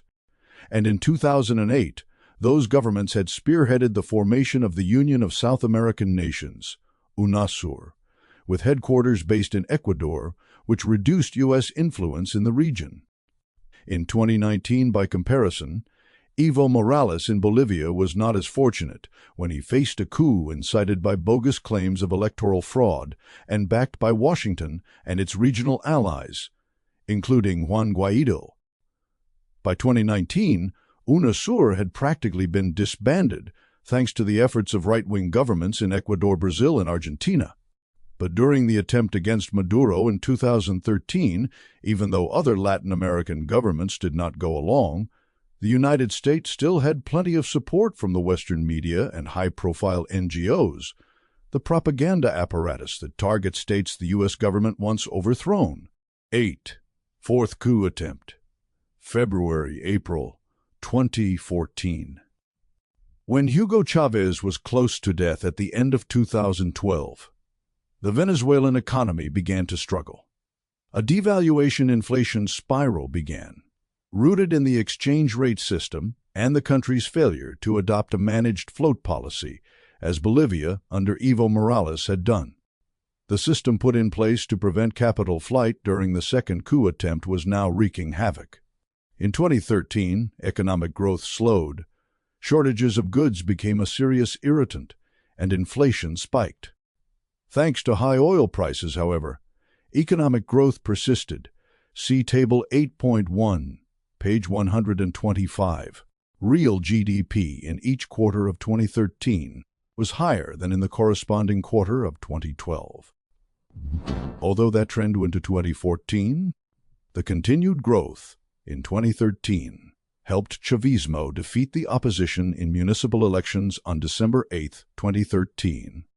5 days after the elections, Reuters reported, Venezuela's ruling Socialist Party and allies took 10 percentage points more votes than opposition rivals in Sunday's election for mayors that was a test of strength for President Nicolás Maduro.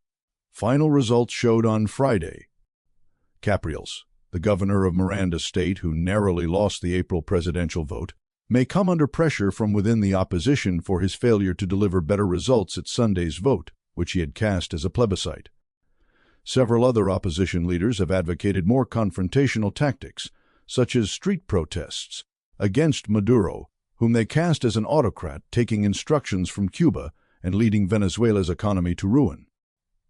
2 months later, in February 2014, Leopoldo López and Maria Corina Machado launched the more confrontational tactics Reuters had anticipated, violent protests explicitly aimed at toppling Maduro. The day before the protests began, Leopoldo López placed an op-ed in one of Venezuela's largest newspapers, El Universal, urging people to attend. Of course, he inserted weasel words.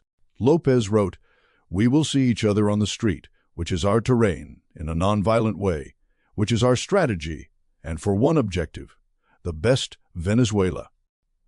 But he immediately added, "We are facing a national threat, represented by a rotten and corrupt leadership that has kidnapped the Venezuelan state, turning it into a criminal, coming from a man who had already backed 3 other attempts to oust the government, and in fact personally led the kidnapping of government officials during the first one." The meaning was obvious.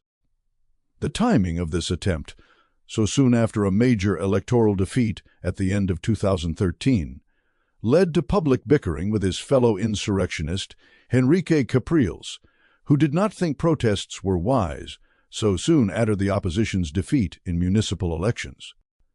But López charged ahead with his attempt to oust Maduro in what was also a factional battle for control of the opposition. Table 8.1. Venezuela's quarterly real GDP percent change compared to corresponding quarter in the previous year. Source, compiled by the authors. It should be noted that, like Lopez, U.S. President Donald Trump also used weasel words on January 6, 2021, when he incited rioters to overrun the Capitol building for a few hours, which led immediately to Trump's second impeachment, his banning from all major social media, calls to bar him from ever holding federal office again, a massive and prolonged military presence in the Capitol, and President Joe Biden's new government declaring the need for a radical rethinking of law enforcement to confront domestic terrorism. 6. Lopez was not, of course, the equivalent of a lame duck U.S. president, as he launched a vastly more destructive attempt to seize power by inciting violence. Don't even plan this in New York or London. Predictably, more attacks on Cuban-staffed medical centers ended up taking place. In the United States or United Kingdom, both Lopez and Machado would have been jailed in December 2013 when it was obvious, even to Reuters, that they intended to lead another attempt to overthrow Maduro. By comparison, the Puerto Rican activist Oscar Lopez Rivera spent decades in prison, 12 of them in solitary confinement, for allegedly conspiring to perpetrate violent attacks that scarcely threatened U.S. colonial rule over Puerto Rico. He was not involved with briefly overthrowing the U.S. government itself. In 2010, President Barack Obama ordered the assassination of a U.S. citizen, Anwar al-Awlaki, in Yemen based on allegations that he was conspiring to perpetrate terrorist attacks on the United States. Awlaki had never been charged with or convicted of a crime. In 2012, a separate CIA drone strike killed Awlaki's 16-year-old U.S.-born son as well. Obama's press secretary shrugged off the teenager's killing by saying he should have had a more responsible father. 10. In the United Kingdom, young men have received prison sentences for attempting to organize riots using Facebook. Writing in The Guardian, a former political editor of the newspaper, Michael White, joked about the possibility that the men might be sexually assaulted in prison. It could be like this for the next 18 months, lads. And what if that big bloke on the next floor takes a shine to you? 12. In the United States, the Occupy Wall Street camps were forcibly dismantled for being a public health hazard and for allegedly attracting vagrants and crime. Police denied Occupy protesters the use of amplifiers to make speeches, hence the human microphone that protesters used to communicate, and also to mock the draconian restrictions with which the protest camps were expected to comply. And still the camps were dismantled by force. A march that slowed traffic on the Brooklyn Bridge led to 700 arrests. Writing for Fair.org, Josmar Trujillo described the moral panic in the U.S. media in July 2019 when a few New York police officers were doused with water during a record heat wave. 14. The dousing came shortly after the family of Eric Garner, a black New Yorker who was choked to death, was told that the police officer who killed him would not be charged. In fact, the officer had not yet been fired. Protest tactics that could not possibly be called violent or destructive are also stigmatized in U.S. political culture. Barack Obama urged Colin Kaepernick to listen to the pain he may cause by kneeling during the national anthem in protest of police killings. On July 24, 2019, the U.S. House of Representatives overwhelmingly passed a non-binding resolution that opposed U.S. citizens supporting Palestinians by engaging in boycotts that target the State of Israel and U.S. companies doing business with Israel. The United States and its allies also mercilessly punish journalists who too effectively expose war crimes, as the imprisonment of Julian Assange and Chelsea Manning makes clear. It's also striking how baselessly a protest movement in the United States, no matter how peaceful and firmly rooted in harsh domestic realities, is linked to foreign interference. Senator Kamala Harris, when she was running for the Democratic Party's presidential nomination, said in July 2019 that Colin Kaepernick's protests against police violence and racism received a great deal of attention only because of Russian bots on social media. But months before, a fourth U.S.-backed coup attempt in Venezuela, allegations of U.S.-backed sabotage were reflectively dismissed as cynical and absurd. For example, in September 2013, A news article by William Newman in the New York Times stated that accusing unseen conspirators of subjecting the nation to a variety of ills is an art form in Venezuela honed during the 14-year presidency of Hugo Chávez, who died in March. 19. We aren't saying that Venezuela's government is entitled to be as violent and oppressive as the U.S. government and its closest allies, just that the practical consequences of accepting an imperial double standard is obvious when you consider the case of Venezuela and other targeted countries. No democracy is obliged to let itself be violently overthrown. But if you accept or ignore the double standard, then a government targeted by the United States is easily labeled as authoritarian or a dictatorship if it takes any steps to defend itself. A U.S.-backed opposition is emboldened to use and incite violence, knowing that any response will be labeled repression and gain them even more support from the Western propaganda apparatus. Corporate media and others mislead about who was killing people. By mid-March 2014, a month into this fourth coup attempt, two facts were being systematically buried by the corporate media. One was that more people had died due to the actions of protesters than as a result of police brutality or from attacks by government supporters. The other fact was that the United States had been remarkably unsuccessful in its efforts to get other Latin American governments to denounce Maduro. Table 8.2, page 129, summarizes the facts regarding the 40 protest-related deaths.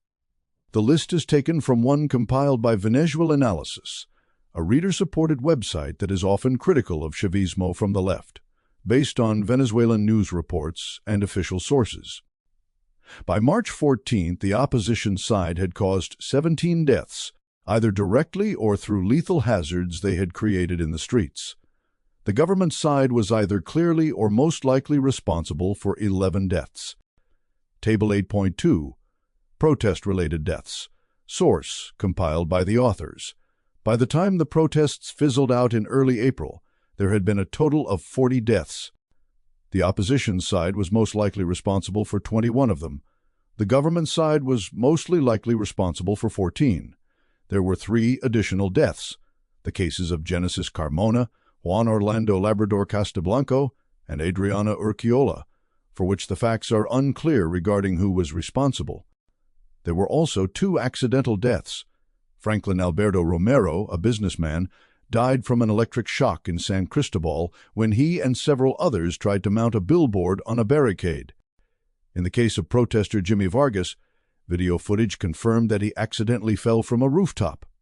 Vargas's passionately anti-government family members blamed the government anyway, which led Reuters and others to spread false claims that he had been shot or otherwise made to fall from the roof.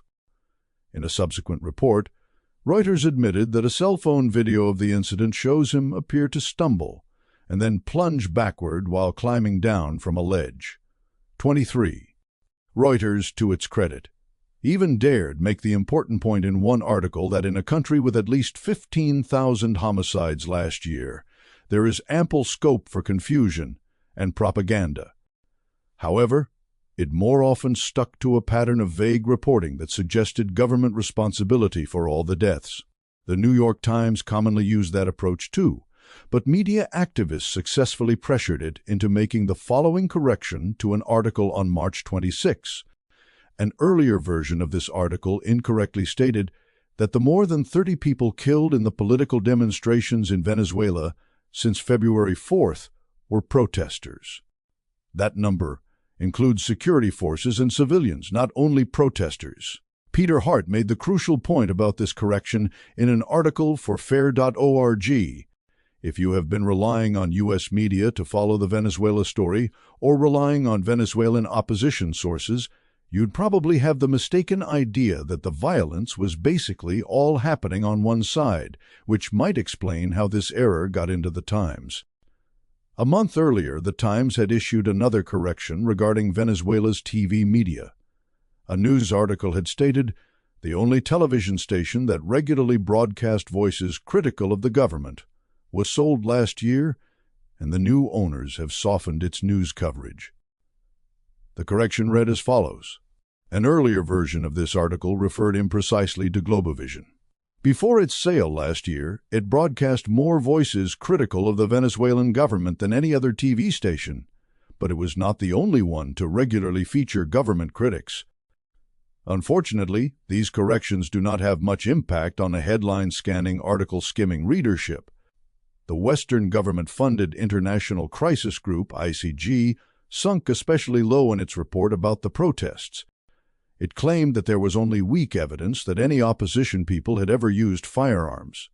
In contrast to the abundant evidence linking security forces and pro-government civilians to deaths and injuries, it is unclear whether some in the opposition used firearms. In any case, the evidence on this is weak.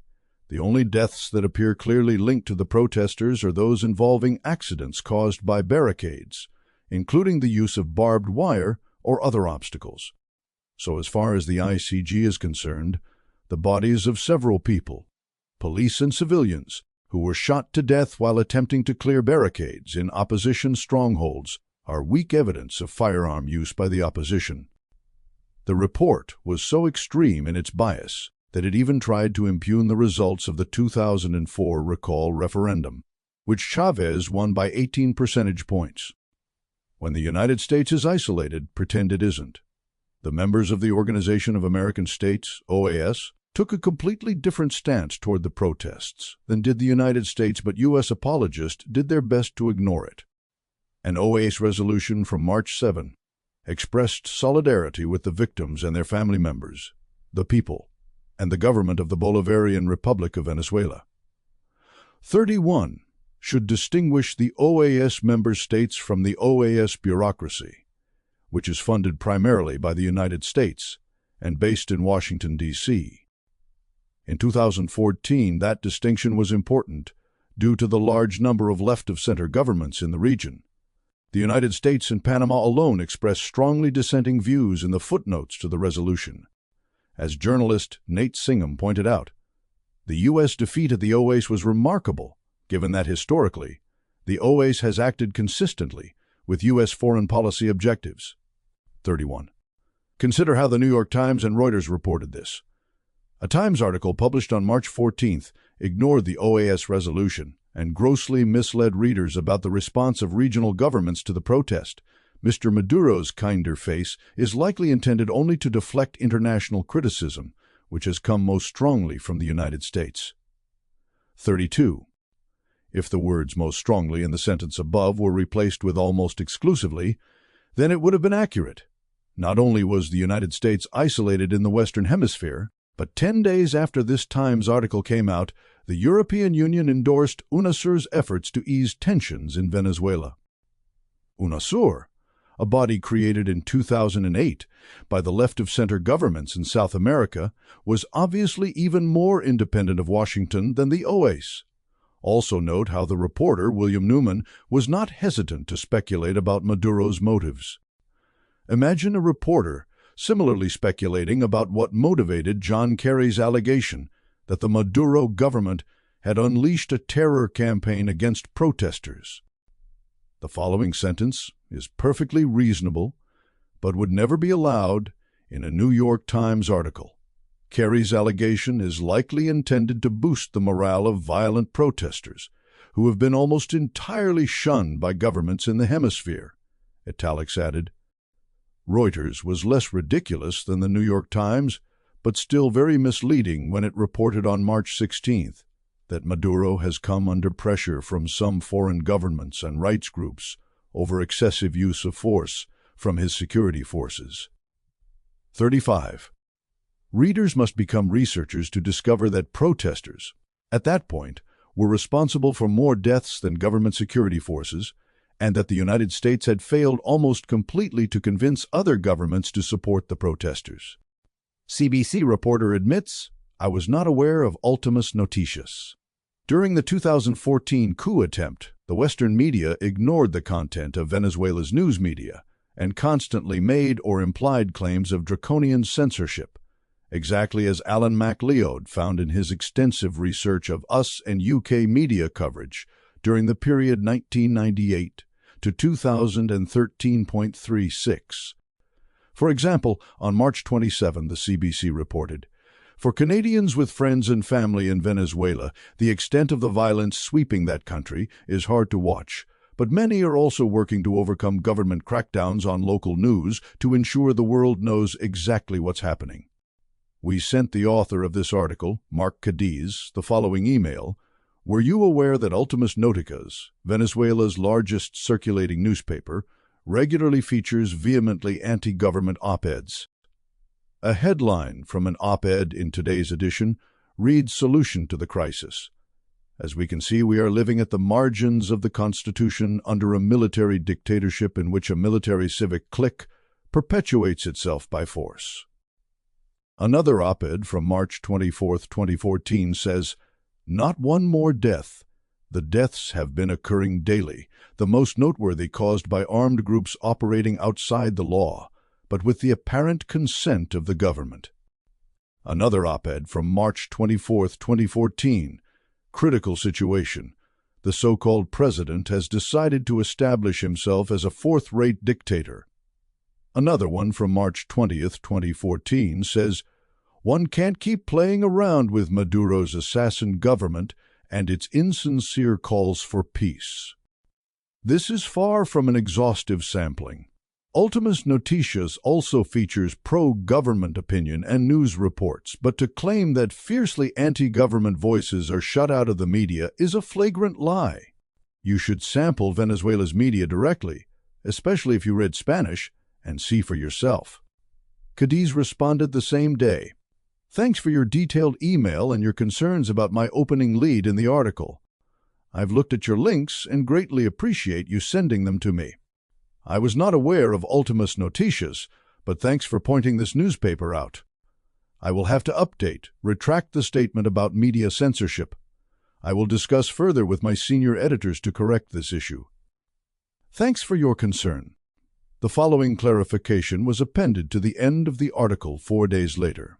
This story originally said, with the government also censoring media coverage, citizens have turned to social media to organize and inform the world about the extreme measures the government has taken. The story did not mean to imply that the government was employing blanket censorship.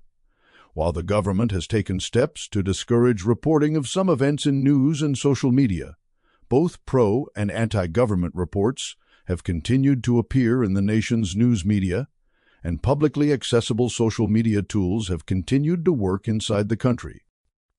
This clarification was better than nothing, but it came buried underneath an article that flatly contradicted it. The headline, Subhead, Venezuela an online battleground for Canadians backing protests, Canadians part of an effort to overcome crackdown on local news. Above an image of a masked protester, all conveyed that Canadians in general were allied with protesters in a noble battle for press freedom. Cadiz also relied heavily on two anti-Maduro sources. One was Ana Maria Roa, whom Cadiz said was a Toronto resident of 22 years, came to Canada when she was 18 and makes regular visits to Venezuela, and participated in protests in her hometown of San Cristobal. Another source was Yorman Urdaneta, originally from the Zulia state of Venezuela, who has been living in Canada for 4 years. Cadiz quoted her as saying, Eventually there is going to be a social explosion in Venezuela, and I believe there is going to be a lot of blood on the streets. But the only way the people are going to get their country back is to fight. Cadiz was not even familiar with Venezuela's largest newspaper, so it's reasonable to guess he was not aware that the opposition was defeated decisively in municipal elections only 2 months before the protests began. One reason for that defeat was the mentality of opposition people like his source, Urdaneta, who have consistently proved willing to see a lot of blood on the streets to annul their electoral defeats.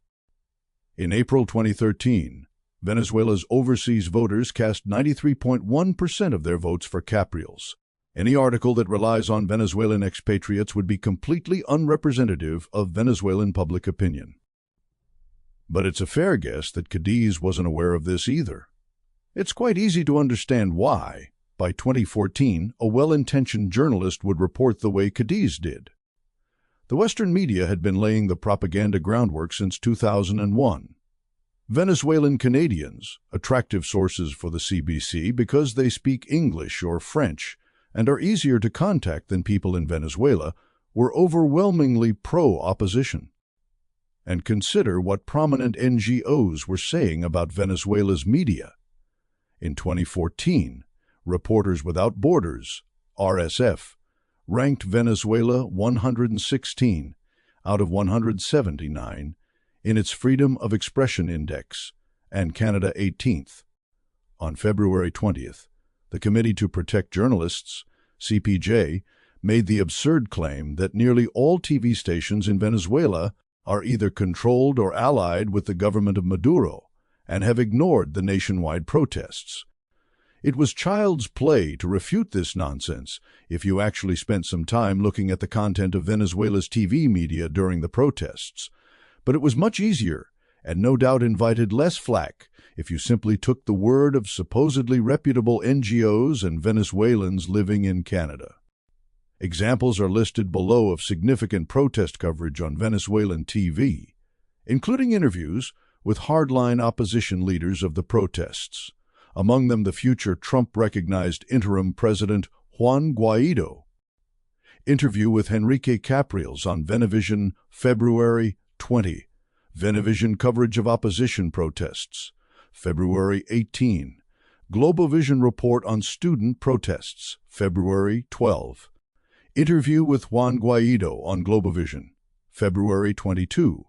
Venevision interview with Tomás Guanipa, leader of the opposition Primero Justicia, Justice First, party, February 20.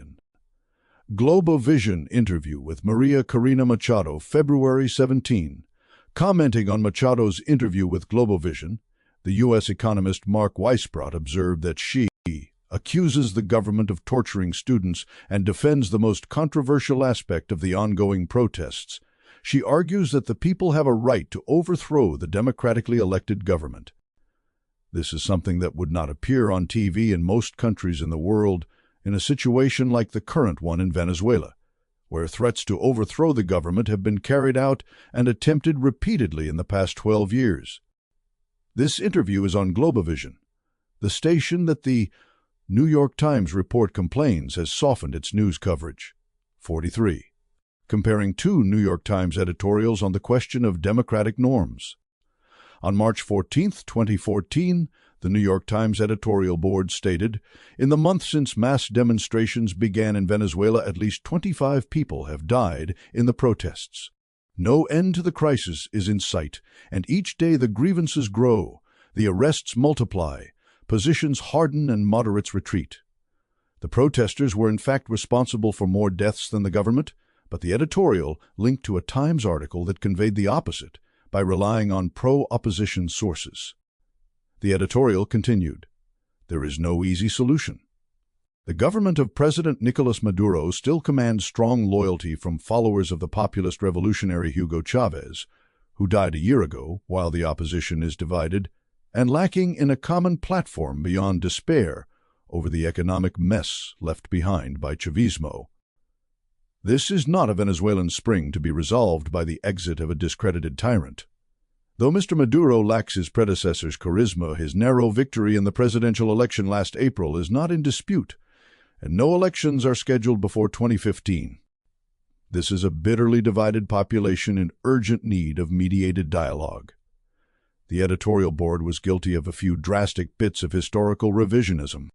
First, contrary to what the editorial claimed, Maduro's electoral victory was still disputed by the leaders of the protests.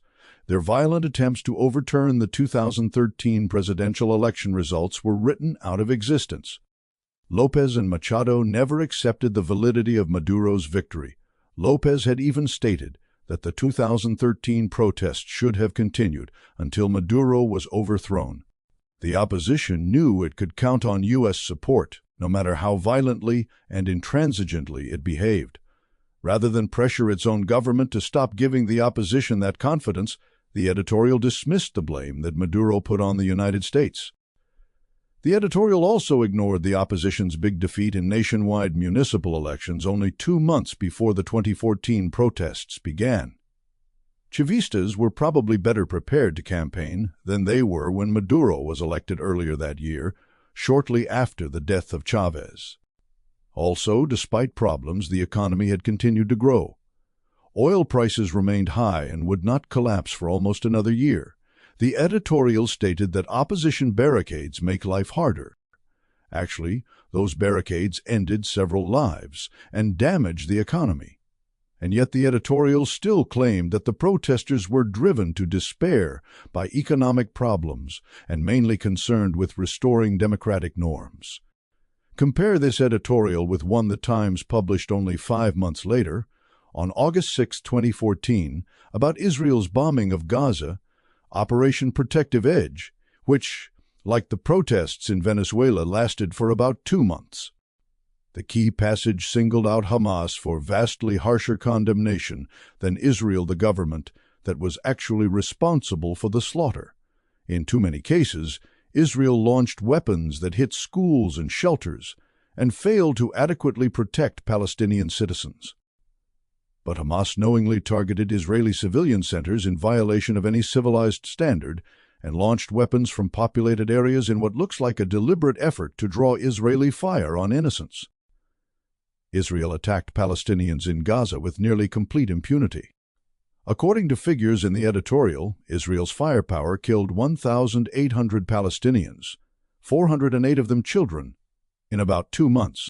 That's 96% of the dead in what the New York Times outlandishly called a war. It was also about 100 times more people than the Maduro government and its supporters could credibly be accused of killing months earlier. The editorial board also mentioned in passing Israel's blockade that has kept Gazans confined to the Strip and deprived them of imports, exports, and jobs. This grossly understates the impact of the blockade that by itself kills thousands of Palestinians every year. The editorial claimed U.S. relations were strained by Israel's actions, but that's a lie. A few weeks before this editorial was published, the U.S. Senate unanimously passed a resolution expressing complete, unqualified support for Israel's right to defend its citizens and ensure the survival of the State of Israel. Unlike Hamas, the lavishly U.S.-funded Israeli government did not get accused by the New York Times of perpetrating terrorist attacks, even as it clearly terrorized Palestinians. Failed to adequately protect is the most the Times can muster when Palestinian corpses pile up embarrassingly high. The editorial showed no concern that Israel was violating the democratic norms, which are non-existent under Israel's military occupation. That, in Venezuela, supposedly concern the U.S. government and the New York Times editorial board. There can be no doubt that the Western media would also give a U.S.-approved government in Venezuela a free hand to murder. After all, a U.S.-backed government in Caracas received flattering press coverage after its security forces killed hundreds, possibly thousands, of people in 5 days during the Caracazo massacre of 1989. 50. Radically different standards for concepts such as democratic norms, peaceful protest, and self-defense apply to U.S.-backed governments or protest movements. An extraordinary threat to democracy and human rights around the world, the one posed by Washington and its many accomplices, therefore goes undetected by the people who could do something about it. 9. Build up to the 5th coup attempt. Venezuela's GDP growth recovered for at least 2 quarters after the defeat of the 4th coup attempt in 2014, but at the end of the year, a collapse in oil prices, combined with President Nicolás Maduro's refusal to reform the exchange rate system, caused a recession that kept getting worse. The chart below shows West Texas Intermediate, WTI, oil prices during the period between Maduro's election on April 14, 2013, and the end of the violent protests in 2017. Then Brent, referred to as articles about oil prices, and are closer in price to those of Venezuelan oil. After oil prices collapsed during the 4th quarter of 2014, they fluctuated around $50 per barrel for years, and often went far lower, defying the predictions of experts. The table below shows several oil price predictions cited by Mark Weisbrot and Jake Johnston in a 2012 report for the Center for Economic and Policy Research. All these predictions grossly overestimated what the average price of oil would be in 2015 and 2020. Maduro's failure to overhaul the fixed exchange rate system can be partially explained by the two coup attempts he had already survived in April 2013 and in April 2014. Maduro inherited the exchange rate system implemented by Chávez in February 2003 after the oil strike. Unfortunately, many Chavistas credited that system, in which the government sets official exchange rates, as being essential to Venezuela's economic success under Chávez. Maduro was inhibited from making changes that could alienate his activist support base. He probably also hoped that notoriously unpredictable oil prices would return to 2013 levels. Reduced oil revenues made U.S. dollars scarcer, which caused the black market rate for dollars to rise even faster. The expanding black market was the main cause of inflation, even though it represented a small percentage of all transactions for dollars. Source: Federal Reserve Bank of St. Louis.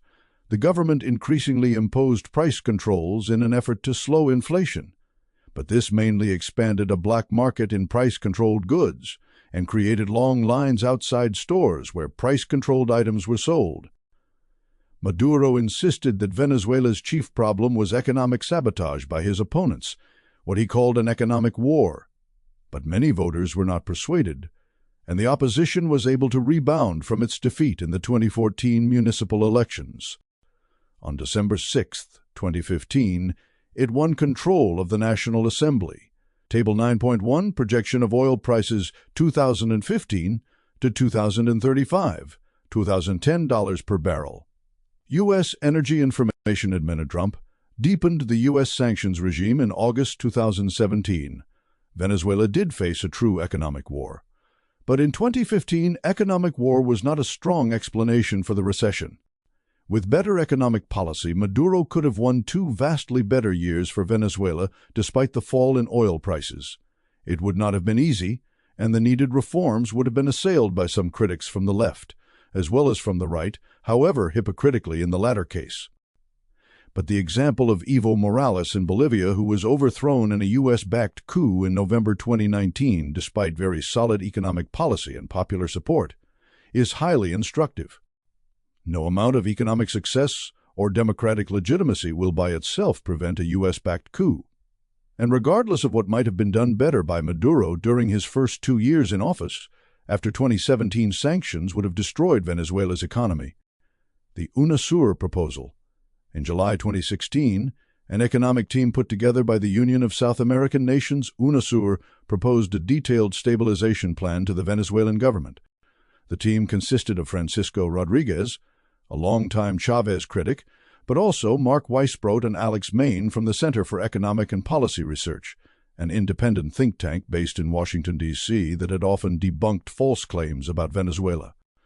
The UNASUR team estimated that Venezuela's indirect subsidies, such as the exchange rate system and very cheap gasoline, cost the government anywhere from 11 to 17% of GDP. To put that in perspective, healthcare expenditures in Latin American countries, public and private combined, averaged about 7% of GDP. The UNASUR plan would have replaced indirect subsidies with direct subsidies, such as an electronic discount card for low-income consumers of gasoline.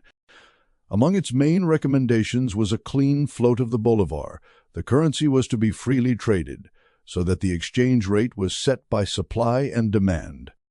The plan did not address long-term problems. Venezuela, like all countries in the global south, needs to diversify its economy or its export performance will be at risk. Exports are crucial to economic development. Even a mild critic of Chavismo, such as former UK Labour leader Jeremy Corbyn, said that Venezuela's economic crisis was in part due to its failure to diversify. Did Chavismo fail to diversify Venezuela's economy, as critics charge? Yes, but it's a charge that is much more fairly made against the U.S.-backed governments that ruled Venezuela during the period from 1930 to 1998. It's not a very reasonable charge to level against Chavismo, which did not gain full control of the state oil company until 2003 and always faced the threat of a coup, thanks to Washington's hostility. Corruption is also regularly blamed for Venezuela's economic problems. One of the most successful examples of economic development took place in South Korea from 1960 to 1996, almost entirely under corrupt U.S.-backed dictatorships. Even with U.S. support, successful diversification and development took decades. South Korea's child mortality rate went from being 3 times higher than that of the United States in 1960 to being equal to it by 1,996.13. South Korea's example dramatically exposes the inadequacy of corruption as an explanation for a country's failure to develop. It also shows how beneficial freedom from Western hostility can be, in addition to some well-thought-out state-directed policies. December 6, 2015, the opposition's biggest electoral win. At the state and local level, Venezuela's opposition was able to score electoral victories, even while Chavismo had overwhelming popular support, basically throughout the entire period of 1998 to 2014. But with the exception of a very narrow win in the 2007 Constitution referendum, victory at the national level eluded the opposition. As Venezuela's recession deepened, polls pointed to the opposition winning the 2015 legislative elections. Despite grumblings from hardliners who wanted to abstain from the elections, the opposition participated and won 56% of the vote. The government's party, the United Socialist Party of Venezuela, PSUV, won 41%. In terms of seats, the opposition's victory was even larger. It won a 2/3 majority in the assembly. Recall that the disparity between the percentage of votes and seats was used by the opposition to attack the legitimacy of the 2010 National Assembly elections, when Chávez's party won 49% of the vote, giving it 59% of the seats. Just before the 2015 elections, the Washington Post editorial board complained that the voting districts had been gerrymandered in the government's favor. Predictably, that objection was forgotten when the opposition won a much higher percentage of seats than votes. Anyone who knew about the opposition leadership's ample access to the mass media in Venezuela would be unsurprised that they could win. Outside Venezuela, supporters of the opposition would casually claim that it was shut out of the media, with no need to worry about rebuttals. Months before the election, on August 7, 2015, a New York Times editorial stated in its headline, "Venezuela tries to silence critics." The editorial didn't mention Venezuela's media directly, but cited the jailing of Leopoldo López and the fact that Maria Corina Machado was barred from running. It concluded, whether the opposition will get to compete fairly, though, is in doubt. It referred to Machado and López as critics who refrained from endorsing acts of violence. How would the New York Times editorial board have described critics like Machado and López in the United States had they been involved with multiple foreign-backed efforts to overthrow the U.S. government? We get a good idea from a Times editorial published on April 11, 2019, which praised the Trump Justice Department for charging Julian Assange, who was responsible simply for doing journalism, not plotting coup attempts. On November 22, 2015, 2 weeks before the National Assembly elections, the Washington Post ran an editorial titled "Venezuela's Dirty Election Approaches." The editorial cited Organization of American States President Luis Almagro, who also aggressively impugned the elections in advance by stating, "The opposition is coming to the elections with its main leaders disqualified or in detention, with limited ability to access the media, under the scrutiny of the country's intelligence system, and under the burden of the country's legal framework interpreted against them. Thus, falsely portrayed as oppressed underdogs with a system hopelessly rigged against them, the opposition went on to leverage its money, including U.S. funds, media access, and the recession into a huge win at the polls, one that gave them a 2/3 majority of seats despite winning only 56% of the vote. On January 15, 2016, Nicolás Maduro gave his State of the Union address in front of the now opposition-controlled National Assembly. It was broadcast on Cadena Nacional, that is, on all TV stations in Venezuela, along with a 30-minute rebuttal by Henry Ramos Alop, the first National Assembly president chosen by the opposition. It was a bizarre spectacle when seen in light of the assertion, made relentlessly by the likes of the Washington Post and so many others, that Maduro's opponents were silenced. Of course, opposition politicians like Henry Ramos have always had ample access to huge audiences. In 2015, according to data from Conatel, the Venezuelan government's media regulator, a record high 68% of Venezuelan households had access to subscription TV, either through satellite or cable, where anti-government pundits and politicians regularly appeared. That does not include illegally obtained access, which would drive the percentage much higher. Only 2 years earlier, in 2013, the top 3 private networks in Venezuela, Venevision Television and Globovision, had about a 70% combined audience share for news, and, years later, despite what were essentially wartime conditions imposed by crippling U.S. sanctions and threats, were still very balanced between pro- and anti-government coverage. But if you believed what Chavismo's detractors had been saying for over a decade, then watching Henry Ramos rebut Maduro in a 30-minute speech broadcast on all TV stations in January 2016 had to seem remarkable. This was happening in a country that the Western media had for many years depicted as having a thoroughly silenced opposition. The most outrageous part of Ramos's rebuttal was when he explained why portraits of Simon Bolivar had been removed from the building when the opposition took over. The portraits were digital renderings of Bolivar's face, created through a government-funded study of his remains, which Chávez unveiled in 2012.28. Ramos insisted that the portraits made Bolivar look less white than he had really been, that Bolivar's features had been mulatticized, as he put it. He put his racist concern with the degree of Bolivar's whiteness on display in a speech he knew was being aired on every TV network in Venezuela.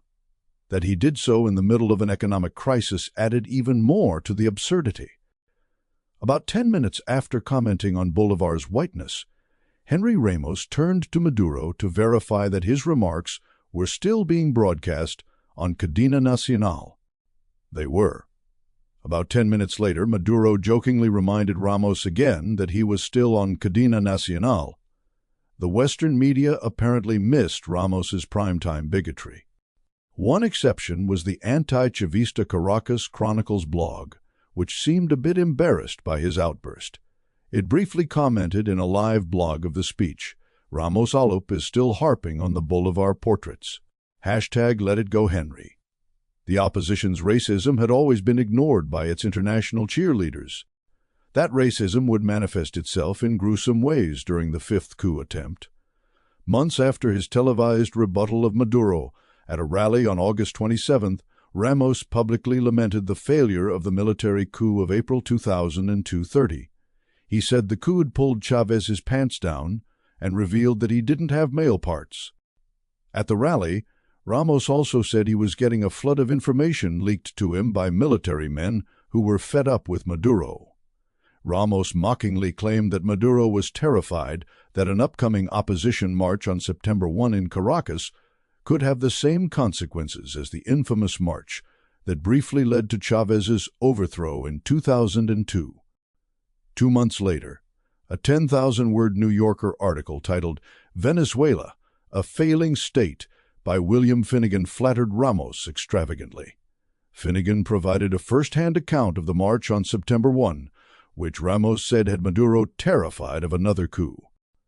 Finnegan wrote that Ramos was calm, worldly, almost professorial, a mensch with good comedic timing, the public's first choice for president, far ahead of Maduro. Now I could see why. To seem a bit less of a fanboy, Finnegan added vaguely that Ramos can be fierce, and he has a long history to live down. The result was that Finnegan had transformed an unabashed bigot, who had all but admitted to fomenting another military coup, into a charming Democrat. A U.S. Embassy cable published by WikiLeaks, long before Finnegan's article appeared, showed how the U.S. ambassador to Venezuela, William Brownfield, privately assessed Ramos in 2006. 33 Brownfield called him unimaginative, overconfident, and even repellent. It's impossible to disagree, but adjectives at least as harsh also apply to Brownfield, who in 2019 called for intensifying the already murderous sanctions on Venezuela without even bothering to pretend that they weren't lethal. The cable revealed that Ramos and officials from his party were constantly begging U.S. officials for money and favors. Think of how deeply imperial double standards are ingrained. A political leader in the United States who behaved like Ramos, who made no secret of his desire to see a coup, and who had been caught soliciting funds from a foreign government that supported previous coup attempts, would be in prison. In December 2015, after the elections, the lame duck Chavista-dominated assembly replaced 13 Supreme Court judges whose 12-year terms had expired. Before the appointments were made, the Supreme Court had ruled that it was constitutional to make the changes before the new assembly was sworn in on January 5th. That day, Henry Ramos Alop announced that Maduro would be ousted within 6 months. Unsatisfied with the high level of impunity the U.S.-backed opposition had enjoyed until then, the new assembly quickly drafted an amnesty law aimed at freeing those imprisoned as a result of the 4 coup attempts since 2002.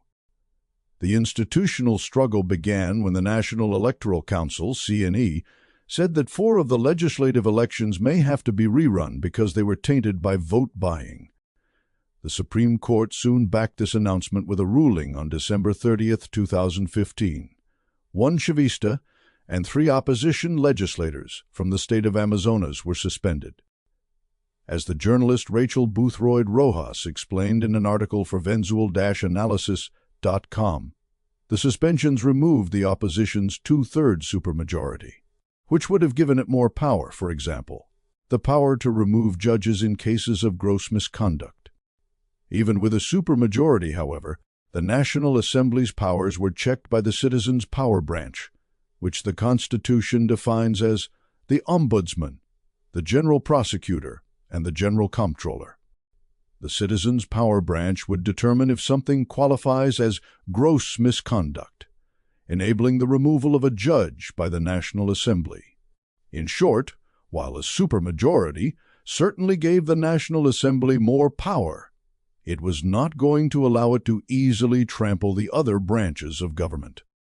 Nevertheless, the constitutional standoff that went on during the following months continued to lay the groundwork for the 5th coup attempt.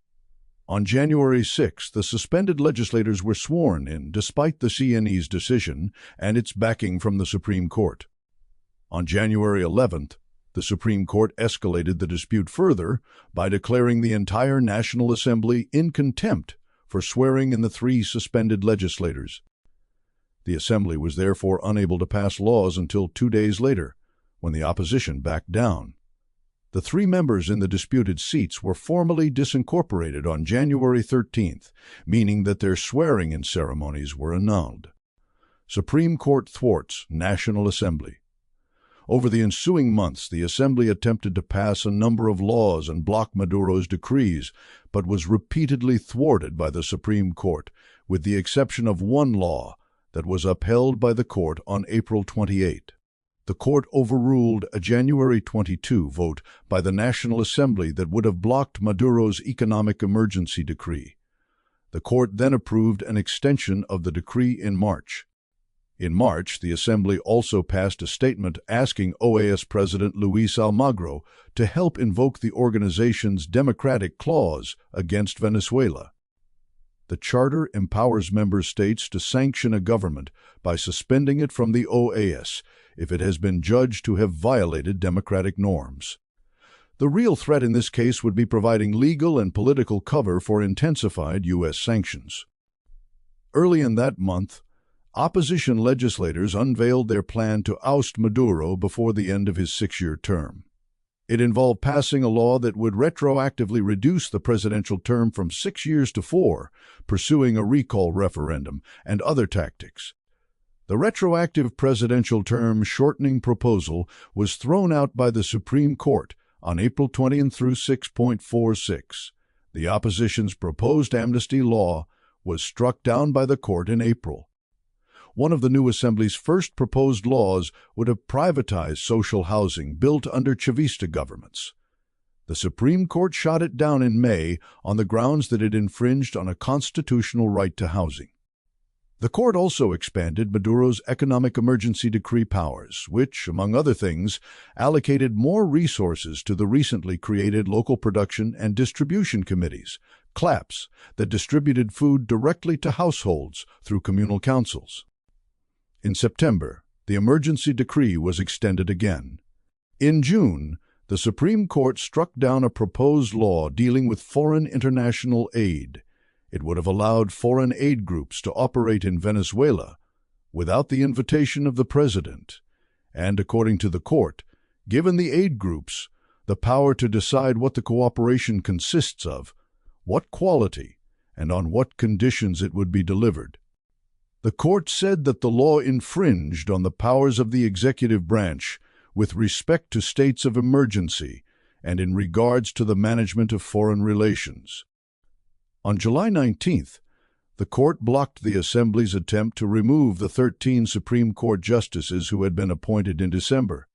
The journalist Lucas Kerner reported, "The High Court cited Article 265% of the Venezuelan Constitution, which specifies that the removal of TJ justices can only be done by the National Assembly through a 2/3 majority in cases of grave misconduct, as authorized by the Citizens' Power Branch of Government." Venezuela's Citizens' Power Branch, which is composed of the Attorney General, the National Ombudsman, and the Comptroller, has yet to recommend an investigation of any of the TSJ justices. On July 28, the Assembly voted to defy, as it briefly had in January, the Supreme Court's suspension of 3 opposition legislators who were accused of vote buying. The court announced that any votes it took, while it defied that suspension, would be null. 51. One of the Assembly's multi-pronged strategies to oust Maduro was based on the claim that he was Colombian. This charge was inspired by rumors, including the possibility that Maduro's mother may have been born in Colombia. The Supreme Court ruled in October that Maduro was indeed Venezuelan. Lucas Kerner explained at the time that even Colombia's government, which was hostile to Maduro, undermined the opposition's effort. In October, the Supreme Court also ruled that, given the Assembly's status of being in contempt, Maduro could bypass it for the purpose of getting his budgets approved. 3 opposition mayors broke with Acción Democrática, the political party led by Henry Ramos, and signed a document supporting the budget, and were in turn expelled from their party. On November 15, 2016, the 3 opposition legislators the Supreme Court had suspended after their elections were called into question submitted a letter to Henry Ramos, saying they were willing to be disincorporated from the National Assembly. It appeared that the standoff between the National Assembly, the Supreme Court, and President Maduro might soon be resolved. But the legislators did not follow through on this, and they were never actually disincorporated, as the Supreme Court had ordered back on January 11th. The Supreme Court pointed this out in a November 21 ruling. The saga of the failed recall referendum drive. If a recall referendum had been held before January 10, 2017, an opposition victory would have triggered a fresh presidential election. The Venezuelan Constitution says that 1 recall vote is allowed after the midway point of the president's 6-year term. But if a recall vote is won in the 4th year, then the vice president simply takes over for the remainder of the term. In a recall referendum held before January 10, 2017, then, an opposition victory would have triggered a fresh presidential election. It was therefore very important to the opposition that a recall vote be held in 2016-55. The opposition did not officially launch its signature drive until April 26, 2016, because they were working on other strategies simultaneously. One that they were excited about was retroactively shortening the presidential term to 4 years. In a recall referendum, the opposition would have to win with more votes than Maduro received in April 2013. However, a referendum on the term shortening amendment to the Constitution provided a lower threshold, no requirement to win with more votes than Maduro received in 2013. The Supreme Court had reasonable grounds for quashing that idea. By insisting that the amendment apply to Maduro's current term, the opposition was effectively trying to bypass the constitutionally established procedure for cutting Maduro's current term short, the recall referendum. Enrique Capriles wanted to pursue the recall vote process immediately. But it wasn't until early March 2016 that the notoriously divided opposition coalition announced a four-pronged approach to ousting Maduro, reducing his term to 4 years, organizing street protests, rewriting the Constitution through a constituent assembly, and carrying out a recall referendum. According to Venezuelan law, gathering signatures from 1% of the electorate starts the recall referendum process, and then gathering and having the National Electoral Council, CNE, verify signatures representing 20% of the electorate triggers a vote. During the recall attempt in 2004, 8 months had elapsed between the end of November 2003, when the opposition submitted signatures representing 20% of the electorate, and the recall vote held in August 2004. 58 in May 2016, however, when the opposition was 8 months away from the crucial January 10 deadline, it had not collected enough signatures required for a recall vote. It had only gathered enough signatures for the CNE to begin the process. The opposition did not help itself by staging protests, which turned violent outside CNE offices in May. This gave the CNE grounds for suspending its work for weeks. A Eurasia Group flowchart of the process showed that January 10 would have been a tight deadline, even if Maduro's allies on the CNE had not engaged in deliberate foot-dragging, as they certainly did. In late October, courts in 4 states issued injunctions against the petition drive based on fraud allegations. The CNE again suspended its work, thereby ensuring, as was already obvious, that the crucial January 10 deadline would be missed. The National Assembly voted to obey the Supreme Court and disincorporate the 3 opposition legislators on January 11th, after first electing a new president, Julio Borges, on January 5th, who presided over the vote. But the court refused to recognize the January 11 vote because it had ordered the Assembly to formally disincorporate the legislators before it would recognize any other vote the Assembly took. Henry Ramos, as the last Assembly president the court recognized as legitimate, would have to preside over the vote. The opposition refused that condition and therefore remained in contempt. The Assembly then invoked Article 233 of the Constitution to make the argument that Maduro had abandoned his post, the same absurd claim that Juan Guaido would use in 2019 to declare himself interim president. On January 30, 2017, the Supreme Court rejected the Assembly's arguments. Even opposition writer Francisco Toro conceded the absurdity of the argument in an October 2006-2016 blog post, but justified making it anyway, claiming that Maduro was guilty of worse constitutional violations. In March, the Supreme Court announced that it would fill in for the National Assembly, while the Assembly remained in contempt for the purpose of negotiating contracts for the state oil company.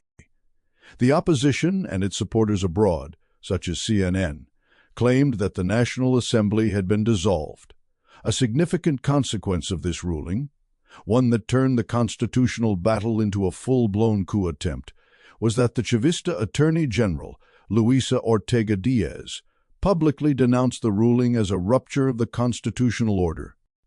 It was soon clear that she had flipped to the opposition's side, which was an especially critical development because she was part of the key citizen power branch of government mentioned above. It's important to note what the journalists Rachel Boothroyd Rojas and Ryan Mallet Outram mentioned about the Supreme Court ruling in an analysis piece. although Article 336.7% of the Constitution does give the TSJ the authority to declare an unconstitutional default in the national, state, or municipal legislature and establish, if necessary, corrective measures. The exact measures open to the court aren't specifically elaborated on. Do they include allowing the TSJ to take over the daily affairs of the AN? There's certainly no precedent for it under the current Constitution, but then again, the Constitution does establish the TSJ as the ultimate legal body in the country for interpreting the Magna Carta. On April 1st, the Supreme Court backed down and reversed its ruling. But by April 4th, the fifth coup attempt was underway, the constitutional blame game. To what extent did Maduro's government trample democracy, judicial independence, and the Constitution during this institutional standoff? All things considered, not enough to warrant being called a dictatorship or even particularly authoritarian. These terms were not applied to Brazil, for example. When President Dilma Rousseff was ousted by the Senate in 2016, based on an indefensible pretext, the breaching of budget rules that had nothing to do with perpetrating a crime, which is the constitutional requirement for impeachment. 2 years later, ex-President Lula da Silva was imprisoned in what was obviously a politically driven case, and therefore disqualified from running for president in 2018. Both these acts were undemocratic power grabs by Brazil's right wing and welcomed by Washington.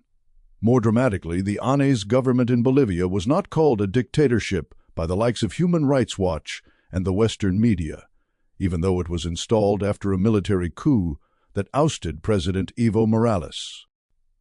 In fact, HRW's America's director explicitly referred to Bolivia under ANES as a democracy. 68. Additionally, there is no valid democratic principle that requires an elected government to let itself be overthrown by the proxies of a hostile foreign power. The very first article of the Venezuelan Constitution states, "The Bolivarian Republic of Venezuela is irrevocably free and independent, basing its moral property and values of freedom, equality, justice, and international peace on the doctrine of Simon Bolivar, the liberator.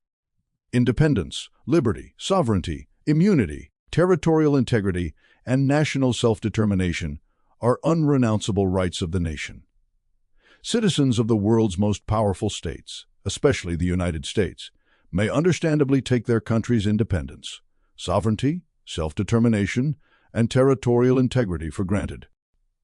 They do not worry about foreign governments overthrowing their own, unless they believe the ravings of people like John Bolton, who not only claimed that Iraq had weapons of mass destruction, but also that Cuba posed a biological weapons threat to the United States, or Rachel Maddow, who urged her audience to worry that Russia might be able to disable all the natural gas lines that service Sioux Falls in the middle of winter.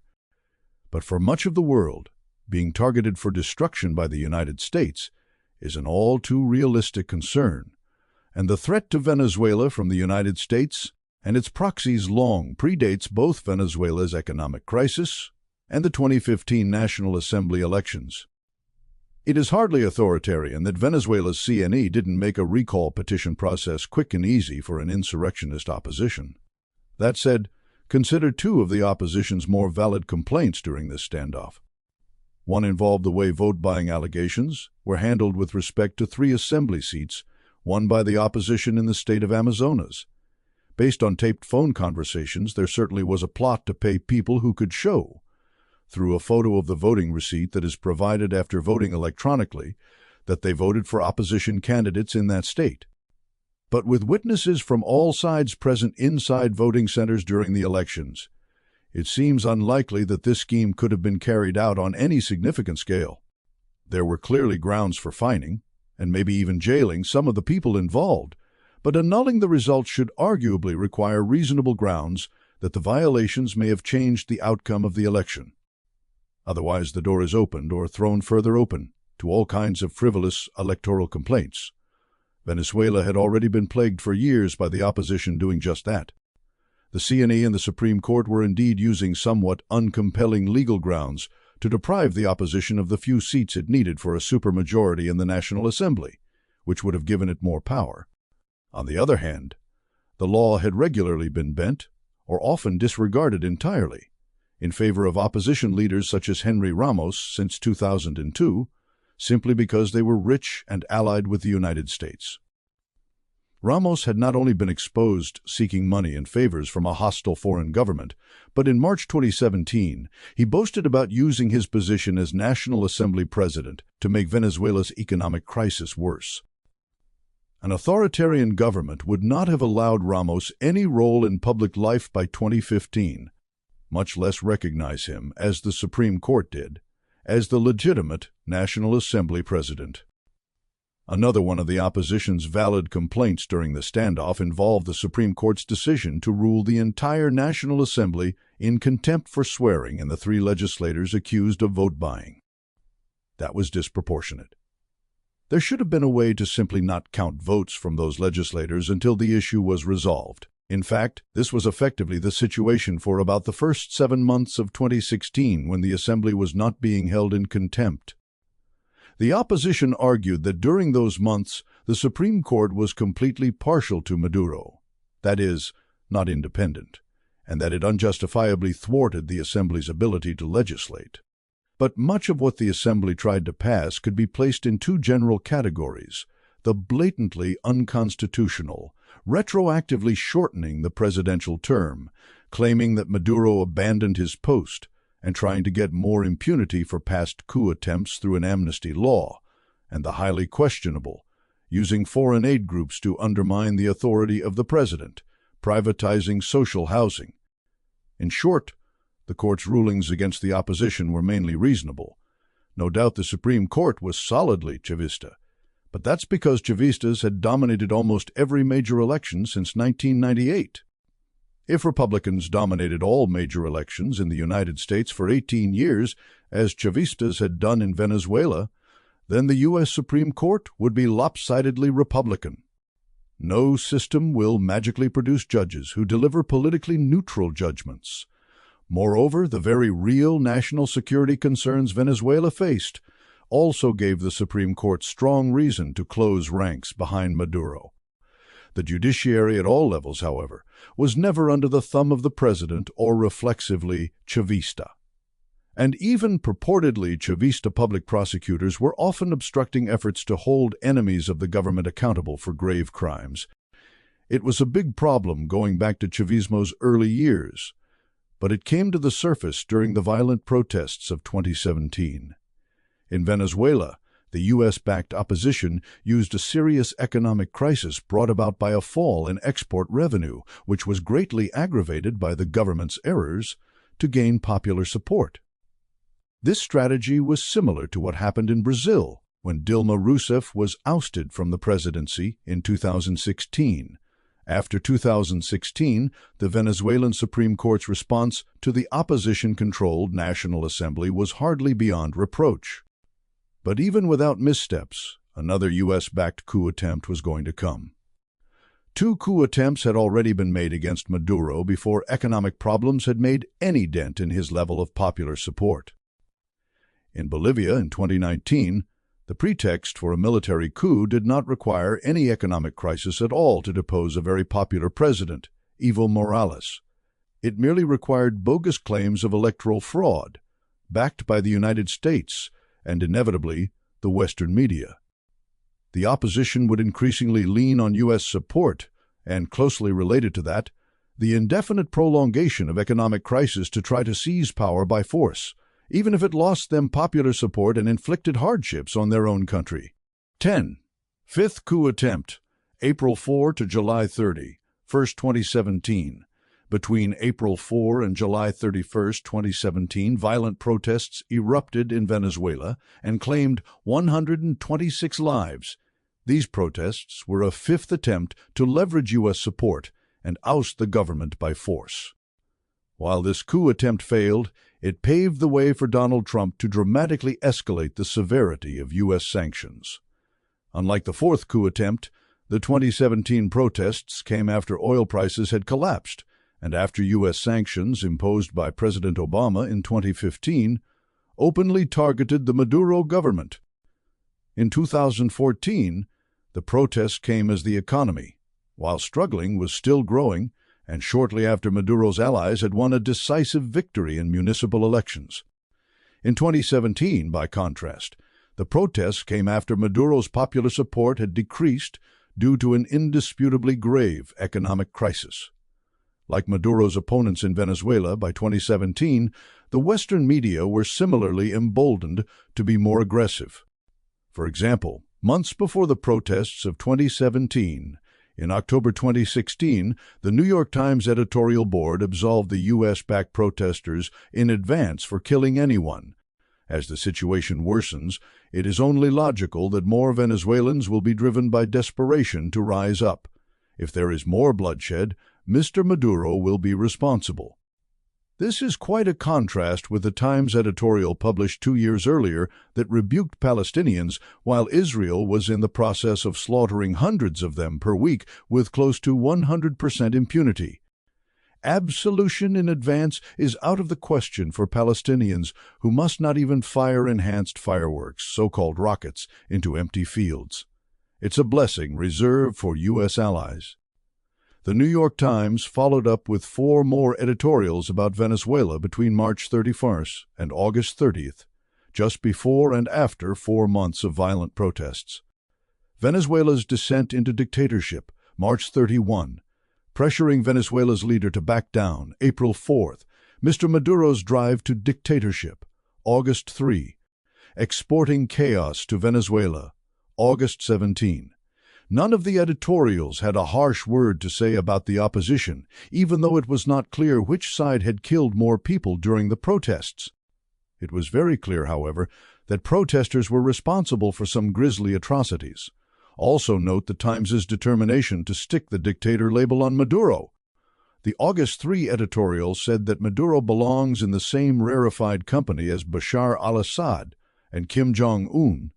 And even though the August 17 editorial expressed nervousness over the Trump administration's military threats against Venezuela, it continued to demonize Maduro's government, which is what made those threats possible. In addition to the Western propaganda apparatus that always demanded impunity for U.S. allies in Venezuela, another force emerged from within Chavismo that was openly pushing the same line: Luisa Ortega Diaz, Venezuela's Attorney General since 2003. In fact, she was praised in a New York Times editorial on March 31st. Ortega publicly broke with Maduro and the Supreme Court over a ruling in March that would have allowed the court to fill in for the National Assembly, while the latter was ruled in contempt. Ortega's position initially looked like sincere dissent against the ruling. However, as the 5th coup attempt, the violent protests of 2017 began and their death toll climbed, eventually taking 126 lives. It became clear that her objective was weakening Maduro, not enforcing the law or upholding the Constitution. This became especially obvious after Maduro announced on May 1 that he was calling elections for a constituent assembly. The journalist Lucas Kerner explained on June 16th, in a shocking revelation, Ortega announced on May 24th that of 2,664 people indicted for crimes such as homicide, looting, grievous bodily harm, robbery, and arson, only 284 have been jailed. Confrontation will not be resolved by putting people in jail, she said during the press conference. Edgar Marquez, the head of an organization representing Chavista protesters and bystanders who were killed or injured during the April 2002 coup, said that Ortega used typos in the case files and other frivolous excuses to justify setting people free. She also stopped returning the calls of organizations like his, with whom she had always worked. Marquez said that after her break with the government, they discovered that she had lied to them for several years about cases she claimed to have been pushing through the courts.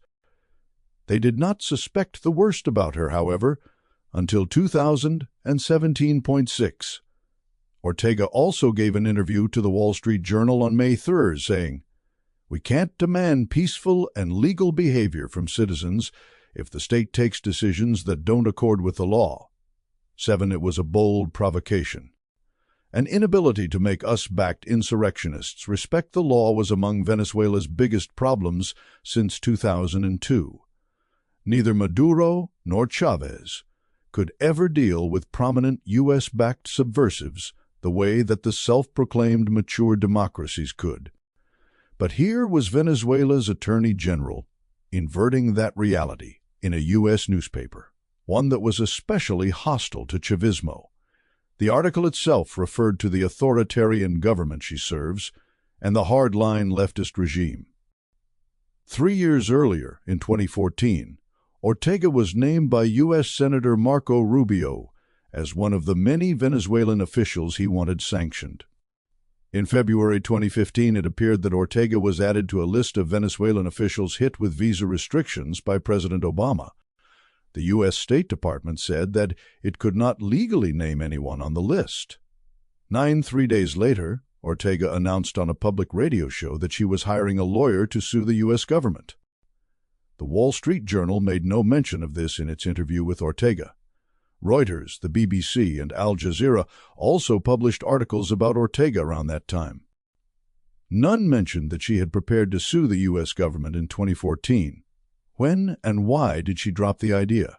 As late as March 5, 2017, Ortega had tweeted, "Today we remember Hugo Chávez Frias, a tireless Venezuelan fighter for social and just causes." 12 on August 29, 2017, weeks after she had been fired on August 5th, Ortega fled Venezuela to avoid prosecution for allegedly letting her husband use her office to run an extortion ring. On August 31st, Reuters reported her decision to pass details about corrupt acts allegedly perpetrated by Maduro to authorities in the United States, Spain, Mexico, Brazil, and Colombia. The opposition-controlled National Assembly refused to recognize her dismissal. By 2018, Ortega was trying cases before the opposition-appointed Supreme Court in exile, whose members are based in the United States, Panama, Chile, and Colombia. They reportedly met weekly via Skype. In July 2018, Ortega hinted that a hardline opposition conspiracy theory that Chávez died in December 2012 rather than March 2013 may be true, though she later backed away from that. She has also claimed to be investigating the already debunked theory that Maduro is not Venezuelan. She immediately recognized the Trump-appointed Juan Guaido as Venezuela's president in January 2019. And on March 14, 2019, in an exclusive interview with the hardline PanenPost.com, she attacked Chávez, whom she had always emphatically praised. "Look, I'm going to face whatever. I'm not afraid of anything. But those who say that are those who have unfortunately been victims of Chavismo. Chavismo sowed hatred. Divide and conquer, that was the maxim. I do not know who said it, but it was very true. Maduro and Chávez, too. They created hatred between brothers, between neighbors." Ortega's about-face seemed calculated to avoid punishment, as a longtime Chavista official, at the hands of an opposition government that she assumed would soon take power. In an interview on February 1, 2018, she was asked by the Venezuelan journalist Isnardo Bravo if she had presidential ambitions. Her response was, "I don't know if one day I could think about or plan that, but for now, number 19. With a prosecutor like this, the question of why grave crimes against government supporters, and the government itself, went unpunished under the Chávez and Maduro governments becomes easier to answer." In 2011, the documentary filmmaker Edward Ellis made a film, Tierras Libres, about the assassination of hundreds of Chavista activists in the countryside since 2001. The murders strongly suggested the involvement of wealthy landowners opposed to land reform. Ellis's assessment of the Chavista legal system's failure to bring perpetrators to justice was scathing, but the Western media, despite constantly digging for anything negative to say about Venezuela under Chávez, took almost zero interest. The Guardian allowed Ellis an op-ed 3 months after a letter was sent to them protesting its complete lack of coverage of the murders, despite having a correspondent, Rory Carroll, living in Caracas for years. There is a prophetic ring to Ellis's remarks in a 2011 interview, when one considers that Luisa Ortega Diaz and a few other prosecutors turned completely against Chavismo several years later. The legal system in Venezuela, despite the international media's misinterpretations, is still, in many cases, very much in the hands of the middle and upper classes. Most of these people have their roots in the power structures of punto fijismo, that's to say, the ancien regime. The majority of lawyers and judges share the same cultural background and class origins as the landowners and latifundistas. They went to the same schools and universities, visit the same clubs, and drink the same whiskey regardless of whether or not they don a red hat at a rally. So what you have is a system run and controlled by money. If you have the resources to pay private lawyers who know how to manipulate the system, you have a much greater chance of walking free. And when it comes to the Attorney's General Office or Public Attorney's Office, they are notoriously ineffective and bureaucratic, many times filled with the same players. In my opinion, the lack of accountability in the nation's Public Attorney's Office, Ministerio Público, is the greatest obstacle to ending impunity in the countryside, if not the entire country. Specific policies need to be implemented to ensure the follow-up and investigation of cases, but until we have people from the lower classes graduating as lawyers and becoming judges, I fear not much will change. Ellis's film undermined the story that the Western media and NGOs like Human Rights Watch were determined to push, that the judiciary was under Chávez's thumb. The international human rights NGOs had no interest in pressuring the government to root out corruption within its own ranks and reform the legal system if the opposition would be weakened by it. That explains why the case of Lourdes Afiuni, a judge imprisoned for corruption after she released a banker from custody, was transformed by the Western media into an emblematic case of alleged abuse under Chávez. Meanwhile, hundreds of Chavistas victimized by corrupt judges, prosecutors, and police in the rural areas were ignored. One such victim is Donella Deviz, whose husband Hermes Escalona was murdered in 2003. Deviz featured prominently in Edward Ellis's film, which reveals that she actually appeared once on Chávez's weekly TV show, Allo Presidente. On the show, Chávez promised her that he'd ask his own attorney to see what was going on with the case. The film followed up with Deviz, who tearfully said that nothing happened. "I never heard from that lawyer," she said, and added through tears, "For the poor there is no justice." Indeed, and no interest either, unless their plight can be weaponized in support of U.S. allies. An all too rare exception to this pattern was the case of assassinated indigenous leader Sabino Romero. He struggled to have the government enforce the constitutional land rights of the Yukpa people. That effort pitted him against wealthy landowners, whom activists allege decided to have him killed. Romero was murdered in 2013 by a hired assassin named Ángel Antonio Romero Bracho, also known as Manguera, who was sentenced to 30 years in prison in 2015. A year earlier, 5 police officers who were Manguera's accomplices were given much lighter sentences, 7 years. Nobody has been prosecuted for actually hiring Manguera, and activists say their pressure campaign was essential to getting any convictions at all. In 2016, these activists, led by Romero's wife, pressured Luisa Ortega after a prosecutor told them the case had been closed, to no avail. As of 2020, Romero's supporters continued to demand that the intellectual authors of Romero's assassination be prosecuted. Ignacio Ramirez Romero, a lawyer who is the head of the National Federation for the Defense of Human Rights in Venezuela, FENADE, says he did not doubt Luisa Ortega's loyalty to Chavismo when she became a prominent prosecutor in 2002, but was not impressed with her ability. "I was very surprised when she was appointed Attorney General because she did not inspire confidence."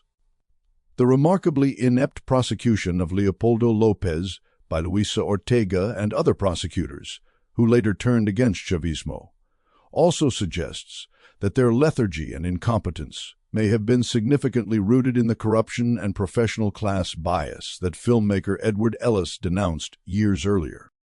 Another grim tally. As it had done for the 2014 coup attempt, Venezuela Analysis put together a detailed tally on the deaths during the fifth coup attempt in 2017.28 because the victims are far more numerous. 126 in 2017, compared with 43 in 2014. The two graphics below summarize the data, rather than providing an incident-by-incident summary. The tally uses information from the Attorney General's office as a baseline, which was then assessed against press reports and other sources. Given Luisa Ortega's open confrontation with Maduro throughout this period, this is not an approach that would underestimate deaths for which the government or its supporters were responsible. Source, courtesy Venezuela Analysis. Source, courtesy Venezuela Analysis. At least a quarter of all 126 protest-related deaths were caused by the opposition, either directly or by hazards they created in the streets. That is very likely an underestimate, however, given that in about half the cases the information was too vague to conclude who was responsible. Considering only the cases for which responsibility is clear, about half the deaths were caused by the opposition. Similar comments apply when one considers who died. About 50 victims could be clearly identified as opposition protesters or political figures, while 19 were clearly members of the security forces or government supporters. 56 victims were either bystanders or could not be reliably placed on either side of the political divide. Anyone tempted to discard the possibility that a lot of the unknown or disputed deaths could have been caused by the opposition need only consider the case of Orlando Figuera. If not for the brazenness of the opposition protesters who killed him, his death could easily have ended up in the unknown or disputed categories, or perhaps dismissed as unrelated to the protests, because alleged criminals are often lynched in Venezuela. Figuera's murder was not only gruesome, it was revealing in many ways that were ignored. On May 20th, Figuera was stabbed 6 times, doused with gasoline, and set on fire by protesters in the wealthy Altamira neighborhood, which is in the opposition stronghold of Chacao, a municipality in East Caracas. Leopoldo Lopez was mayor of Chacao from 2000. Until 2008, its mayors have always been from the opposition. The assault on Figuera happened in broad daylight in front of a large crowd, in a neighborhood where many foreign journalists lived.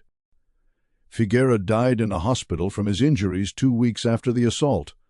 Unable to deny that anti-Maduro protesters had set Figuera on fire, Reuters tried to depoliticize and downplay the atrocity as much as possible. They interviewed their own photographer, Marco Bello, on May 22, while Figuera was being treated in a hospital, who said, "All I heard throughout was that he was being accused of trying to steal from a woman. I didn't hear anyone accusing him of being a pro-government infiltrator." 32 Reuters added that lynchings have become common, killing about 1 person every 3 days, according to a local NGO. On June 4th, the day Figuera died from his injuries, a Reuters headline used the passive voice about his death. A man was set ablaze. By whom? 33. In the 12th paragraph, readers were finally informed that Figuera had been set ablaze by anti-government protesters. The article added, "The government says Figuera was targeted for being Chavista, or a supporter of late leftist Hugo Chávez, because he had dark skin and looked poor." But a Reuters witness on site said a group of mostly hooded protesters pursued Figuera, calling him a thief, after he was accused of trying to rob a woman. Figuera's parents also accused the protesters of attacking him because they thought he was a Chavista. Reuters ignored what the victim's family said and instead presented a variation of their patented Maduro says formulation, manipulating readers into deciding if Maduro's government or a Reuters photographer was more credible. Many readers would tend to believe the victim's family, certainly more than a relentlessly vilified government, but Reuters took away that option. Disputing the exact reason protesters murdered Figuera was a desperate bit of damage control. Protesters, whom the Western establishment uncritically supported, had murdered him in broad daylight, in a neighborhood that was teeming with foreign journalists. 2 days before the assault on Figuera, another man, Carlos Ramirez, accused protesters from his hospital bed of setting him on fire because they thought he was a Chavista. It happened in the same neighborhood, Altamira. Ramirez survived. In one of his lengthy articles for The New Yorker, John Lee Anderson mentioned Figueroa's murder in passing without naming him. Anti-government activists had doused a Chavista youth in gasoline and set him on fire. But Anderson quickly went on to assert that government forces had been far more violent than the protesters. In contrast to his brief mention of Figueroa's case, Anderson spent paragraphs uncritically relaying the views of Roberto Patino, an opposition protester who had been injured. Anderson seems to have concluded that the government was far more violent, based on the claim that 120 protesters died in the fighting. But, as shown in the pie charts above, 48 deaths, about 40%, were bystanders, government supporters, or security forces. This means that at most 78 protesters died, even if one assumes that all the unknown and disputed deaths were those of protesters. Recall that, in the case of Israel, when almost 100% of the dying is on the Palestinian side, and the death toll is in the thousands, the Western media often manages to depict Palestinians as the more violent party. At best, they are portrayed as equally violent and culpable. Amnesty International and Human Rights Watch have descended to this false depiction as well. The Office of the UN High Commissioner for Human Rights, OHCHR, in a report it released in August 2017, sloppily claimed that Figueroa died the same day he was attacked. In fact, he died from his injuries 15 days later. The report also conspicuously failed to ask Trump to stop threatening Venezuela militarily, as he had begun to do. A credible human rights organization would never overlook that type of aggression. Needless to say, the murder of a poor Afro-Venezuelan by protesters supported by the Western media and big NGOs did not become an emblematic case, like that of the Judge Lord Zaffiuni. Instead, Figueroa's case was written off as an isolated case by the Western propaganda apparatus. Why did these protesters get away with it? Obvious questions about the Figueroa case cried out to be asked, but never were. For instance, the June 4, 2017, Reuters article highlighted above quoted a local NGO, Foro Penal, to suggest that the government was going overboard with arrests as part of its heavy-handed repression of the protests. Reuters didn't say who had been arrested for Figueroa's murder. In fact, nobody has been arrested by Venezuelan police in what became, certainly in Venezuelan state media, a very high-profile case. More than 2 years later, in September 2019, the Maduro government was trying to extradite one suspect from Spain. Enzo Francini Oliveros, a Chacao resident and construction company owner, was publicly named as a suspect a month after the attack. He was identified thanks to video footage that showed the license plate of his motorcycle. In November 2019, Spain released him from custody, claiming that Venezuela's extradition paperwork was not in order. A Spanish newspaper, La Razón, published a sympathetic article about Francini that ignored all the evidence against him. Should it not have been very easy, especially for an alleged dictatorship, to quickly make numerous arrests in this case? In March 2019, Figueroa's mother had publicly expressed outrage that suspects had been able to leave the country. Her frustration was understandable. Enzo Francini had been in trouble with the law before but had managed to escape punishment. The class bias in the legal system that persisted under Chávez and Maduro is clearly a big factor in this case. It's a bias that the Western establishment has consistently pressured Venezuela to maintain by invoking judicial independence or other lofty pretexts. Figueroa's killers also showed no fear of being outed to police by neighborhood residents. Were residents, including many foreign journalists, too afraid of the so-called peaceful protesters to get involved? In some cases, were they too much in sympathy with the killers? In May, U.S. journalists Abby Martin and Mike Prisner filmed a short documentary about the protests that was aired in July by Telesur, a network funded by the Venezuelan government. They showed that anyone living in Venezuela has good reason to fear doing honest first-hand reporting about anti-government protesters. Martin and Prisner began their film by interviewing numerous peaceful protesters who arrived early in the day, but then they began following the violent protesters who tended to arrive later on. These protesters set up flaming street barricades in Altamira, the neighborhood where Figuera was murdered. Martin and prisoner were at one point surrounded by hooded men who demanded to know which outlet they were with. Having US accents and white skin probably saved their lives. The men assumed they would get the kind of coverage they wanted. Martin and prisoner followed the protesters to a major highway that the protesters had blocked by commandeering 2 large trucks. Protesters also began throwing rocks at an Air Force base. The National Guard arrived and fired tear gas to clear the roads. This, of course, meant that the violent protesters had succeeded in producing images of supposed repression. Martin said that no arrests were made that night. Prominent opposition supporters, among them the hardline PanamPost.com, spread rumors that Martin and prisoner were working for Venezuela's intelligence services. This is the kind of allegation that outrages big human rights NGOs when it is made by the Venezuelan government against the opposition. Martin and prisoner were threatened because the opposition is not used to journalism that doesn't ape their perspective, no matter the facts. An extreme example of the latter type of journalist is the veteran British broadcaster Michael Crick. Confronted on Twitter with graphic images of Figuera's murder, he responded dismissively by saying that such things also happen in the United Kingdom. We can imagine how quickly Venezuela would be bombed if its government was linked to protesters who burned people alive in the streets of London or Washington. Trump thinks he can overrule Maduro's call for a constituent assembly. It's possible for a government to abuse its authority by calling for a vote, for example, one that would take universal rights away from racial or religious minorities, or, more obviously, by suppressing one.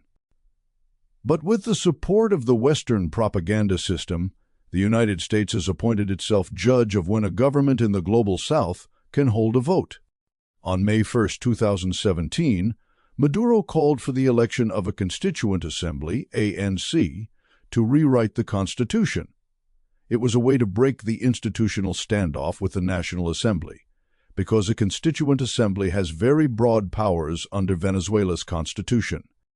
After the Constituent Assembly was elected on July 31st, it allowed the government to replace Luisa Ortega Diaz. Her dismissal as Attorney General, combined with a general exhaustion of the hardline opposition, put an end to the 5th coup attempt. There was a precedent for this development. A Constituent Assembly had been elected to write a constitution in 1999, and Venezuelans were asked to make very significant amendments to that constitution in referenda held in 2007 and 2009. At the end of 2013, Leopoldo López said in an interview that he was a strong believer that a Constituent Assembly was required to rewrite the Constitution. In fact, it was one of the strategies the opposition said they were working on in March of 2016-51. But when Maduro called for the election of a Constituent Assembly, it was presented as an outrageous power grab. Trump dramatically intensified economic sanctions against Venezuela and began making military threats a few weeks after the Constituent Assembly was elected on July 31, 2017-52. The Western media, ignoring Venezuela's constitution, widely depicted the ANC as Maduro's creation and gave the impression that the opposition was not allowed to run in the ANC elections. Nicolás Casey of the New York Times deceptively explained to readers on July 29, 2 days before the elections.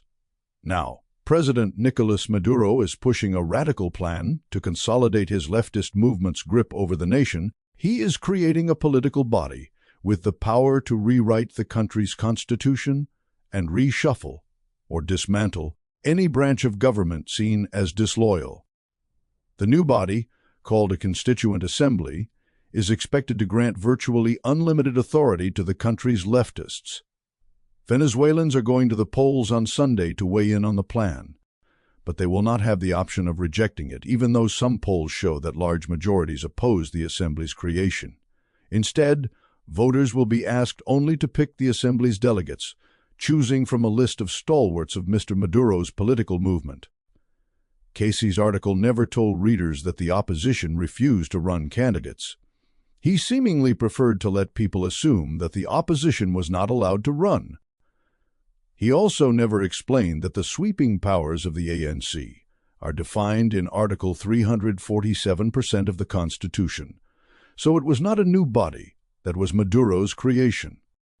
Later in the article, Casey included the vague statement that Hugo Chávez oversaw the last rewrite of the Constitution in 1999, but he failed to clarify that an ANC was elected to draft that Constitution.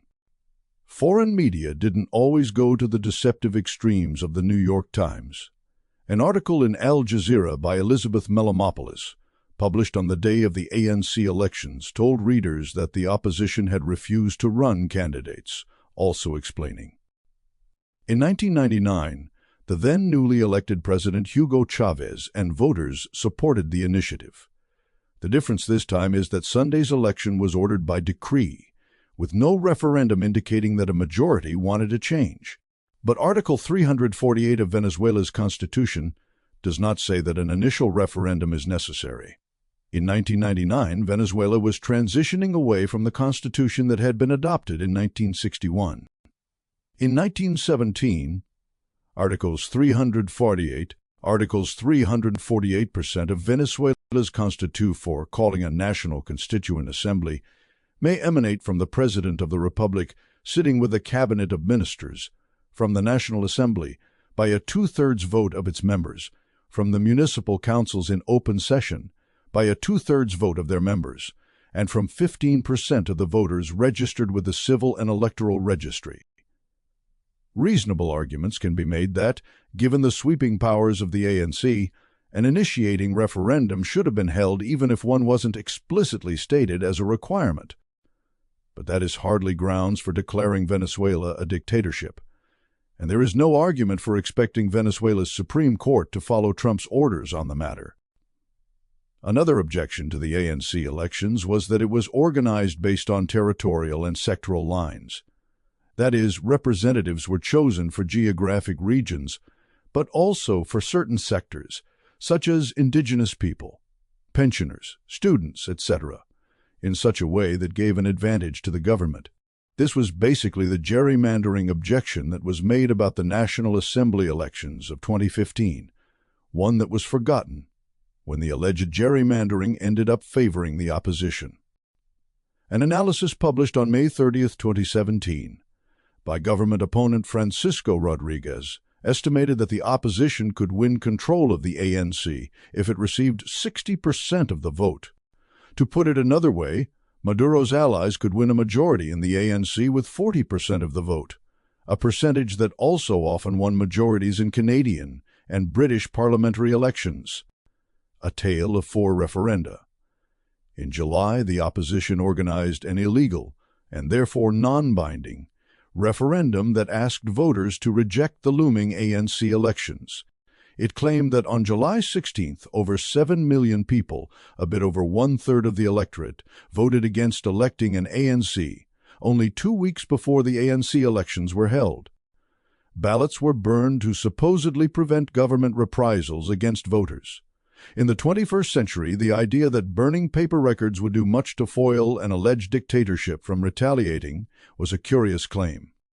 Recent referenda elsewhere provide striking examples of Western hypocrisy and the gaping holes in the stories the West sells about U.S. allies and adversaries. Venezuelan opposition referendum, a democratic festival, says Western media. On the day of the illegal vote in Venezuela, Reuters reported, there was a festive atmosphere under the Caribbean sun in most places, with people blasting music, honking car horns, waving Venezuelan flags, and chanting, "Yes, we can." One of the referendum questions was especially provocative. It asked if the military should obey the opposition-controlled National Assembly. But Maduro's government did not send security forces to stop voters from participating. Referendum in Spain provokes EU-approved repression. But that's exactly what happened in Spain a few months later, in response to an illegal independence referendum in Catalonia. The elected Catalan government was then dissolved by the national government. Its president, Carles Puigdemont, was arrested in Germany at Spain's request. The EU, and Spain in particular, have since 2017 increasingly joined Trump in sanctioning Venezuela and hypocritically expressing concern over the state of its democracy. In fact, even CNN showed images of Spanish National Police attacking Catalan voters. Coup to stop a referendum in Honduras had very strong arguments, says Clinton. In 2009, Honduran President Manuel Zelaya tried to ask the public the following question in a non-binding vote. Do you agree that in the general elections of November 2009 a fourth ballot box should be installed to decide whether to convene a national constitutional assembly that would approve a political constitution? The Supreme Court said Zelaya couldn't hold the non-binding vote, but he proceeded to organize the vote anyway. Zelaya ended up being overthrown in a military coup on June 28, 2009.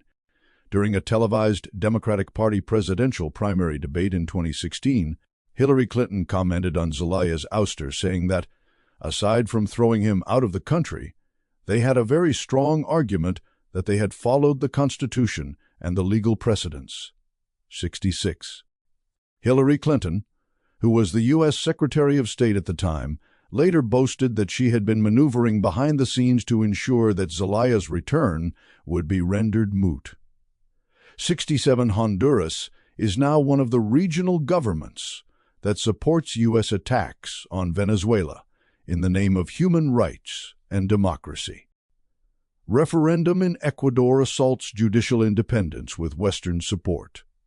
In Ecuador in 2018, a body with the verbose name Transitory Council of Citizens Participation and Social Control, CPCCST, is the correspondingly clunky Spanish acronym, ended up assuming the sweeping powers of a constituent assembly, for example, by firing Ecuador's constitutional court without its members ever being elected.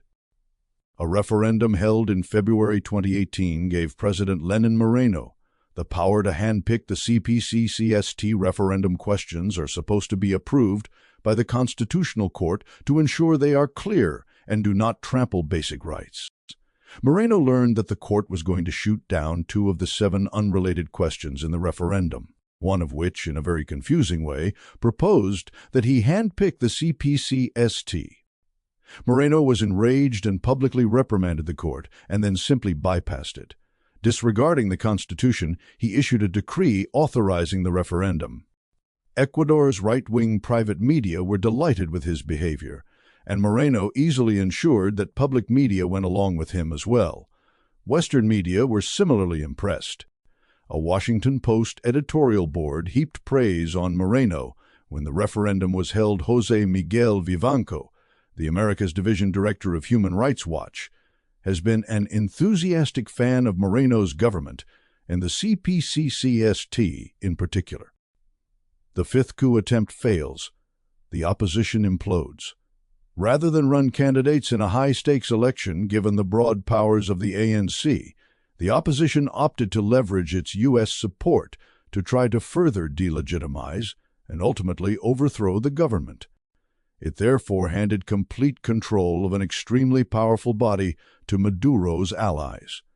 But the coup attempt failed, and afterward most of the opposition balked at the thought of losing another election. Opposition candidates participated in the comparatively low-stakes regional elections that were held a few months later, in October. These were the elections discussed earlier, in which the opposition performed disastrously, even though turnout at 61% was not low. Maduro simply had vastly more support than the opposition-aligned pollsters cared to admit. 4 of the 5 opposition governors who won in those elections outraged and demoralized opposition hardliners by being sworn in before the president of the ANC, Delcy Rodriguez. Henry Ramos Alup suddenly became a whipping boy for much of the opposition because all 4 governors were from Acción Democrática, the political party he leads. The Miami Herald pundit Andres Oppenheimer said that the United States should consider hitting Henry Ramos with sanctions, and that the 4 opposition governors should be sanctioned as well. Trump would have to intensify his already lethal and criminal effort to prop up his stumbling allies in Venezuela. The Juan Guaido phase of Washington's extraordinary threat to Venezuela was 15 months away from beginning.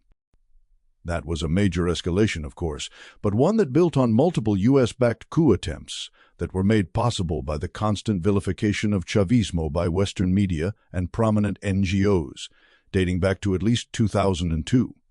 Confronting that history is required not only to remove the inexcusable threat posed by the United States and its allies to Venezuela, but to better understand the need for democratic reform, especially regarding control of public debate, within the world's richest countries.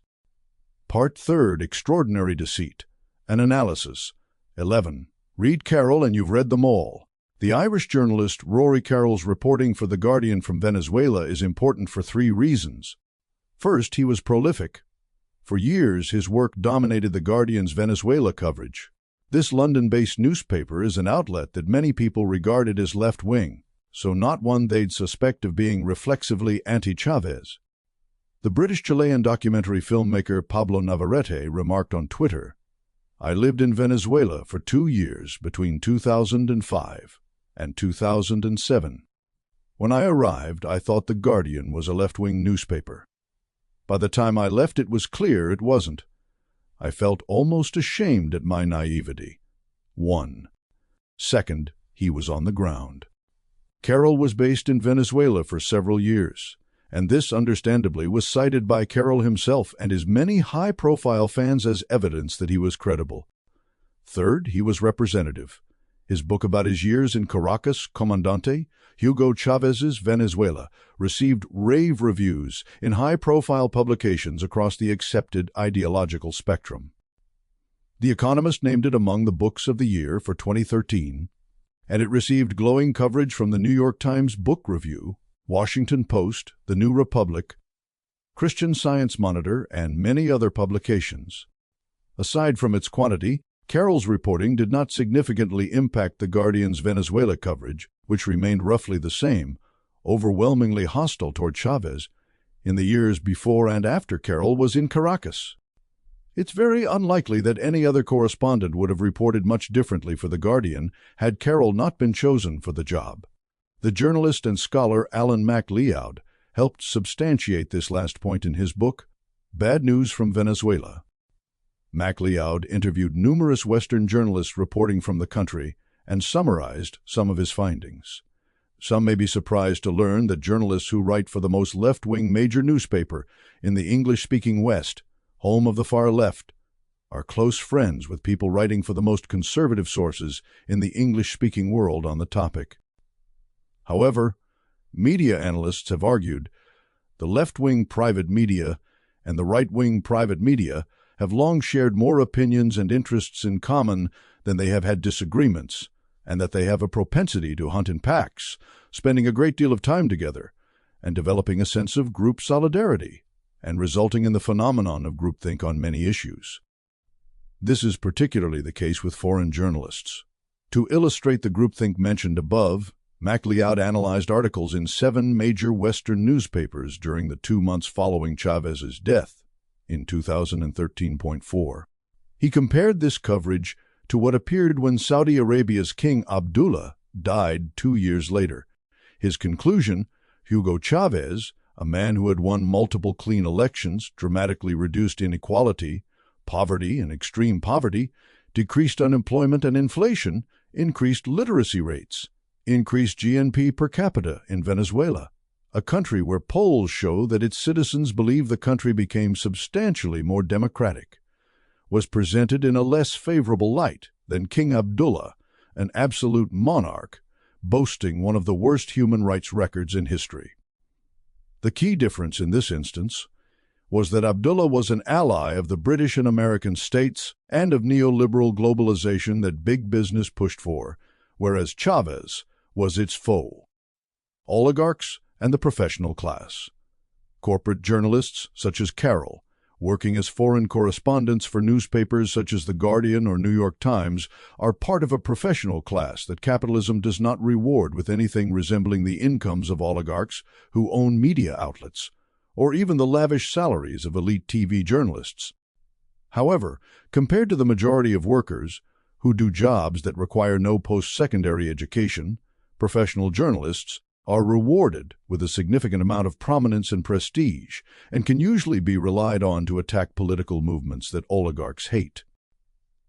This is often true of the professional class, even when they are struggling financially. Chavismo's difficult relationship with much of Venezuela's professional class is unsurprisingly mirrored in the hostility of numerous professional journalists like Carroll.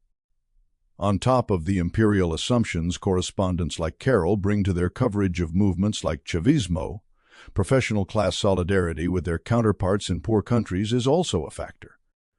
Any political movement that is serious about attacking inequality will encounter strong resistance from segments of the professional class, a useful NPR interview.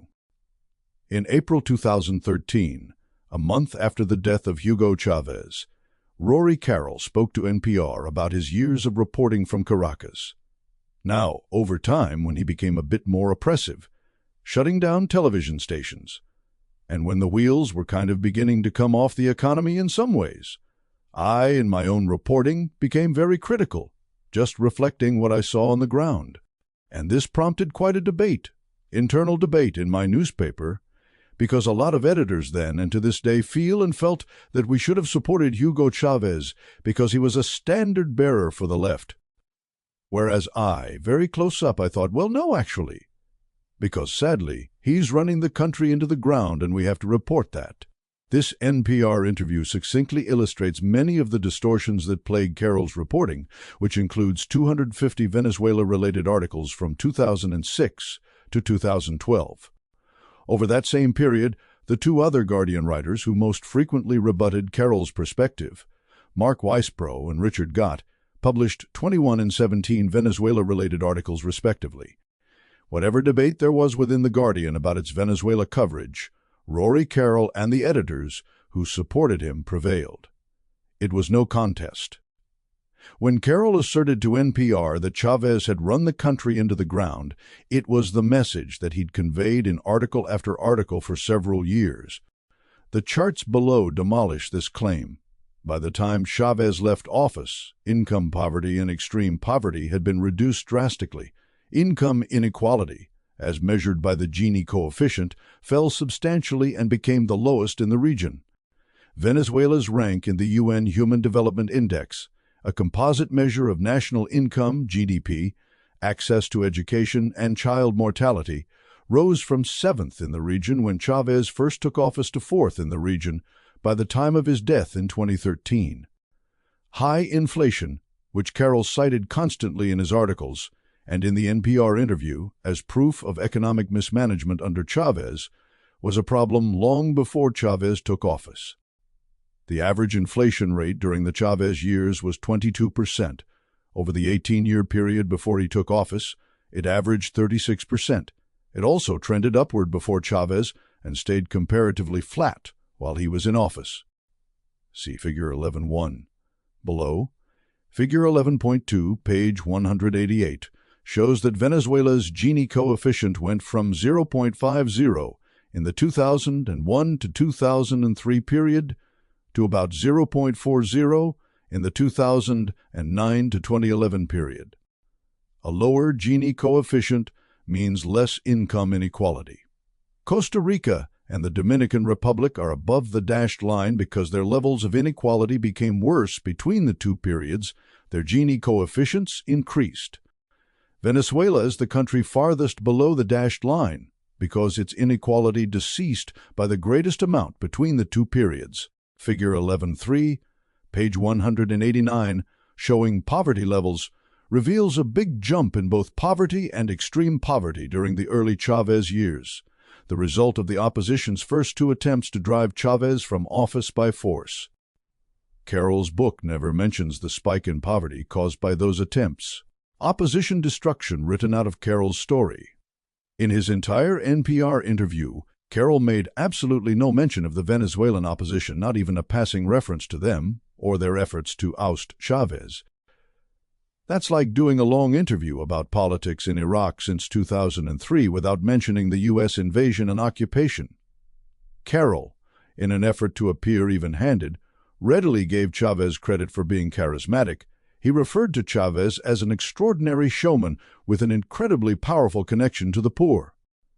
But Carroll totally sidestepped the fact that the opposition, by attempting to oust Chávez, had waged a scorched earth campaign against the poor and against democracy. In turn, the poor made a logical decision to support Chávez against the repulsive opposition leadership. Table 11.1 Selected Latin American countries, ranked by UN's Human Development Index. 2013, 2015, Argentina, Chile, Argentina, Uruguay, Mexico, Venezuela, Brazil, Mexico, Peru, Brazil, Venezuela, Ecuador, Peru, Colombia, Paraguay, Bolivia. Source: compiled by the authors. The facts don't support the theory that the poor were dazzled into irrationally supporting a talented showman. The shallow and patronizing insinuation made by Carroll and other corporate journalists. A more credible explanation is that they took Chávez's side because they wagered correctly that his government intended to redistribute wealth and power in their direction, while his opponents had proved willing to do anything to prevent such a redistribution. If the Chávez government were as oppressive, the term Carroll used to describe Chávez to NPR as the government in the United Kingdom, where young men have been sentenced to years in prison for simply advocating riots through comments on Facebook, then most of Venezuela's top opposition leaders would have received lengthy prison terms by January 16, 2002. As an example he could use to justify calling Chávez oppressive, Carroll mentioned Chávez shutting down television stations. In 2007, 5 years after the coup, one that Venezuela's major broadcasters had all supported, the Chávez government refused to renew the license of one domestic broadcaster, RCTV. The non-renewal of RCTV's license in 2007 did not shut it down. It only meant that RCTV's broadcasts were no longer available free of charge, as the broadcasts of the other coup-supporting networks, Venevision, Globovision, and Televen, remain to this day in Caracas. RCTV continued to broadcast through cable and satellite until 2010, 8 years after the coup, when another dispute with government regulators forced it off the air. But by April of 2013, when Maduro ran against Henrique Capriles to replace the recently deceased Chávez, data for TV coverage and audience share compiled by the Carter Center during the campaign showed no significant advantage for Maduro. But the decontextualized fuss made for years over RCTV by journalists like Carroll made such a finding seem impossible. A privileged, close-up view of the class divide. NPR asked Carroll to describe the class divide in Caracas. He described the poor clinging to the hillsides in cheaply built houses. At lower elevations, he said, the rich, the middle class, tend to live. He might have added that the wealthier areas are in East Caracas. NPR also asked Carroll to state authoritatively if Chávez had improved the lives of the poor. Didn't the poor decide that for themselves by handing Chávez numerous electoral victories over 14 years? Carroll was eager to stress that he saw Venezuela close up, but he dismissed the perspective of the majority of Venezuelan voters who had always seen Venezuela close up and not from a pricey East Caracas apartment. According to Michael Fox, one of the authors of Venezuela Speaks, Voices from the Grassroots, Rory Carroll contacted him shortly after Carroll had arrived in Caracas in 2006.18. Carroll was taking crash courses in Spanish and was generally trying to familiarize himself with Venezuela. He invited Fox to a party at his apartment in Altamira, an upper-class neighborhood and opposition stronghold in East Caracas. Fox said that the lavish apartment had the feel of a penthouse and included an amazing balcony overlooking Altamira. Carroll was quite happy with it, according to Fox. A small group of journalists were there, including the British-Chilean documentary filmmaker Pablo Navarrete, who recalled on Twitter that foreign correspondents, plus other expats, in the app's expansive veranda, sipped cocktails while the barrio lights glistened on the horizon. 20. A party like Carol's would not set an atypical scene. Foreign journalists in Caracas, with the exception of those like Fox who worked for small alternative media outlets like Venezuela Analysis, overwhelmingly reside in East Caracas. As the Miami Herald journalist Jim Wiss told Alan MacLeod, "I can see the house of the reporter for The Guardian from where I am sitting. I think almost everybody is living in the wealthier area because it is really one of the few places that is safe to walk around." Security is a real issue in Venezuela. Lucas Kerner was based in Caracas reporting on the perspective of the Chavista grassroots for Venezuela Analysis from 2015 until 2020. He did not dismiss the physical safety of journalists as a problem, but explained why it was hardly an insurmountable one. While insecurity is undoubtedly a major problem in Caracas, it is mainly a barrier for multimedia teams reliant on ample quantities of expensive equipment. Print and photojournalists can freely navigate most of the city's barrios. It is simply a matter of taking the time to build local contacts and connections. Like everywhere else, journalism in Venezuela is all about cultivating relationships based on trust. And like everywhere, it's easiest, professionally and personally, to stick to reporting the perspective of the most comfortable. For Chávez, no benefit of the doubt, ever. Rory Carroll told NPR that any right-thinking person would have given Chávez the benefit of the doubt during his early years. But The Guardian's news coverage certainly didn't. In 2002, when it mattered most, The Guardian reported from the perspective of the U.S.-backed opposition, an approach that Carroll would continue when he arrived in Venezuela 4 years later. At that time, Michael Fox said, there was actually hope among international activists in Venezuela that Carroll might show less bias against the Bolivarian process because The Guardian, at the time, had a better reputation among leftists. Despite some terrible reporting on Venezuela, its comment is free section offered some balance and hope that its reporting might someday improve.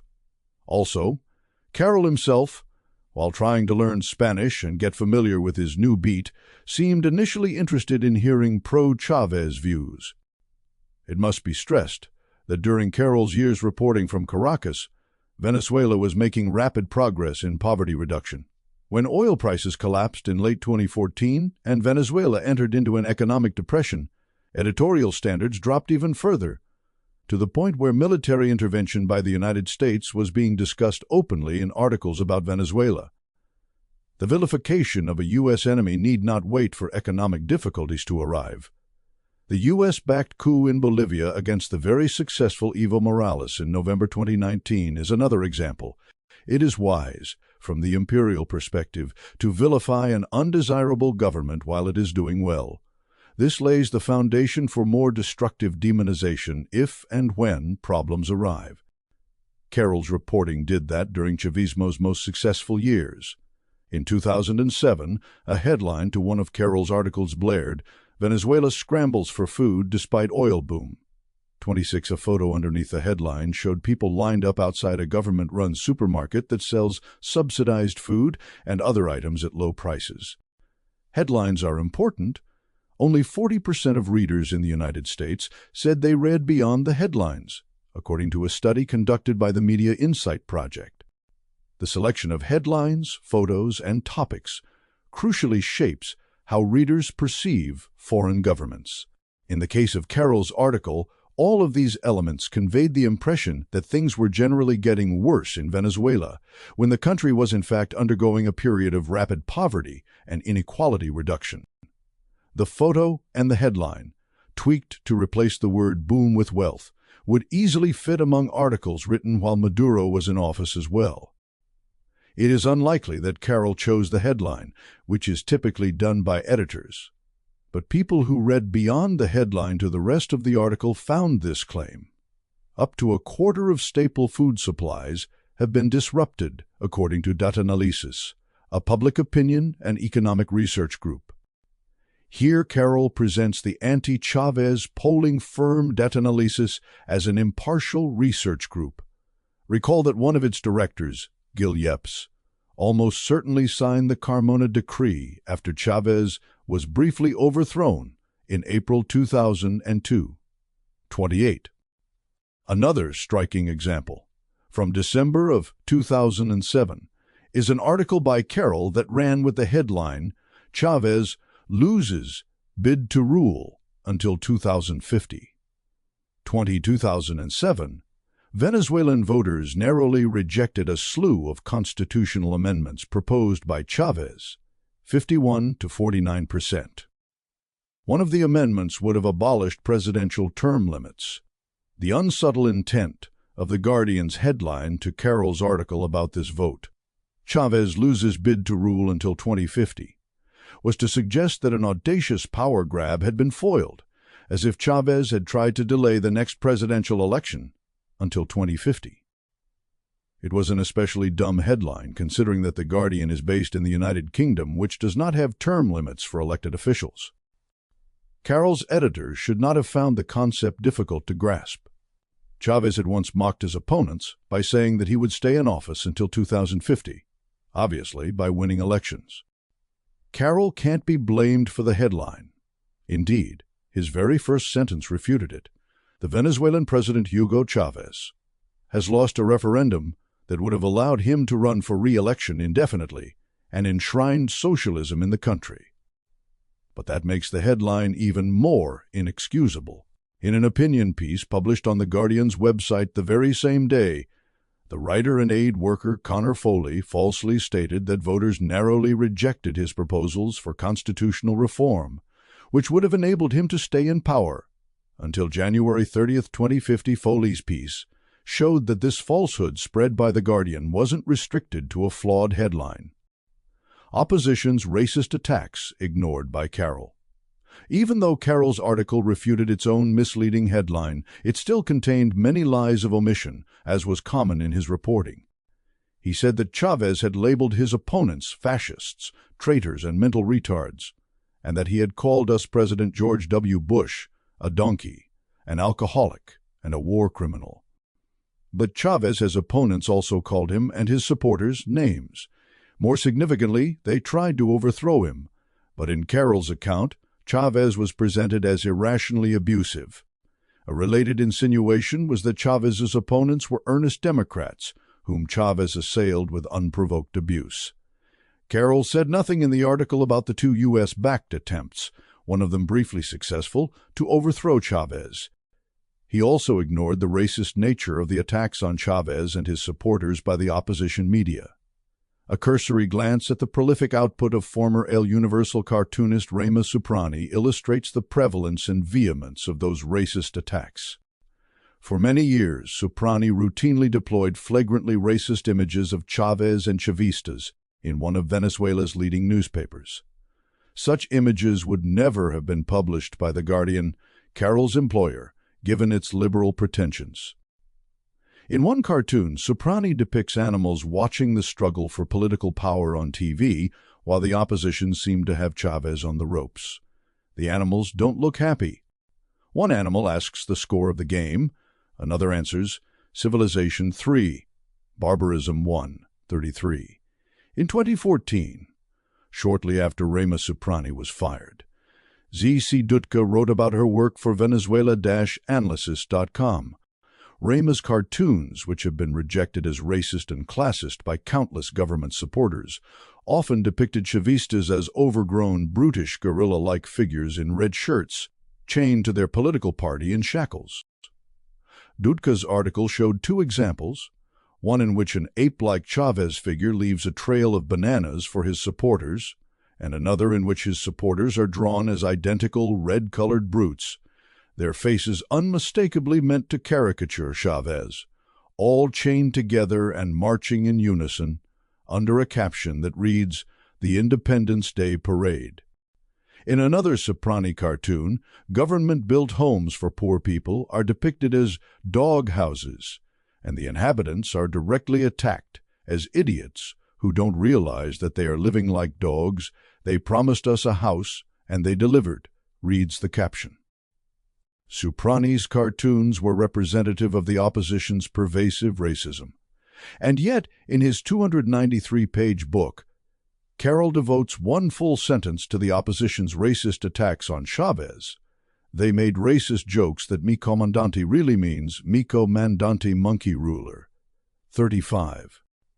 Carroll also claimed in the book that Chávez invited abuse through calculated, measured provocations, a trap that exposed their arrogance, economic power, and sense of entitlement. But Chavistas in general, not just Chávez, were targeted with racist abuse and obvious problems with his measured provocation theory. How did the poor provoke the opposition's abuse? By existing and voting for Chávez, who took their side against racists? Did a WikiLeaks document show that oil giants had Chávez by the throat? On December 9, 2010, one of Carroll's articles ran with the headline, WikiLeaks Cables. Oil giants squeeze Chávez as Venezuela struggles. 37. Carroll's opening sentence stated that Venezuela's tottering economy is forcing Hugo Chávez to make deals with foreign corporations to save his socialist revolution from going broke. What sets WikiLeaks apart as a media outlet is that it publishes primary sources, which allows readers to check for themselves what journalists write about the documents it releases. The cables Carroll cited said nothing at all about Venezuela's government going broke, and in any case, such a claim would have been absurd. At the time, Venezuela had very low levels of public debt and ample foreign exchange reserves. What allowed Carroll to make this claim? He asserts that the Italian ambassador Luigi Macotta told his U.S. counterpart that Italian oil company Eni squeezed PDVSA over an Orinoco Belt deal in January this year, knowing it had no one else to turn to. But Carroll also writes that foreign oil companies still in Venezuela stay largely silent, lest they anger the government and find themselves locked out of the Western Hemisphere's biggest energy reserves, which contradicts the central claim of the article. Why would foreign investors care about angering Chávez if their position was as strong as Carroll claimed? Carroll also failed to mention that even U.S. officials were not completely sold on Luigi Macotta's version of events. The cable said, "It is unclear what bonus Eni really paid PDVSA.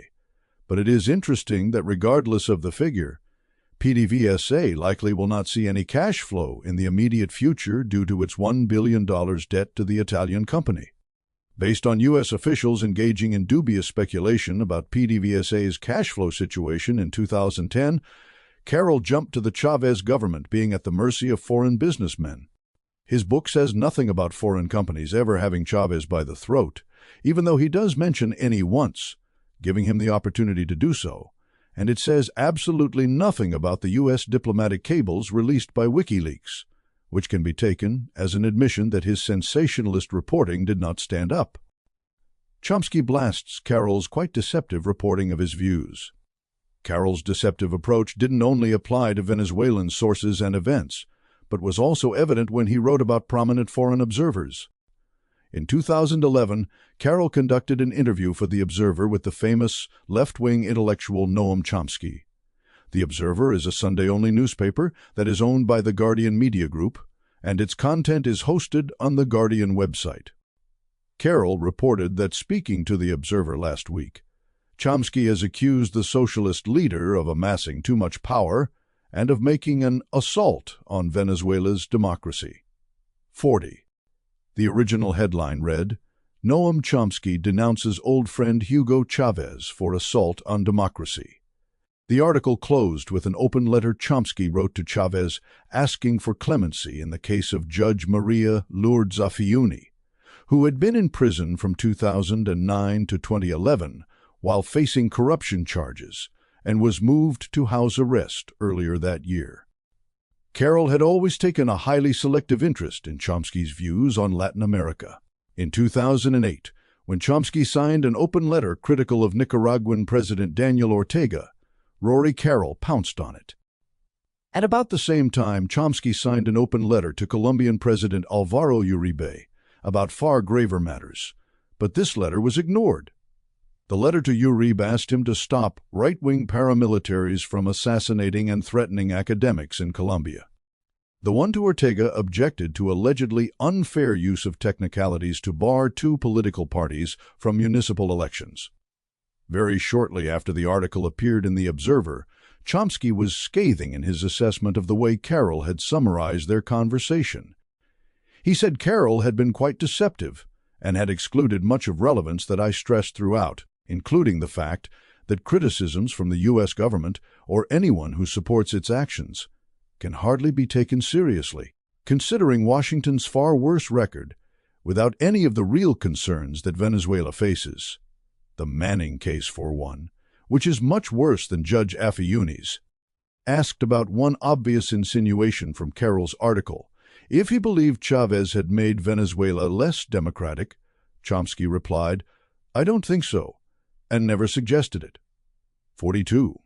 Chomsky's criticism and a backlash from readers prompted The Guardian to release a full transcript of the interview. It also tweaked the headline to replace the word denounces with criticizes. 43. 2 years later, Carroll mentioned the Chomsky interview in his book Comandante, essentially to argue that the Affiuni case marked a turning point in the level of support Chávez could receive from the international left, but neglected to include Chomsky's harsh criticism of the interview. In fact, exactly as Chomsky claimed, the transcript showed several key comments that Carroll left out of both his book and his original account of the interview for The Observer. My suspicion is that the judiciary is not as independent as it should be. We may compare it to Colombia next door. Colombia's human rights record is incomparably worse. And I should say that the United States is in no position to complain about this. Bradley Manning has been imprisoned without charge, under torture, which is what solitary confinement is. The president, in fact, intervened. Chomsky's criticism of the Chávez government was far from a denunciation, and was not meant to suggest that Venezuela had less right to call itself a democracy than the United States or Colombia, the closest US ally in Latin America. His qualified statement contradicted a view of the Chávez government that Carroll relentlessly insinuated in his reporting, that Venezuela fell short of being a democracy, unlike by tacit assumption the United States or United Kingdom. Carroll claims explicitly in Comandante that Venezuela in the Chavista era had become an authoritarian democracy, a hybrid system of personality cult and one-man rule that permitted opposition parties, free speech, and free, not entirely free elections. Elsewhere in the book, he refers to the Chávez government as an authoritarian regime. 46. Carroll never refers to the United States or United Kingdom in that manner. Governments that, as Chomsky has often noted, seriously constrain democracy, despite not being confronted with an extraordinary threat, such as foreign governments that are trying to overthrow them, and are powerful enough to pull it off. Carroll's book, covering details with Imperial Moss. Carroll's book Comandante provides an almost total whitewash of the U.S. role in efforts to overthrow Chávez. The book's complete silence about the explosively revealing U.S. diplomatic cables released by WikiLeaks in 2010 is a great illustration of how determined Carroll was to provide a whitewash. Those cables reveal a U.S. government obsession with weakening the regional influence of the Chávez government. The cables show that the United States trained and assisted Venezuelan opposition leaders long after they had disgraced themselves by participating in the 2002 coup, while pressuring regional governments to resist Chavista influence. For example, in 2006, the U.S. ambassador to Honduras, Charles Ford, wrote in a cable that Zelaya is no Chávez, but if left unchanged, circumstances could make him complicit in advancing Chávez's influence in the region. The cables show that Ford tried, and after some initial success, ultimately failed to persuade Zelaya to shun Chávez's Petrocaribe initiative, which provided generous repayment options for oil that Venezuela sold to Honduras. In 2009, the democratically elected Zelaya was overthrown in a military coup. U.S. officials under Obama maneuvered to undermine the regional response to the coup. The cables reveal that U.S. embassy officials lobbied several regional governments to recognize Honduran elections, even if Zelaya was not allowed to finish his term. In order to whitewash the role of the United States in the coup that briefly ousted Chávez in 2002, Carroll's book ignored information that was in the public domain long before the cables published by WikiLeaks. Carroll's book said the following regarding the coup of April 2002. The CIA, its own documents later showed, knew a coup plot had been bubbling. The U.S. ambassador said he warned Chávez a coup was imminent, and that the president shrugged it off, saying he knew about the plot. Whatever the truth of that, the opposition felt emboldened by U.S. antipathy to the Comandante, and the Bush administration smirked when he fell. But there was little evidence, as Chávez would later insist, that Washington pulled the strings. An Irish documentary, The Revolution Will Not Be Televised, became an influential advocate overseas for Chávez's version, casting him as a romantic hero. The coup entered folklore, guilt and innocence tangled in the veins, details covered by moss. Note how Carroll says nothing about U.S. funding and training for the coup perpetrators. Neither does he address us willingness to back up the coup plotters' version of events, to ensure immediate IMF loans, and to continue funding the opposition after the coup failed. Moreover, Carroll's claim that there is little evidence that Washington pulled the strings is a standard evasion. It ignores ample U.S. support for the coup's perpetrators by focusing on the question of whether or not the United States had micromanaged the coup. A few months after the coup, an internal U.S. government investigation said Washington had provided training, institution building, and other support to individuals and organizations understood to be actively involved in the brief ouster of the Chávez government. Carroll's story about the coup would easily be seen as preposterous if the situation had been reversed, if Venezuela's government admitted to having assisted the perpetrators of a coup in the United States, welcomed it while it was successful, but later tried to absolve itself by saying it had warned Washington, opposition impunity, Cubans, and kernels of truth. Remarkably, Comandante never mentions the amnesty Chávez granted in December 2007 to participants in the 2002 coup and the oil strike that followed. Carroll does discuss two high-profile participants in those coup attempts, Enrique Capriles and Leopoldo López, but says nothing about their participation. That's especially striking in the case of Capriles, a two-time presidential candidate, because Carroll discusses him in some detail as a candidate.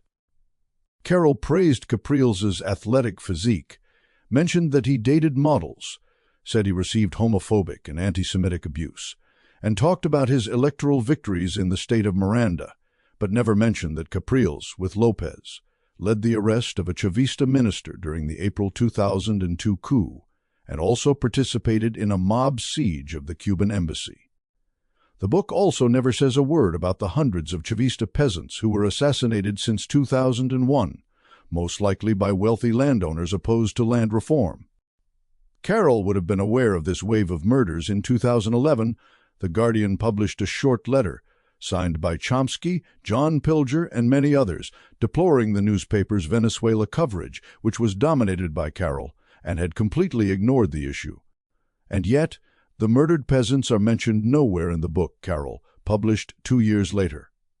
Elsewhere in Comandante, Carroll depicts Chávez as ruthlessly bullying judges to keep opponents in line. But the truth is that Chávez largely failed to keep them, or even state prosecutors, from undermining his government. Alarmingly often, the legal system let his most dangerous opponents off the hook even when they murdered or grievously harmed poor people within his electoral base, or flouted the rule of law. By making these key omissions, Carroll's book erases the huge challenges that Chávez faced. It is true that the Chávez government had shortcomings, as does any government. But had Chávez not faced an insurrectionist opposition staunchly backed by a superpower, he could have placed less emphasis on political loyalty and more on technical competence when appointing people to key posts. He could have moved more aggressively against corruption and sabotage within the government's own ranks, without fear of providing more defectors to a dangerous U.S.-backed opposition. Those factors do not absolve Chávez of responsibility for every problem, but they were huge contributing factors that Carroll simply buried. Foreign correspondents like Carroll do not only bring an imperial bias to their work, but also a bias in favor of the professional class to which they belong. That's important in the case of Venezuela, because fierce resistance to Chávez's efforts to empower poor people did not come only from the highest levels, oligarchs, but from the professional class, specialized workers like doctors, lawyers, engineers, journalists, administrators. Intelligence officers may even be included among them.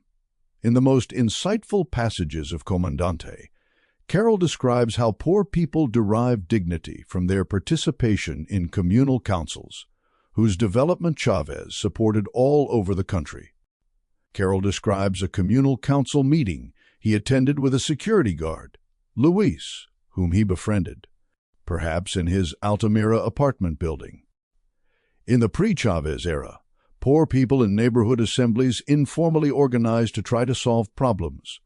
Under Chávez, these groups evolved into the communal councils, generally consisting of 200 to 400 families in cities and 20 to 50 in rural areas, that were given legal recognition and government funding.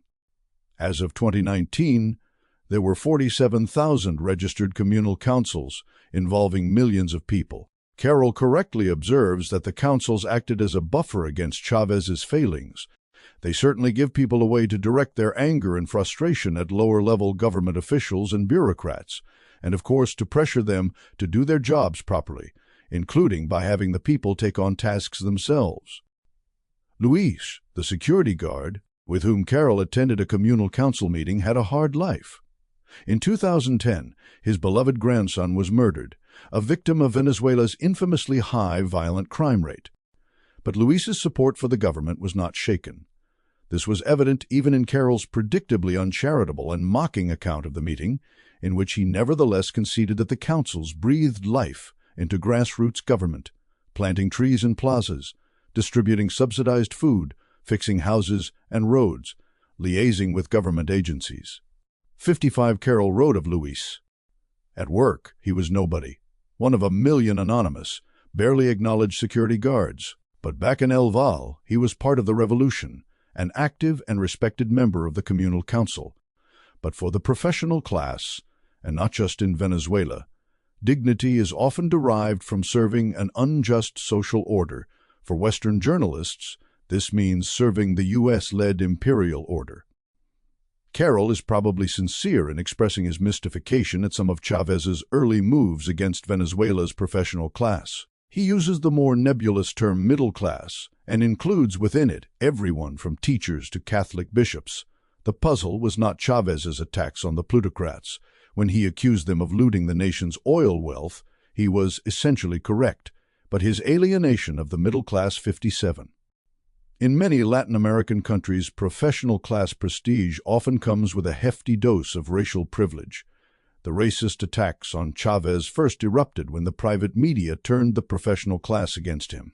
Similar to what the economist Dean Baker has long advocated for segments of the professional class in the United States, for example, exposing U.S. doctors to competition from equally qualified, lower-paid doctors from Europe and elsewhere, Chávez exposed Venezuela's professional class to foreign competition by making deals with Cuba.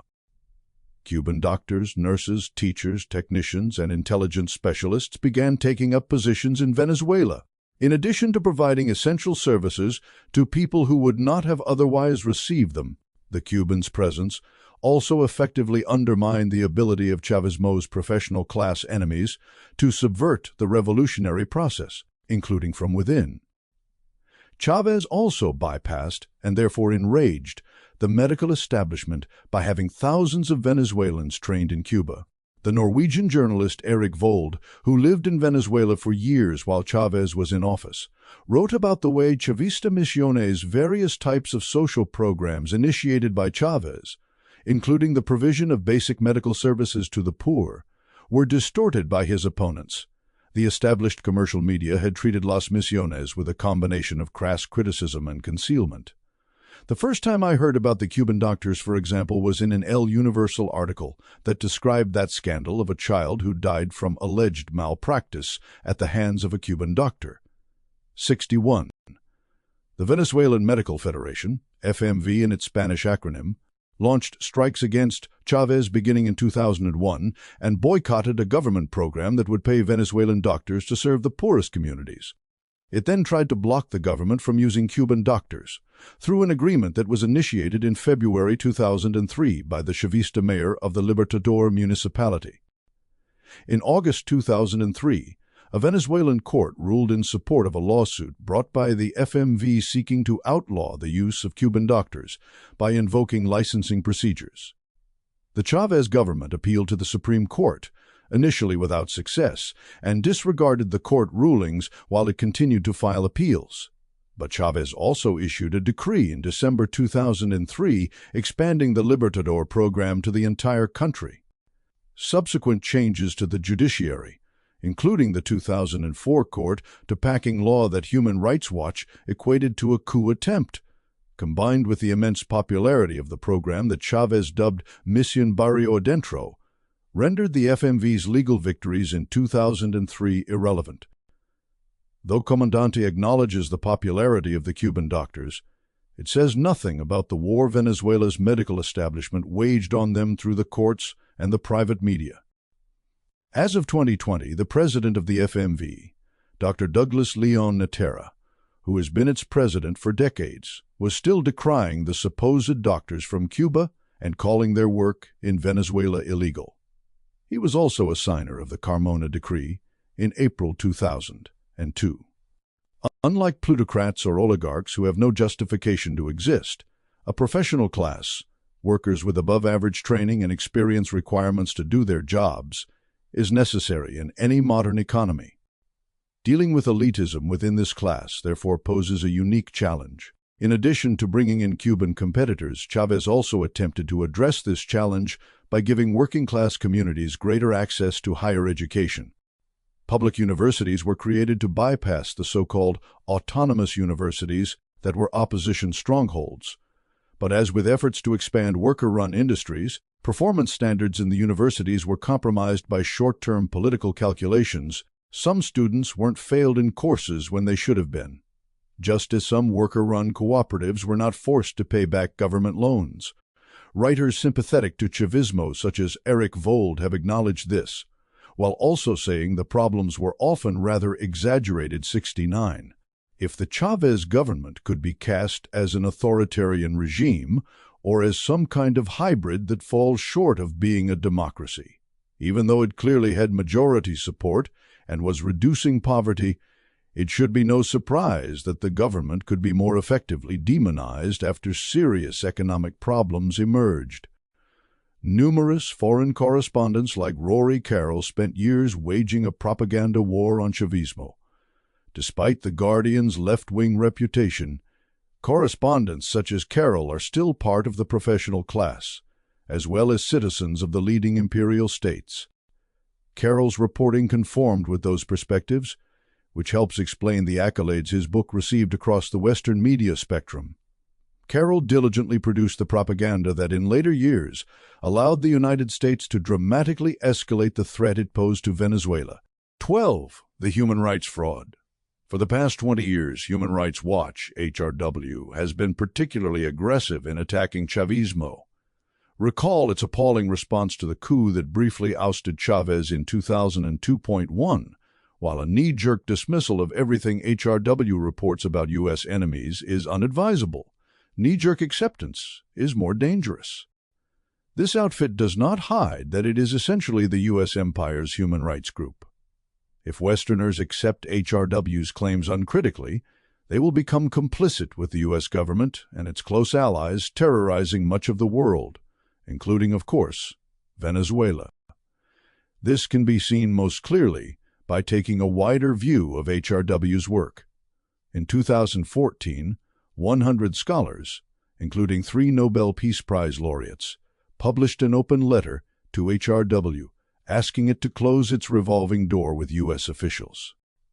HRW's reply to the petition dismissed their concerns and said that, on balance, the United States has played a constructive role at the Human Rights Council.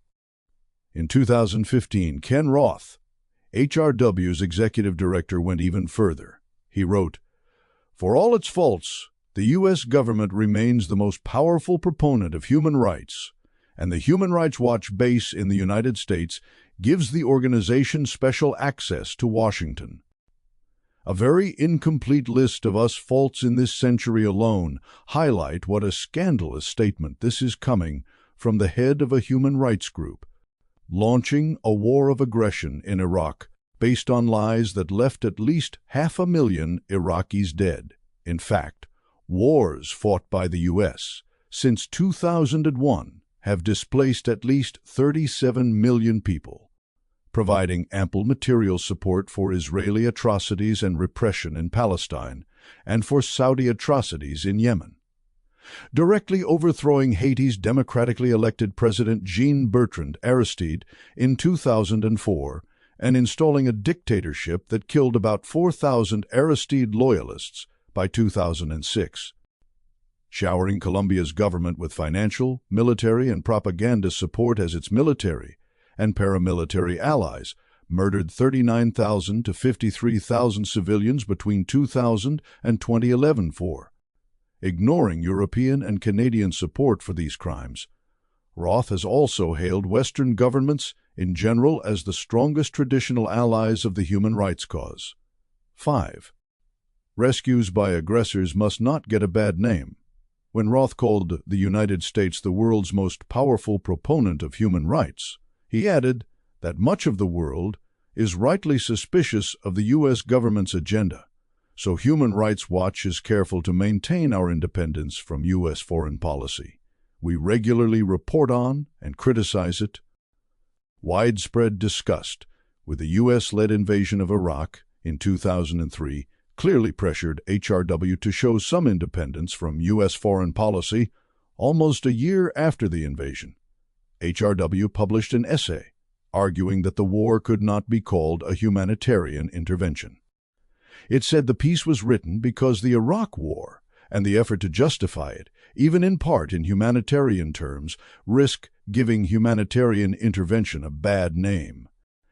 It worried that such a development could be devastating for people in need of future rescue. HRW wanted the world's most powerful states to carry out future rescues.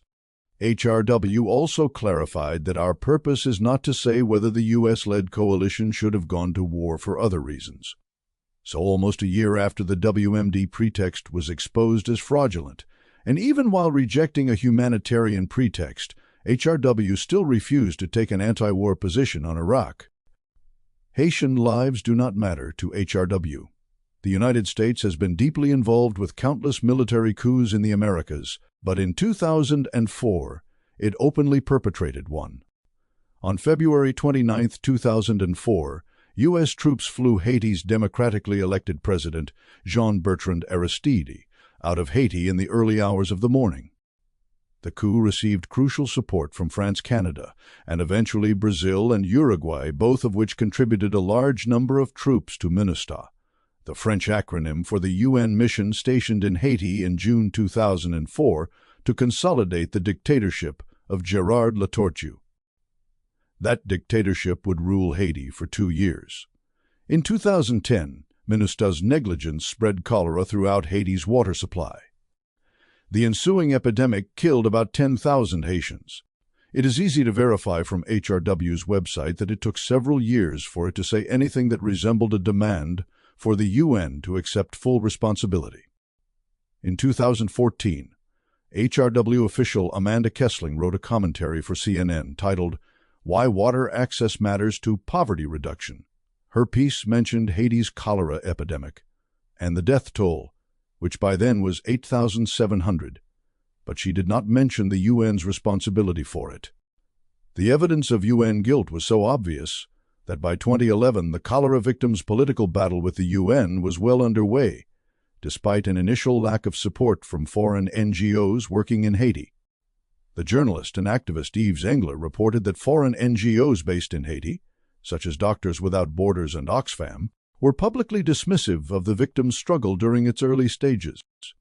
In 2016, a report by a UN Special Rapporteur, Philip Alston, also said that scientific evidence of MINUSTAH's guilt was overwhelming and that the arguments the UN used to evade accountability were legally indefensible. Nevertheless, Obama administration lawyers represented the UN in New York, where they successfully helped it evade responsibility. A routine victory for the world's most powerful proponent of human rights. 11. 4 months later, the outgoing UN Secretary-General, Ban Ki-moon, half apologized by saying that the UN simply did not do enough with regard to the cholera outbreak and its spread in Haiti. Philip Alston observed, "He apologizes that the UN has not done more to eradicate cholera, but not for causing the disease in the first place." 12 Ban also promised that the UN would do more for the victims, but by 2018, very little was happening on that front. The Institute for Justice and Democracy in Haiti, which led the legal battle for the victims, sent a letter to the UN demanding that it quit dragging its feet.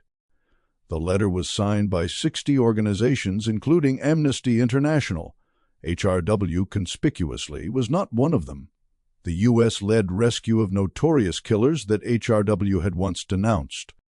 Under the U.S.-backed dictatorship of Gerard Latortue, about 4,000 people were killed in pro-Aristide strongholds by the Haitian police or by armed anti-Aristide groups, according to a scientific survey published in The Lancet. The study, which found 8,000 homicides overall, including the 4,000 noted above, was done in the greater Port-au-Prince area, not all of Haiti. Table 12.1, page 210, shows the study's findings, expressed as a death rate, as well as scientific estimates for Iraq during the bloodiest years after the 2003 invasion. Data for Venezuela is also included. Iraq has been invoked to make absurd comparisons to both Haiti and, much more frequently, Venezuela. For example, unscientific and incomplete counts of Iraq's violent death toll, compiled by Iraq Body Count, have been used to claim that Venezuela, under Chávez, was more dangerous than Iraq. In the case of Haiti, Iraq body count figures have been used to suggest that the mortality study published in The Lancet about Haiti could not possibly be accurate. Table 12.1, Violent Death Rates, Various Countries and Years. Source, compiled by the authors. Sympathy for the dictatorship's police in Haiti, none for its victims. In May 2005, while killings were underway in Haiti, José Miguel Vivanco, HRW's America's director, wrote an open letter to the UN Security Council asking for more armed personnel, that is, firepower, for MINUSTA. In the letter, Vivanco blamed gangs claiming affiliation with former President Jean-Bertrand Aristide for much of the violence. Vivanco's letter referred to the U.S.-installed Latortue dictatorship as the interim government of Haiti. HRW never referred to Latortue as a dictator. By contrast, Vivanco has spent years calling Maduro a dictator. 2 months before Vivanco wrote his letter, researchers with Harvard Law School concluded that MINUSTA has effectively provided cover for the police to wage a campaign of terror in Port-au-Prince's slums. They implored MINUSTA to address the persecution of Aristide supporters and to counteract the rampant impunity for the perpetrators of political violence. 20. But Vivanco's almost exclusive concern was that Haitian police were highly vulnerable and outgunned by former military and criminals. He therefore asked for additional forces for MINUSTA, and that these troops be explicitly authorized to use the force necessary to protect the civilian population and stop violent attacks, implying that they weren't violent enough already. He threw in a brief acknowledgement that police should be restrained from using lethal force unnecessarily against demonstrators, but made no mention of extrajudicial executions. Vivanco wanted to see MINUSTA empowered to kill more people in poor neighborhoods where Aristide's political movement Lavalas had always been extremely popular and organized. This organized support went back decades and was the reason Aristide and his allies were able to rout his opponents in elections, even though his supporters endured horrors after Aristide was first overthrown in a 1991 coup. Vivanco expressed absolutely no concern that Aristide's supporters were highly vulnerable, as he described the police, while they were being killed by the thousands.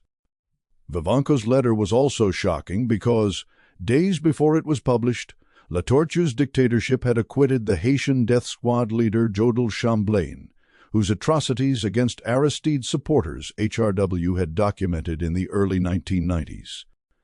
In 2004, Chamblain had marched triumphantly into Port-au-Prince with Dominican Republic-based paramilitaries.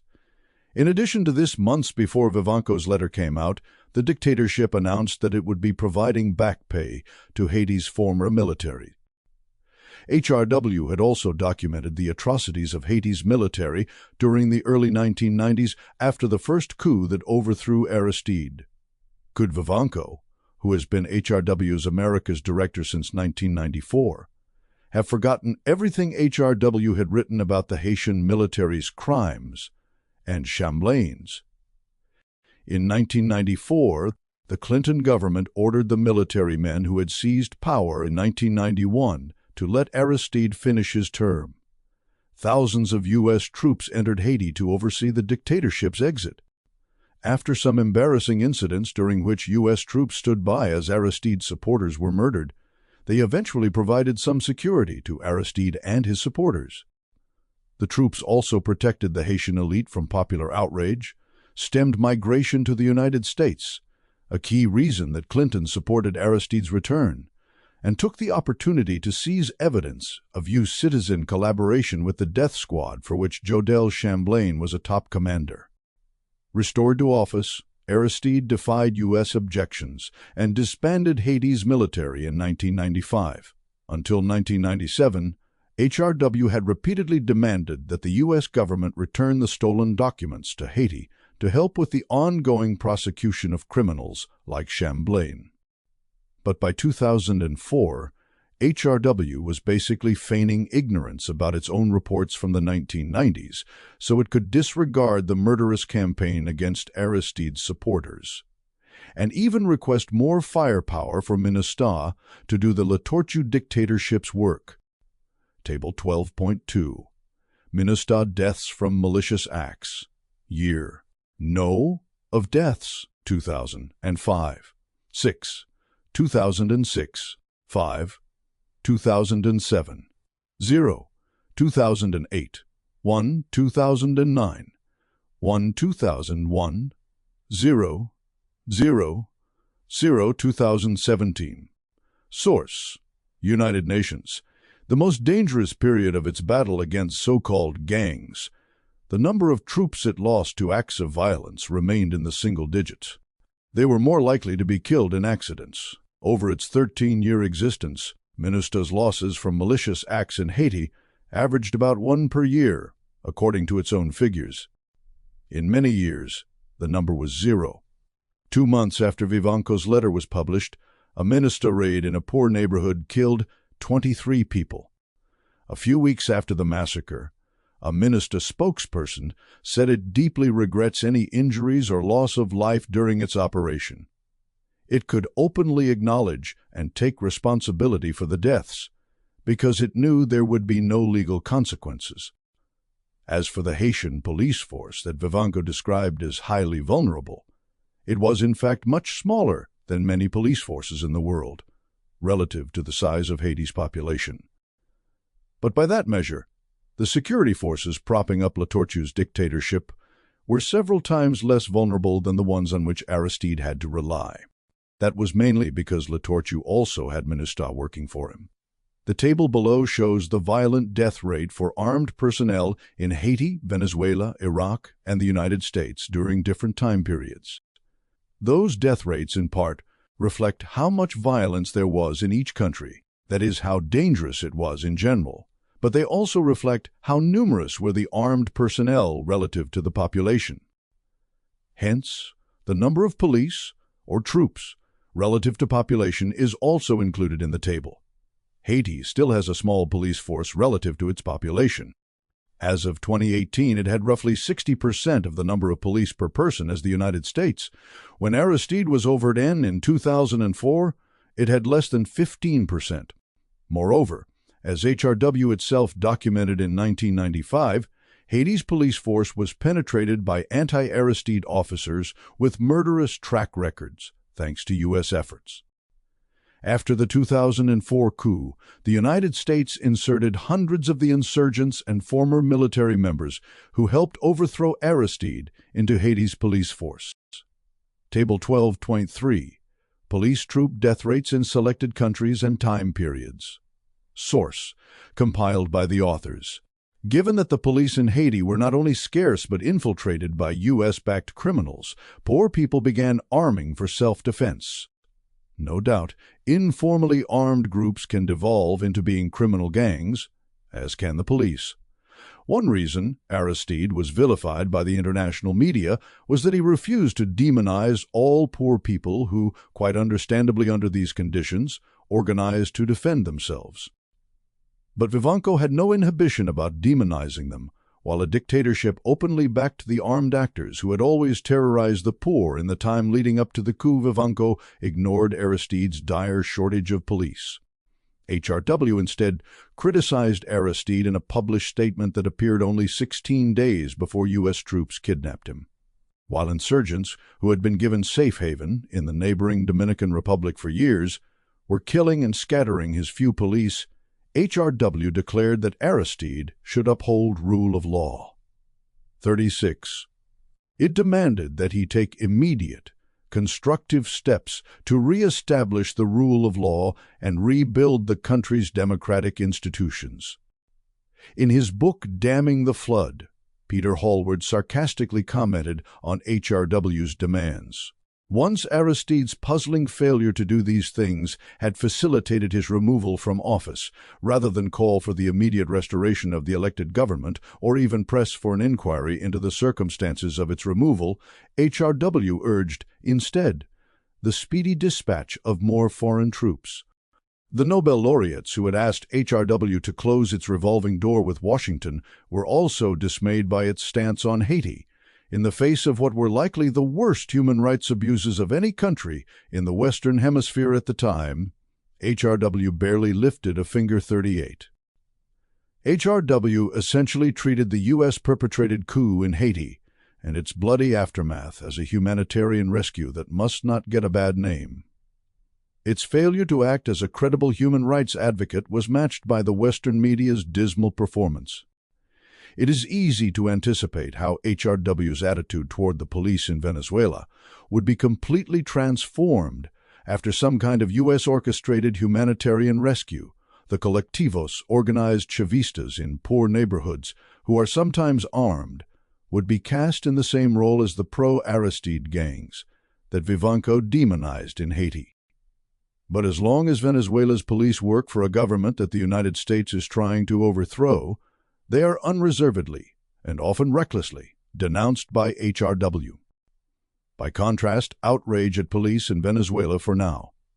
On September 19, 2019, HRW issued a brief report titled Venezuela, Extrajudicial Killings in Poor Areas. Pattern of serious police abuse goes unpunished. The report said, Interior Minister Nestor Reverol reported in December 2017 that there were 5,995 such cases in 2016 and 4,998 in 2017. Venezuelan security forces killed nearly 7,000 people in incidents they claimed were cases of resistance to authority in 2018 and the first 5 months of 2019, according to the government figures. Relative to population, Haiti in 2004-06 had roughly a third of Venezuela's 2019 population. The numbers above are very similar to the number of people killed per year by the armed actors serving Latortu's dictatorship in Haiti. But in Venezuela's case, HRW was eager, on the basis of skimpy evidence, to imply widespread politically motivated killings by police. The report quoted Vivanco saying that authorities are resorting to egregious abuses in low-income communities that no longer support the Maduro regime. 41. By HRW's own account, then, these killings were not taking place in bastions of organized opposition to the government that went back decades, as they were in Haiti under Latortu, who represented the U.S.-backed elite that Aristide had trounced in the elections. In Venezuela's case, those bastions of opposition to Chavista governments are middle and upper-class neighborhoods. And of course, HRW never referred to Latortu's dictatorship as a regime, nor did it ever speculate or express interest in Latortu's popularity level in the poor neighborhoods his security forces attacked. HRW also showed no concern about Venezuelan police vulnerability as it had in Haiti in 2005, when after Aristide was overthrown, it became Vivanco's primary concern, even though the dangers of policing in Venezuela have been widely reported. Closely related to that problem is Venezuela's notoriously high homicide rate, one of the highest in the Americas, as the Western media has constantly reminded us for decades. But this was easily forgotten when it was not useful to the story HRW wanted to tell. From 2015 to 2017, the violent death rate for Venezuelan police as a group ranged from 90 to 200 and 1 per 100,000 personnel. See the table above. The homicide rate for all Venezuelans as of 2017 was 57 per 100,000 inhabitants, according to the UN. Unlike Haiti, which has fewer police per person than the United States, Venezuela has about 2.5 times more police per person than the United States. Despite their much higher numbers relative to the population, Venezuelan police are at least 10 times more likely to be killed on duty than U.S. police. Under Maduro, Venezuela has shifted to a mano dura, hard-handed approach to crime. Nobody should endorse this approach, given that it inevitably encourages police impunity in the poorest communities. Unfortunately, that approach has popular support throughout the region. Under Chávez, however, a much more progressive approach to policing, combined with rapid poverty and inequality reduction, failed to have much positive impact on the homicide rate. Homicides plateaued during Chávez's last 4 years in office, after an alarming increase that began years before he was first elected. There is widespread agreement that the homicide rate has fallen since 2016, for reasons that are unclear. In fact, Chávez was accused of deliberately weakening the police at the expense of public safety. Western media didn't shrink from blaming him for the country's high homicide rate.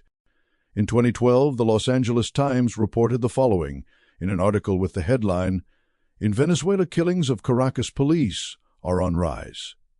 Observatory director and criminologist Roberto Briceno Leon believes that the violent tone set by Chávez in promoting his socialist Bolivarian revolution is partly responsible for rising crime rates, a belief that he says is shared by 58% of Venezuelans polled by his university group. Chávez has promoted the idea that violence forms part of the class struggle against the rich and the landowners, and so it's not so bad, Briceno Leon said. He has always rationalized high crime by saying the problem exists on every country on earth, and that it's the fault of poverty and capitalism. He won't hire more police because he sees it as a right-wing policy. Under both Chávez and Maduro, notwithstanding their different approaches to policing, the criminal justice system overall, including prosecutors and judges, remains stacked against poor people. The assassinations of Chavistas in the countryside and widespread impunity for the violent opposition are the most striking manifestations of this fact. But Chávez should have been widely praised for resisting the temptation to support heavy-handed policing. By itself, this was a positive aspect of his years in office. Instead, he was absurdly accused of having sinister motives for doing so. Brian Nelson's book The Silence and the Scorpion, an apologia for the 2002 coup that briefly ousted Chávez, suggests that Chávez's efforts to curb the power of police were actually intended to benefit Colombian FARC rebels operating in Venezuela. Chávez should be criticized for not making the sweeping changes required to ensure that most prosecutors and judges did their jobs properly. And yet, had he done so, the response of groups like HRW would have been to scream that judicial independence was being trampled. HRW's radically different approach to police violence in Haiti and Venezuela illustrates how shamelessly the group adopts any stance that will help the United States justify overthrowing the governments it doesn't like and keeping in power the dictatorships it supports. The death of Chávez provided another revealing example of HRW acting as if it were the U.S. government's human rights group. Dramatic imperial bias revealed by death of Chávez. Within 2 hours of Chávez's death on March 5, 2013, HRW put out a statement attacking his legacy. It was titled Chávez's Authoritarian Legacy, Dramatic Concentration of Power and open disregard for basic human rights. The statement chose not to say a single positive thing about Chávez's time in office. HRW does not limit itself to only criticizing governments or political leaders. It also hands out effusive praise. In addition to flattering the world's most powerful states, the United States and its European allies, HRW has applauded low-level U.S. allies as well, such as Ecuador under Lenin Moreno. There was nothing in the statement about how Venezuela had achieved a huge reduction in poverty and inequality under Chávez. But when those trends reversed under Maduro, HRW took the decline as a stick with which to beat the government constantly. There was nothing about drastically increased voter turnout under Chávez. There was no recognition that Chávez admirably resisted pressure from the opposition to resort to heavy-handed policing in order to bring down Venezuela's very high homicide rate. There was no praise for Chávez strongly opposing the U.S. bombing of Afghanistan in 2001, as well as its invasion of Iraq, the 2004 coup in Haiti, the 2009 coup in Honduras, NATO's bombing of Libya, the catastrophic militarization of the conflict in Syria, and Israel's aggression in Lebanon and Palestine. None of that drew Chávez any applause from HRW. Instead, as examples of Chávez embracing abusive governments, HRW highlighted Libya under Muammar al-Gaddafi, Syria, Iran, and Cuba, all governments the United States has targeted for destruction. HRW did not mention the U.S.-backed government of Colombia, even though for a time, Chávez had warm relations with the far-right and extremely abusive Álvaro Uribe. In 2008, their relationship rapidly went sour. But Chávez quickly repaired relations with Colombia after Juan Manuel Santos took office in 2010. Santos, who attended Chávez's funeral, was Uribe's Minister of Defense from 2006 to 2009 and is therefore deeply implicated in the large-scale crimes of armed actors in Colombia, both military and paramilitary. Chávez also had warm relations with the right-wing Haitian President Michel Martelly, whose sham election in 2011 was the direct result of us and OAS bullying. But, for obvious reasons, none of these relationships provoked outrage or even a mention from HRW. Moreover, it's impossible to see how any government in the global South, unless it's suicidal, avoids relationships with abusive governments. Consider the most obvious example, Venezuela's relationship with the United States. Should we condemn Chávez for continuing to sell oil to the United States despite its abusive government? Of course not. To do so would have inflicted hardships on the most vulnerable Venezuelans and indiscriminately punished people in the United States. Countries of the global South should try to unite to resist the arbitrary rule of the strong, even if doing so sometimes means defending bad governments. This is analogous to saying that the basic civil rights of criminals must be defended in any society that rejects arbitrary rule. For example, Chávez supported Libya's Gaddafi, rhetorically, since Venezuela was not in a position to do much else. But the United States got its way in Libya. Gaddafi was overthrown and savagely murdered by U.S. proxies. Venezuela's support was hardly going to prevent that, unfortunately, because the United States and its NATO allies managed to make Libya far worse today than it was under Gaddafi.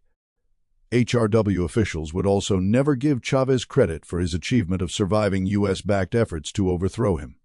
Had those efforts succeeded, they would have resulted in a La Tortue-style campaign to murderously eradicate Chavismo as an organized political force. We know from what happened in Haiti that HRW's responses would have ranged from silence to outright support for a brutal dictatorship. This became clear once more after a military coup ousted Evo Morales in Bolivia in 2019. In May 2020, Vivanco explicitly referred to the U.S.-backed ANE's dictatorship in Bolivia as a democracy. 56. HRW's statements about other prominent political leaders who have died, considered alongside its statement regarding Chávez, dramatically expose its double standards. HRW has deplored the bigotry of Donald Trump, but it hailed an overtly racist warmonger, the late U.S. Senator John McCain. Ken Roth, HRW's executive director, tweeted that MC Cain will be remembered for his firm, principled opposition to torture, especially by Bush, a member of his own party. It's America's director, José Miguel Vivanco, tweeted, in Spanish, that MC Kane was a giant in North American politics and an ally in the defense of human rights. Sarah Morgan, HRW's Washington director, tweeted that Mac Kane's death feels exceptionally tough for those of us who have fought for human decency and basic rights alongside and with him. Dinah Poe Kempner, HRW's general counsel, retweeted an article that called Mac Kane a war hero. 57.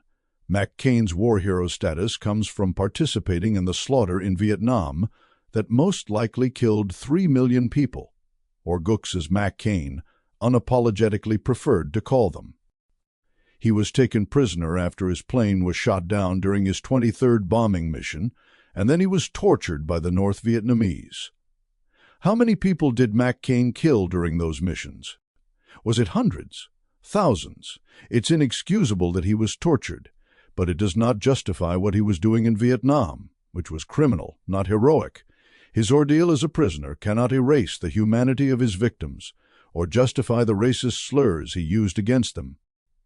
Despite the death toll of millions of Vietnamese, Mac Kane complained in his 1989 book Faith of My Fathers about frustratingly limited bombing targets. In 1998, Mac Kane's arguments for a winnable Vietnam War were poorly veiled regrets that the slaughter was not worse. Had we taken the war to the North and made full, consistent use of air power in the North, we ultimately would have prevailed. 60 HRW also published an official statement after Mac Kane's death, saying that he was for decades a compassionate voice for us foreign and national security policy. Mac Kane strongly supported the Contra terrorists armed by Ronald Reagan in the 1980s to bring Nicaragua's democratically elected government to its knees, the first democracy Nicaragua had after 7 decades of brutal dictatorship backed, and for a time directly imposed, by Washington.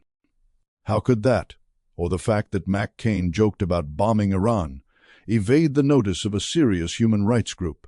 Himself a sponsor of terrorists, Mac Kane tried to have the Chávez government placed on the U.S. sponsors of terrorism list. U.S. journalist Max Blumenthal wrote of MC Kane, in Libya and Syria, he cultivated affiliates of al-Qaeda as allies, and in Ukraine, Mac Kane courted actual sig-heiling neo-Nazis. 65. Mac Kane also supported the wars in Iraq and Afghanistan. In its statement following his death, HRW vaguely conceded that there were certainly times when Mac Kane didn't live up to his own aspirations, but it then hastened to add that Mac Kane had a deep commitment to human rights. The group's praise for Mac Kane's anti-torture rhetoric is also interesting. Why was the use of torture even being debated in a country that Ken Roth proclaimed the world's most powerful proponent of human rights?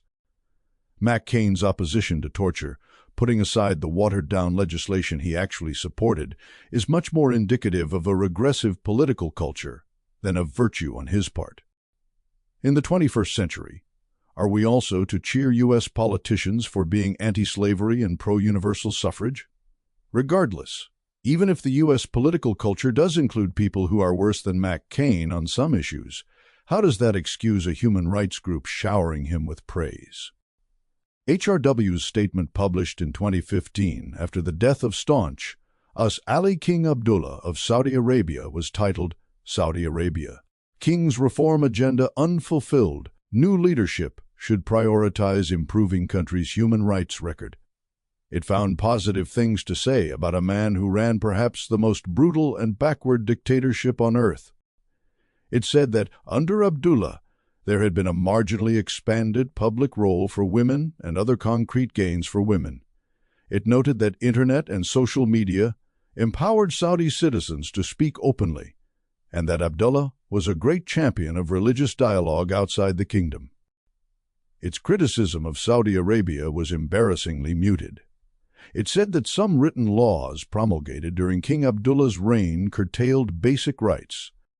Another sentence blandly observed that Saudi judges continue to jail and sentence people for sorcery and sowing discord. In fact, Abdullah's government beheaded people for those things. HRW's hopeful tone regarding alleged progress in Saudi Arabia has been a staple of U.S. establishment propaganda for several decades. Abdullah Al-Aryan, an assistant professor of history at Georgetown University, put together a collection of New York Times headlines from 1953 to 2017 that all hyped reform in Saudi Arabia. The U.S. media critic Adam Johnson has mocked this endless spin for the Saudi rulers as the 71,500-year reform plan that congratulates them for moving their country toward the 19th century every 5 years or so. 72. HRW's beloved John McCain reacted to Abdullah's death by calling him an important voice for reform in Saudi Arabia, a vocal advocate of peace, and a critical partner in the war on terror. President Obama, former President George H.W. Bush, Vice President Joe Biden, and Secretary of State John Kerry all made similar remarks. Western support for the Saudi dictatorship, often referred to by the romanticized term kingdom, has gone far beyond public flattery. In September 2016, Reuters estimated that Obama's administration has offered Saudi Arabia more than $115 billion in weapons, other military equipment and training, the most of any U.S. administration in the 71-year U.S.-Saudi alliance. 74 Canada and the UK have also supplied its military. The horrors that Saudi Arabia has inflicted on Yemen since 2015, with Western-supplied military hardware and training, combined with the murder of Washington Post columnist Jamal Khashoggi on October 2, 2018, by Saudi agents, led to an unprecedented public relations problem. By 2019, Trump was forced to use his veto in order to keep supporting the Saudi atrocities in Yemen. On May 2, 2019, the U.S. Senate failed to override the veto. HRW still found positive things to say about the Saudi government in a statement on November 4, 2019, proving that its commitment to the 71,500-a-year reform plan was very strong indeed. It said that important social reforms enacted under Saudi Crown Prince Mohammed bin Salman have been accompanied by deepening repression and abusive practices meant to silence dissidents and critics. 78. It was still willing to give more credit to a notoriously barbaric US ally than it did to Chávez when he died. 13. Colombia's U.S.-approved horror show could come to Venezuela. After 2 decades of coup attempts, ever-tightening economic strangulation, and tens of thousands of deaths from preventable disease, it could be tempting to assume that Venezuela's surrender to US dictates would be better than the status quo. Since 2016, Venezuela's economic collapse has sparked an exodus of Venezuelans into Colombia and other countries. According to one widely cited group of anti-Maduro academics, nearly 1 million per year left Venezuela for other countries between 2017 and 2019. What if the sanctions ended and those millions of people could go home? In the real world, controlled experiments are impossible. But Venezuela's neighbor, Colombia, offers a glimpse into what the future holds for Venezuelans should Chavismo fall to the right-wing opposition. A U.S. victory in Venezuela, the overthrow of Maduro, would bring an end to sanctions. But whatever relief that brings could be completely canceled by the ravages of low-intensity war, the likes of which Colombia has endured as the price for keeping its oligarchy in power. More than 220,000 have died in Colombia's 57-year-old civil war. Its population of internally displaced people was about 7 million in 2016, and had consistently been similar to Syria's between 2011 to 2016.4. As of 2015, there were hundreds of thousands of Colombian refugees living in Venezuela, but barely any Venezuelan refugees living in Colombia. Colombia's government was never targeted for economic strangulation by the United States.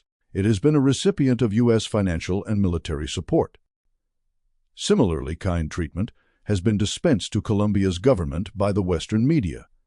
For example, in 2014, the New York Times editorial board said, Colombia, Brazil, and other Latin American countries should lead an effort to prevent Caracas from representing the region when it is fast becoming an embarrassment on the continent, the Times actually singled out Colombia's government as one of the regional good guys.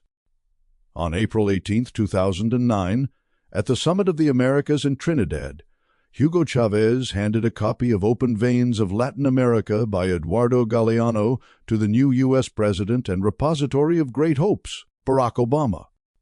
Galeano is one of Latin America's most respected writers, and Open Veins is a devastating single-volume history of the carnage wrought by various empires on the continent. But the book didn't have much of an impact on Obama, or lead to any change in how the United States related to Venezuela. Had Obama cracked the book open, he could have learned about the system of plunder that has afflicted the continent for the past 500 years. In its history of exploitation, Venezuela shares much with other countries in the region and has many special connections to its neighbor Colombia. In the time of Simon Bolivar, during the early 19th century, Venezuela was part of Gran Colombia.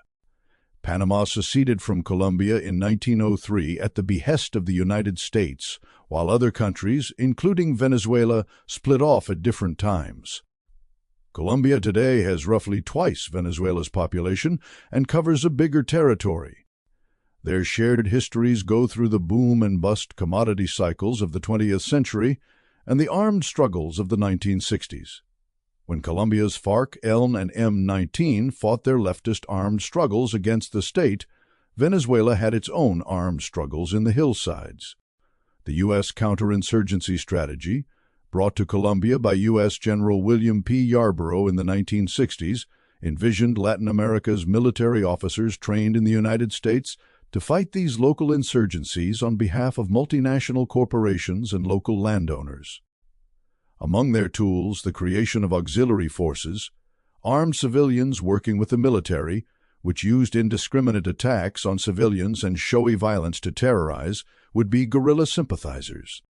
If rural guerrilla fighters followed Mao Zedong's doctrine of being fish swimming among the rural population, the U.S.-backed counterinsurgents would drain the swamp by displacing peasants from their villages and depopulating the countryside. The counterinsurgency strategy was generalized and applied to Venezuela to build up the security state and a counterinsurgency. U.S. oil politics in Latin America could not but focus on Venezuela. Colombia also has oil, as do Ecuador and Bolivia. U.S. and UK-backed sanctions against the Mexican government in the 1930s were a punishment for nationalization. Both countries were founded on the exploitation of African slaves, the theft of indigenous lands, and an unequal, plantation-based economy with concentrated land ownership in cities built to export commodities to the metropoles of the world. They diverged in the specific commodities they specialized in, with Colombia focusing on coffee and Venezuela becoming a major petroleum exporter in the early 20th century. In the 1970s, the global economy of illegal drugs changed, and the U.S. market for cocaine, produced from the coca leaf grown in the Andes, Colombia, Bolivia, and Peru, expanded dramatically. Apart from being illegal, the business functions like other commodity-based businesses. Raw materials are produced in the global south, and sellers and consumers in the global north capture most of the value, placing their profits in U.S. and European banks. But in the propaganda system, Colombia came to be portrayed as the source of the world's drug problems, as opposed to what it was, a source for the primary commodities, coca and poppy, from which profits and power were derived mainly by the elites of the United States and Europe, whose masses also consumed the finished product. The Cuban Revolution in 1959 inspired leftist guerrillas throughout the hemisphere. In Colombia, the preemption of a liberal reform movement through the assassination of the presidential candidate Jorge Eliezer Gaitán in 1948 started a guerrilla war that has continued in various forms until today, in addition to problems shared with Brazil, Venezuela, Ecuador, and its other neighbors, from land concentration to an inability to protect its own industries or welfare state from penetration by U.S. corporations and privatization pressures. Colombia has borne this special burden of a permanent civil war. Because of this, the United States has since the 1960s treated Colombia as its laboratory for counterinsurgency in the Americas, including paramilitarism, the use of the drug trade to finance counterinsurgency, aerial fumigation, surveillance, and other activities. The permanent civil war has also provided Colombia's elites with cover for the violent suppression of popular movements and demands for social reform. The Colombian state has identified unions, peasant associations, indigenous people, and Afro-Colombians with the guerrillas and has therefore treated them as civil war belligerents. In the countryside, this has led to mass displacement and an internal refugee crisis. In the cities, it takes the form of the assassination of union and social movement leaders. These killings are done by paramilitary death squads who are organized and financed by elites, sometimes privately but usually through the state, which allows them to operate with impunity. All of these dynamics are seen in other Latin American countries, but they have dominated and shaped Colombia's history to a greater extent. Venezuela evolved somewhat differently. The political class developed a power-sharing arrangement to maintain democratic trappings while keeping the country and the all-important oil company in elite hands and under U.S. hegemony. And though guerrillas did take up arms in the 1960s, Colombia-style dirty war methods kept the disruption of business as usual to a minimum. But when Hugo Chávez arrived on the Venezuelan scene and upset this rigid political order, promising to include the masses in the benefits of the oil economy, the dirty war methods were expanded. In particular, Venezuelan peasants trying to assert their rights were murdered in large numbers, like their counterparts in Colombia. When Chavismo became a political force in 1998, there were some wait-and-see moments as the United States tried to determine what Chavismo was and how it would affect oil politics globally. Colombian analyst Hector Mondragon believed that Plan Colombia, a multi-billion-dollar package of military and anti-narcotics cooperation announced in 2000, had a lot to do with having a bigger U.S. military presence in Colombia to better target Venezuela and Ecuador. The entire decade of 2000 to 2010 was one of continuous escalation of the Colombian Civil War, as President Álvaro Uribe, who held office from 2002 to 2010, kept ramping the conflict up, promising victory against the guerrillas. When victory proved elusive, Uribe blamed Colombia's neighbors Ecuador and Venezuela and tried to inflame wars against them. A series of Colombia-Venezuela incidents were manufactured to maintain a continuous sense of threat against the reform process underway in Venezuela. The first such incident, in February 2003, the Colombian consulate and Spanish embassy in Caracas were bombed. The Colombian government immediately insinuated that Chávez was behind the bombings, but no further conflict between Colombia and Venezuela followed. By November, Venezuela's public prosecutor, Danilo Anderson, issued arrest warrants accusing anti-Chávez National Guard General Felipe Rodriguez and 2 lieutenants in the bombings. Rodriguez, who was one of the leaders of the April 2002 coup against Chávez, went into hiding, but was apprehended in 2005. Less than a year before, Anderson, who had brought the charges against him, was assassinated by a car bomb. In 2008, a Venezuelan court convicted Rodriguez and sentenced him to 10 years and 6 months in prison for planning the bombings to destabilize the government. He received early release on March 4, 2011-13. The next incident occurred at a regional security summit in Bogotá in mid-March 2003. There, the Colombian government, with its U.S. patron behind it, pointed fingers at every single neighboring country. Panama was blamed for being a route by which arms and people are transported. Ecuador came in for criticism as a drug trafficking route as well. Brazil was asked to send troops to Colombia for a multilateral force against terrorism. In January of that year, Uribe had asked for a U.S. intervention in his own country. Venezuela was singled out for special criticism. Colombia's representatives at the summit claimed that Venezuela was training and supporting one of Colombia's guerrilla organizations, the FARC. Because the FARC was already on the U.S. State Department's list of terrorist organizations, a deft combination of the Bush Doctrine, of overthrowing states accused of supporting terrorism, and the Rumsfeld Doctrine, The absence of evidence is not the evidence of absence, would have been enough to justify an intervention against Venezuela. Colombia's rant at the summit was a bold inversion of reality for multiple reasons. It was Colombia's army-backed paramilitaries who had crossed the border into Panama in January 2003 to murder 4 indigenous leaders, the mayors and commissioner of the Cunapaya village, who were shot and hacked apart with machetes. And it was the Colombian army that would soon engage in cross-border terrorism by attacking Venezuela and testing its defenses. On March 31, 2003, Chávez announced on Venezuelan radio, "A short while ago, I ordered an Air Force operation and we bombed an area where we detected the presence of a group of Colombian irregular forces along the border." The Colombian irregulars had attacked a Venezuelan military post. Chávez stressed that Caracas would not tolerate Colombian armed groups entering Venezuela.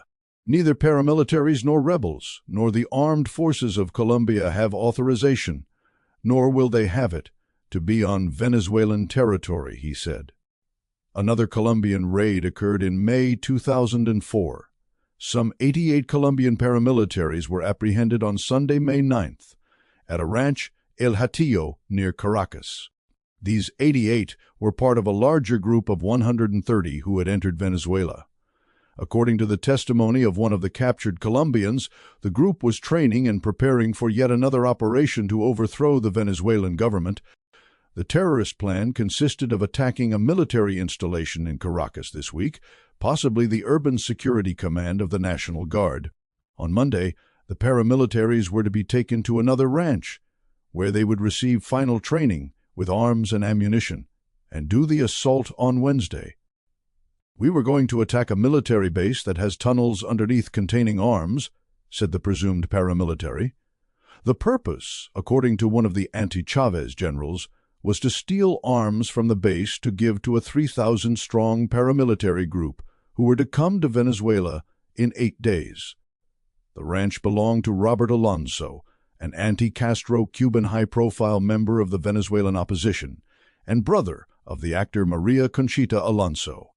There were also, according to Venezuelan authorities, active members of Venezuela's military involved in the plot, which included not only plans to take over the state, but to carry out terrorist attacks. One of the Colombians who was caught gave anonymous on-cam-era testimony while wearing a mask. The man, a Colombian army reservist, had been given the impression that he would be going to do agricultural work in the countryside, but along with the others was then informed that he would be training for a major military operation. "When we learned what was really going on," he said, "more than one Colombian wanted to escape. One Colombian tried, but they caught him after 100 meters and told him the next time they would kill him, and they took our papers." Chávez framed the issue in explicitly anti-terrorist terms. "We've struck a blow against coup plotters, destabilizers, and terrorists. In this endless struggle against terrorism, destabilization, and the enemies of democracy and the people." He described the whole operation as an assassination attempt. "They came to kill me." Richard Boucher, the State Department spokesperson, said, "I know there are some accusations that all this is part of some U.S. conspiracy to overthrow the Chávez government. We categorically reject these declarations and shameful accusations." Next, the Venezuelan opposition finally tried to use the Constitution to get rid of Chavismo by gathering signatures for a recall referendum, scheduled for August 2004. But as the referendum campaign ramped up that summer, Uribe announced a new border brigade, with 46 tanks supplied from Spain to be deployed to the Venezuelan border. The Venezuelan military expressed concern. Chávez went to work on a diplomatic solution. Spain, which had elected a socialist government, canceled the deal. The tanks never arrived, and the whole topic became a friendly joke between Uribe and Chávez at a later summit during a brief period of cordial relations. The opposition's referendum failed as well, with Venezuelans voting overwhelmingly to keep Chávez in office.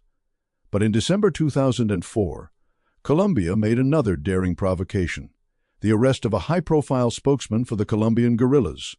Rodrigo Granda, In Venezuela, the Colombian government received support from suborned Venezuelan police and military agents as it smuggled Granda out of Caracas. He was taken to a Colombian prison and released 3 years later in a multilateral negotiation with France. The whole incident was also a statement from Uribe and the United States against Chávez's attempts to work with Cuba to facilitate a negotiated solution to the Colombian Civil War. In response, Chávez closed the Colombia-Venezuela border.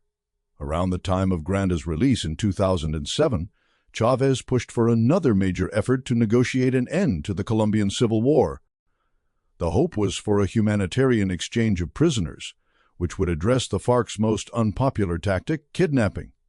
Uribe eventually scuttled the deal and initiated military operations in FARC zones instead.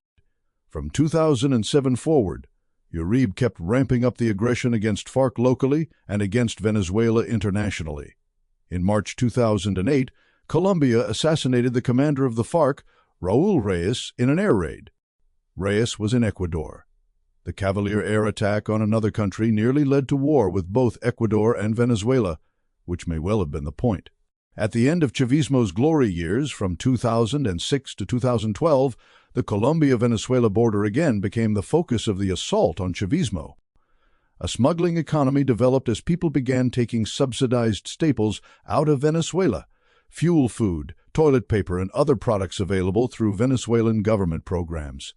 Destabilizing Venezuela's economy by making staple items difficult to get, border smuggling proved a more effective weapon against Chavismo than outright military attack. Colombia never had the internal stability required to make foreign conquest a viable option. Its military's primary enemy has been civilians and, as a distant second, the FARC. During one phase of the most recent coup attempt in Venezuela, Juan Guaido pulled his aid stunt on the Colombian border. Some of the Venezuelans who defected to his side ended up miserable and hopeless in Colombia. "We are adrift. We do not have the support of anybody. We want Juan Guaido to come to talk to us face to face," their spokesman said from a UN refugee camp weeks later. Some Venezuelan defectors even ended up in ICE detention centers in the United States. The empire, from its own immoral perspective, is probably wise not to reward failure. In contrast with Venezuela's apparently uniquely bad human rights situation, we have Colombia, which is portrayed as fighting the good fight against terrorism. The facts reveal horrors committed by Colombia's rulers that Venezuela's elite and its U.S. sponsors have so far been prevented from inflicting on Venezuela. At the beginning of Colombia's peace process in 2013, a state body produced an estimate of 220,000 deaths that were caused by the conflict between 1958 and 2013. That was a kidnapping. Every 8 hours, 1958, there were 1,982 massacres and paramilitaries. These paramilitary death squads have become a part of the political leadership of the country. Their crimes are the most horrific of any actors in the conflict, and also the largest in scale. Over the course of various demobilization initiatives, during which paramilitaries could surrender and confess their crimes, the state collected evidence. 1,926 confessions of demobilized paramilitary members have been taken, 32,909 crimes confessed, the vast majority murders, 2,666 victim remains exhumed, and 257,089 victims registered. 25. In the 2000 State Department cable and published by WikiLeaks. The paramilitary campaign was particularly genocidal against Colombia's indigenous people, bringing 34 groups to the verge of extinction. Post-peace process. The killings keep going. The grim statistics are documented by Colombian human rights organizations such as the Lawyers Collective, Colectivo de Abogados. Human rights defenders were killed in large numbers: 133 in 2016, 126 in 2017, and 178 in 2000 and 2000 Office, the UN's Office of Human Rights Defenders, and 2,000 in leaders in so-called social cleansing murders of LGBTQ, homeless people, sex workers, and others targeted by right-wing paramilitaries also abound. But the scandal that dominated headlines for years in Colombia was the false positive scandal, in which the army killed 10,000 or more completely innocent non-combatants to boost the death toll they could report of guerrillas. The false positives program went on throughout Uribe's rule from 2002 to 2010.29. The scandal broke in 2008. There were over 5,000 military men involved in the killings, and a few hundred have been imprisoned for it. Uribe is still a senator in Colombia and recognized as the power behind the current president, Iván Duque. In addition to the false positive murders, thousands of Colombians were disappeared during each year of Uribe's rule: 15,732 in 2002, 12,577 in 2003, and 9,059 and 2,000 to below 1,000.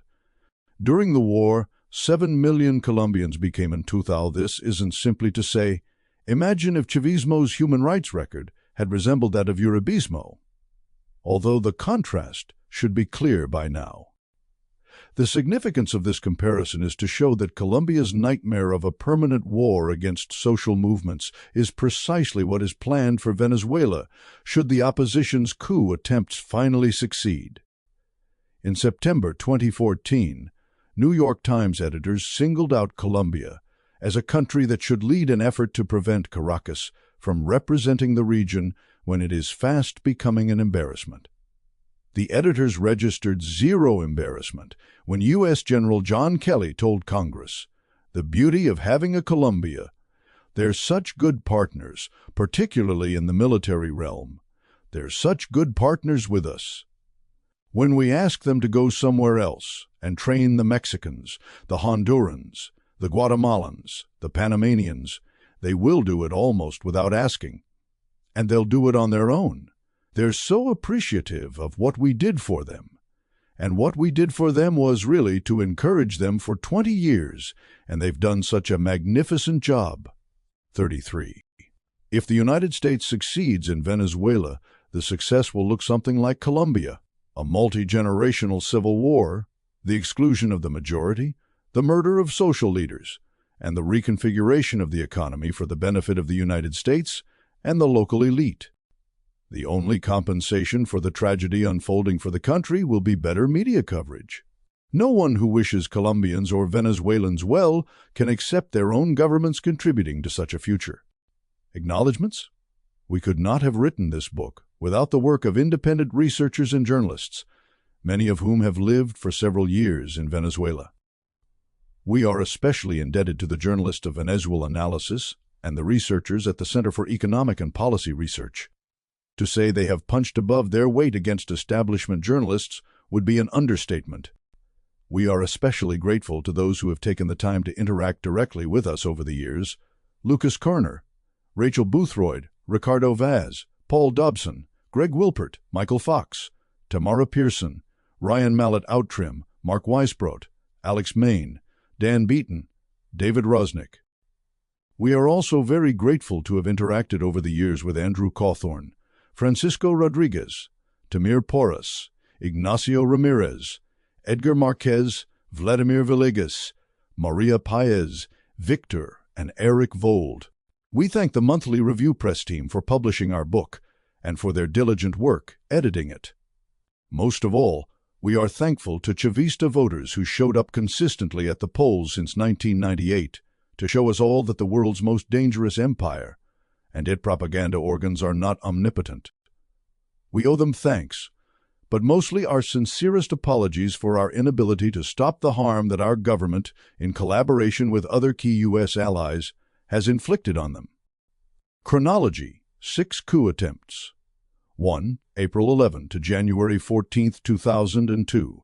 President Hugo Chávez deposed in a military coup. Constitution of 1999 annulled. Dictatorship under Pedro Carmona recognized by the United States. Carmona decree dismisses the Supreme Court and elected officials countrywide. The coup results in 79 violent deaths, 68 Chávez government supporters, Chavistas, 7 opposition supporters, and 5 bystanders. 2 days later, Chávez is restored to power by massive protests and a revolt against the coup by segments of the military. 2. December 2002 to February 2003, management-led shutdown of State Oil Company, PDVSA. Combined with impact of April coup, it causes loss of 29% of GDP, income poverty increases from 48 to 62%. After shutdown fails to topple the government, almost half of PDVSA employees are fired. April 3, 2013, Nicolás Maduro wins election following Chávez's death in March. United States refuses to recognize election results. Violent protests led by losing candidate Enrique Capriles attempts to have election annulled. 9 deaths, all Maduro supporters, Chavistas, one possibly the result of crime unrelated to protests. 4. February to April 2014, opposition suffers defeat in nationwide municipal elections in December 2013.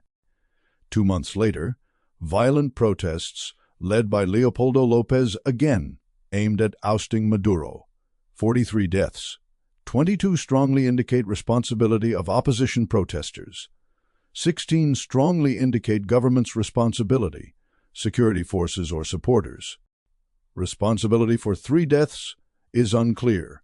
2 additional deaths are accidental and cannot be blamed on either side. 5. April to July 2017. Opposition wins control of National Assembly in December 2015. Maduro. In April 27 tests, aimed at ousting Maduro. 126 deaths, unknown or disputed. On Guaido recognized as interim president by United States and many of its allies. Trump administration intensifies economic sanctions, blocking revenues from oil sales to the United States from going to Maduro government. U.S. threats of military attack increase in frequency while U.S. officials make direct appeals to Venezuelan military to oust Maduro. Notes: 1. The extraordinary threat to Venezuela. 1. Natalie Obico Pearson and Ian James, Venezuela offers billions to countries in Latin America, Associated Press, August 28, 2007. 2. Mark Weiss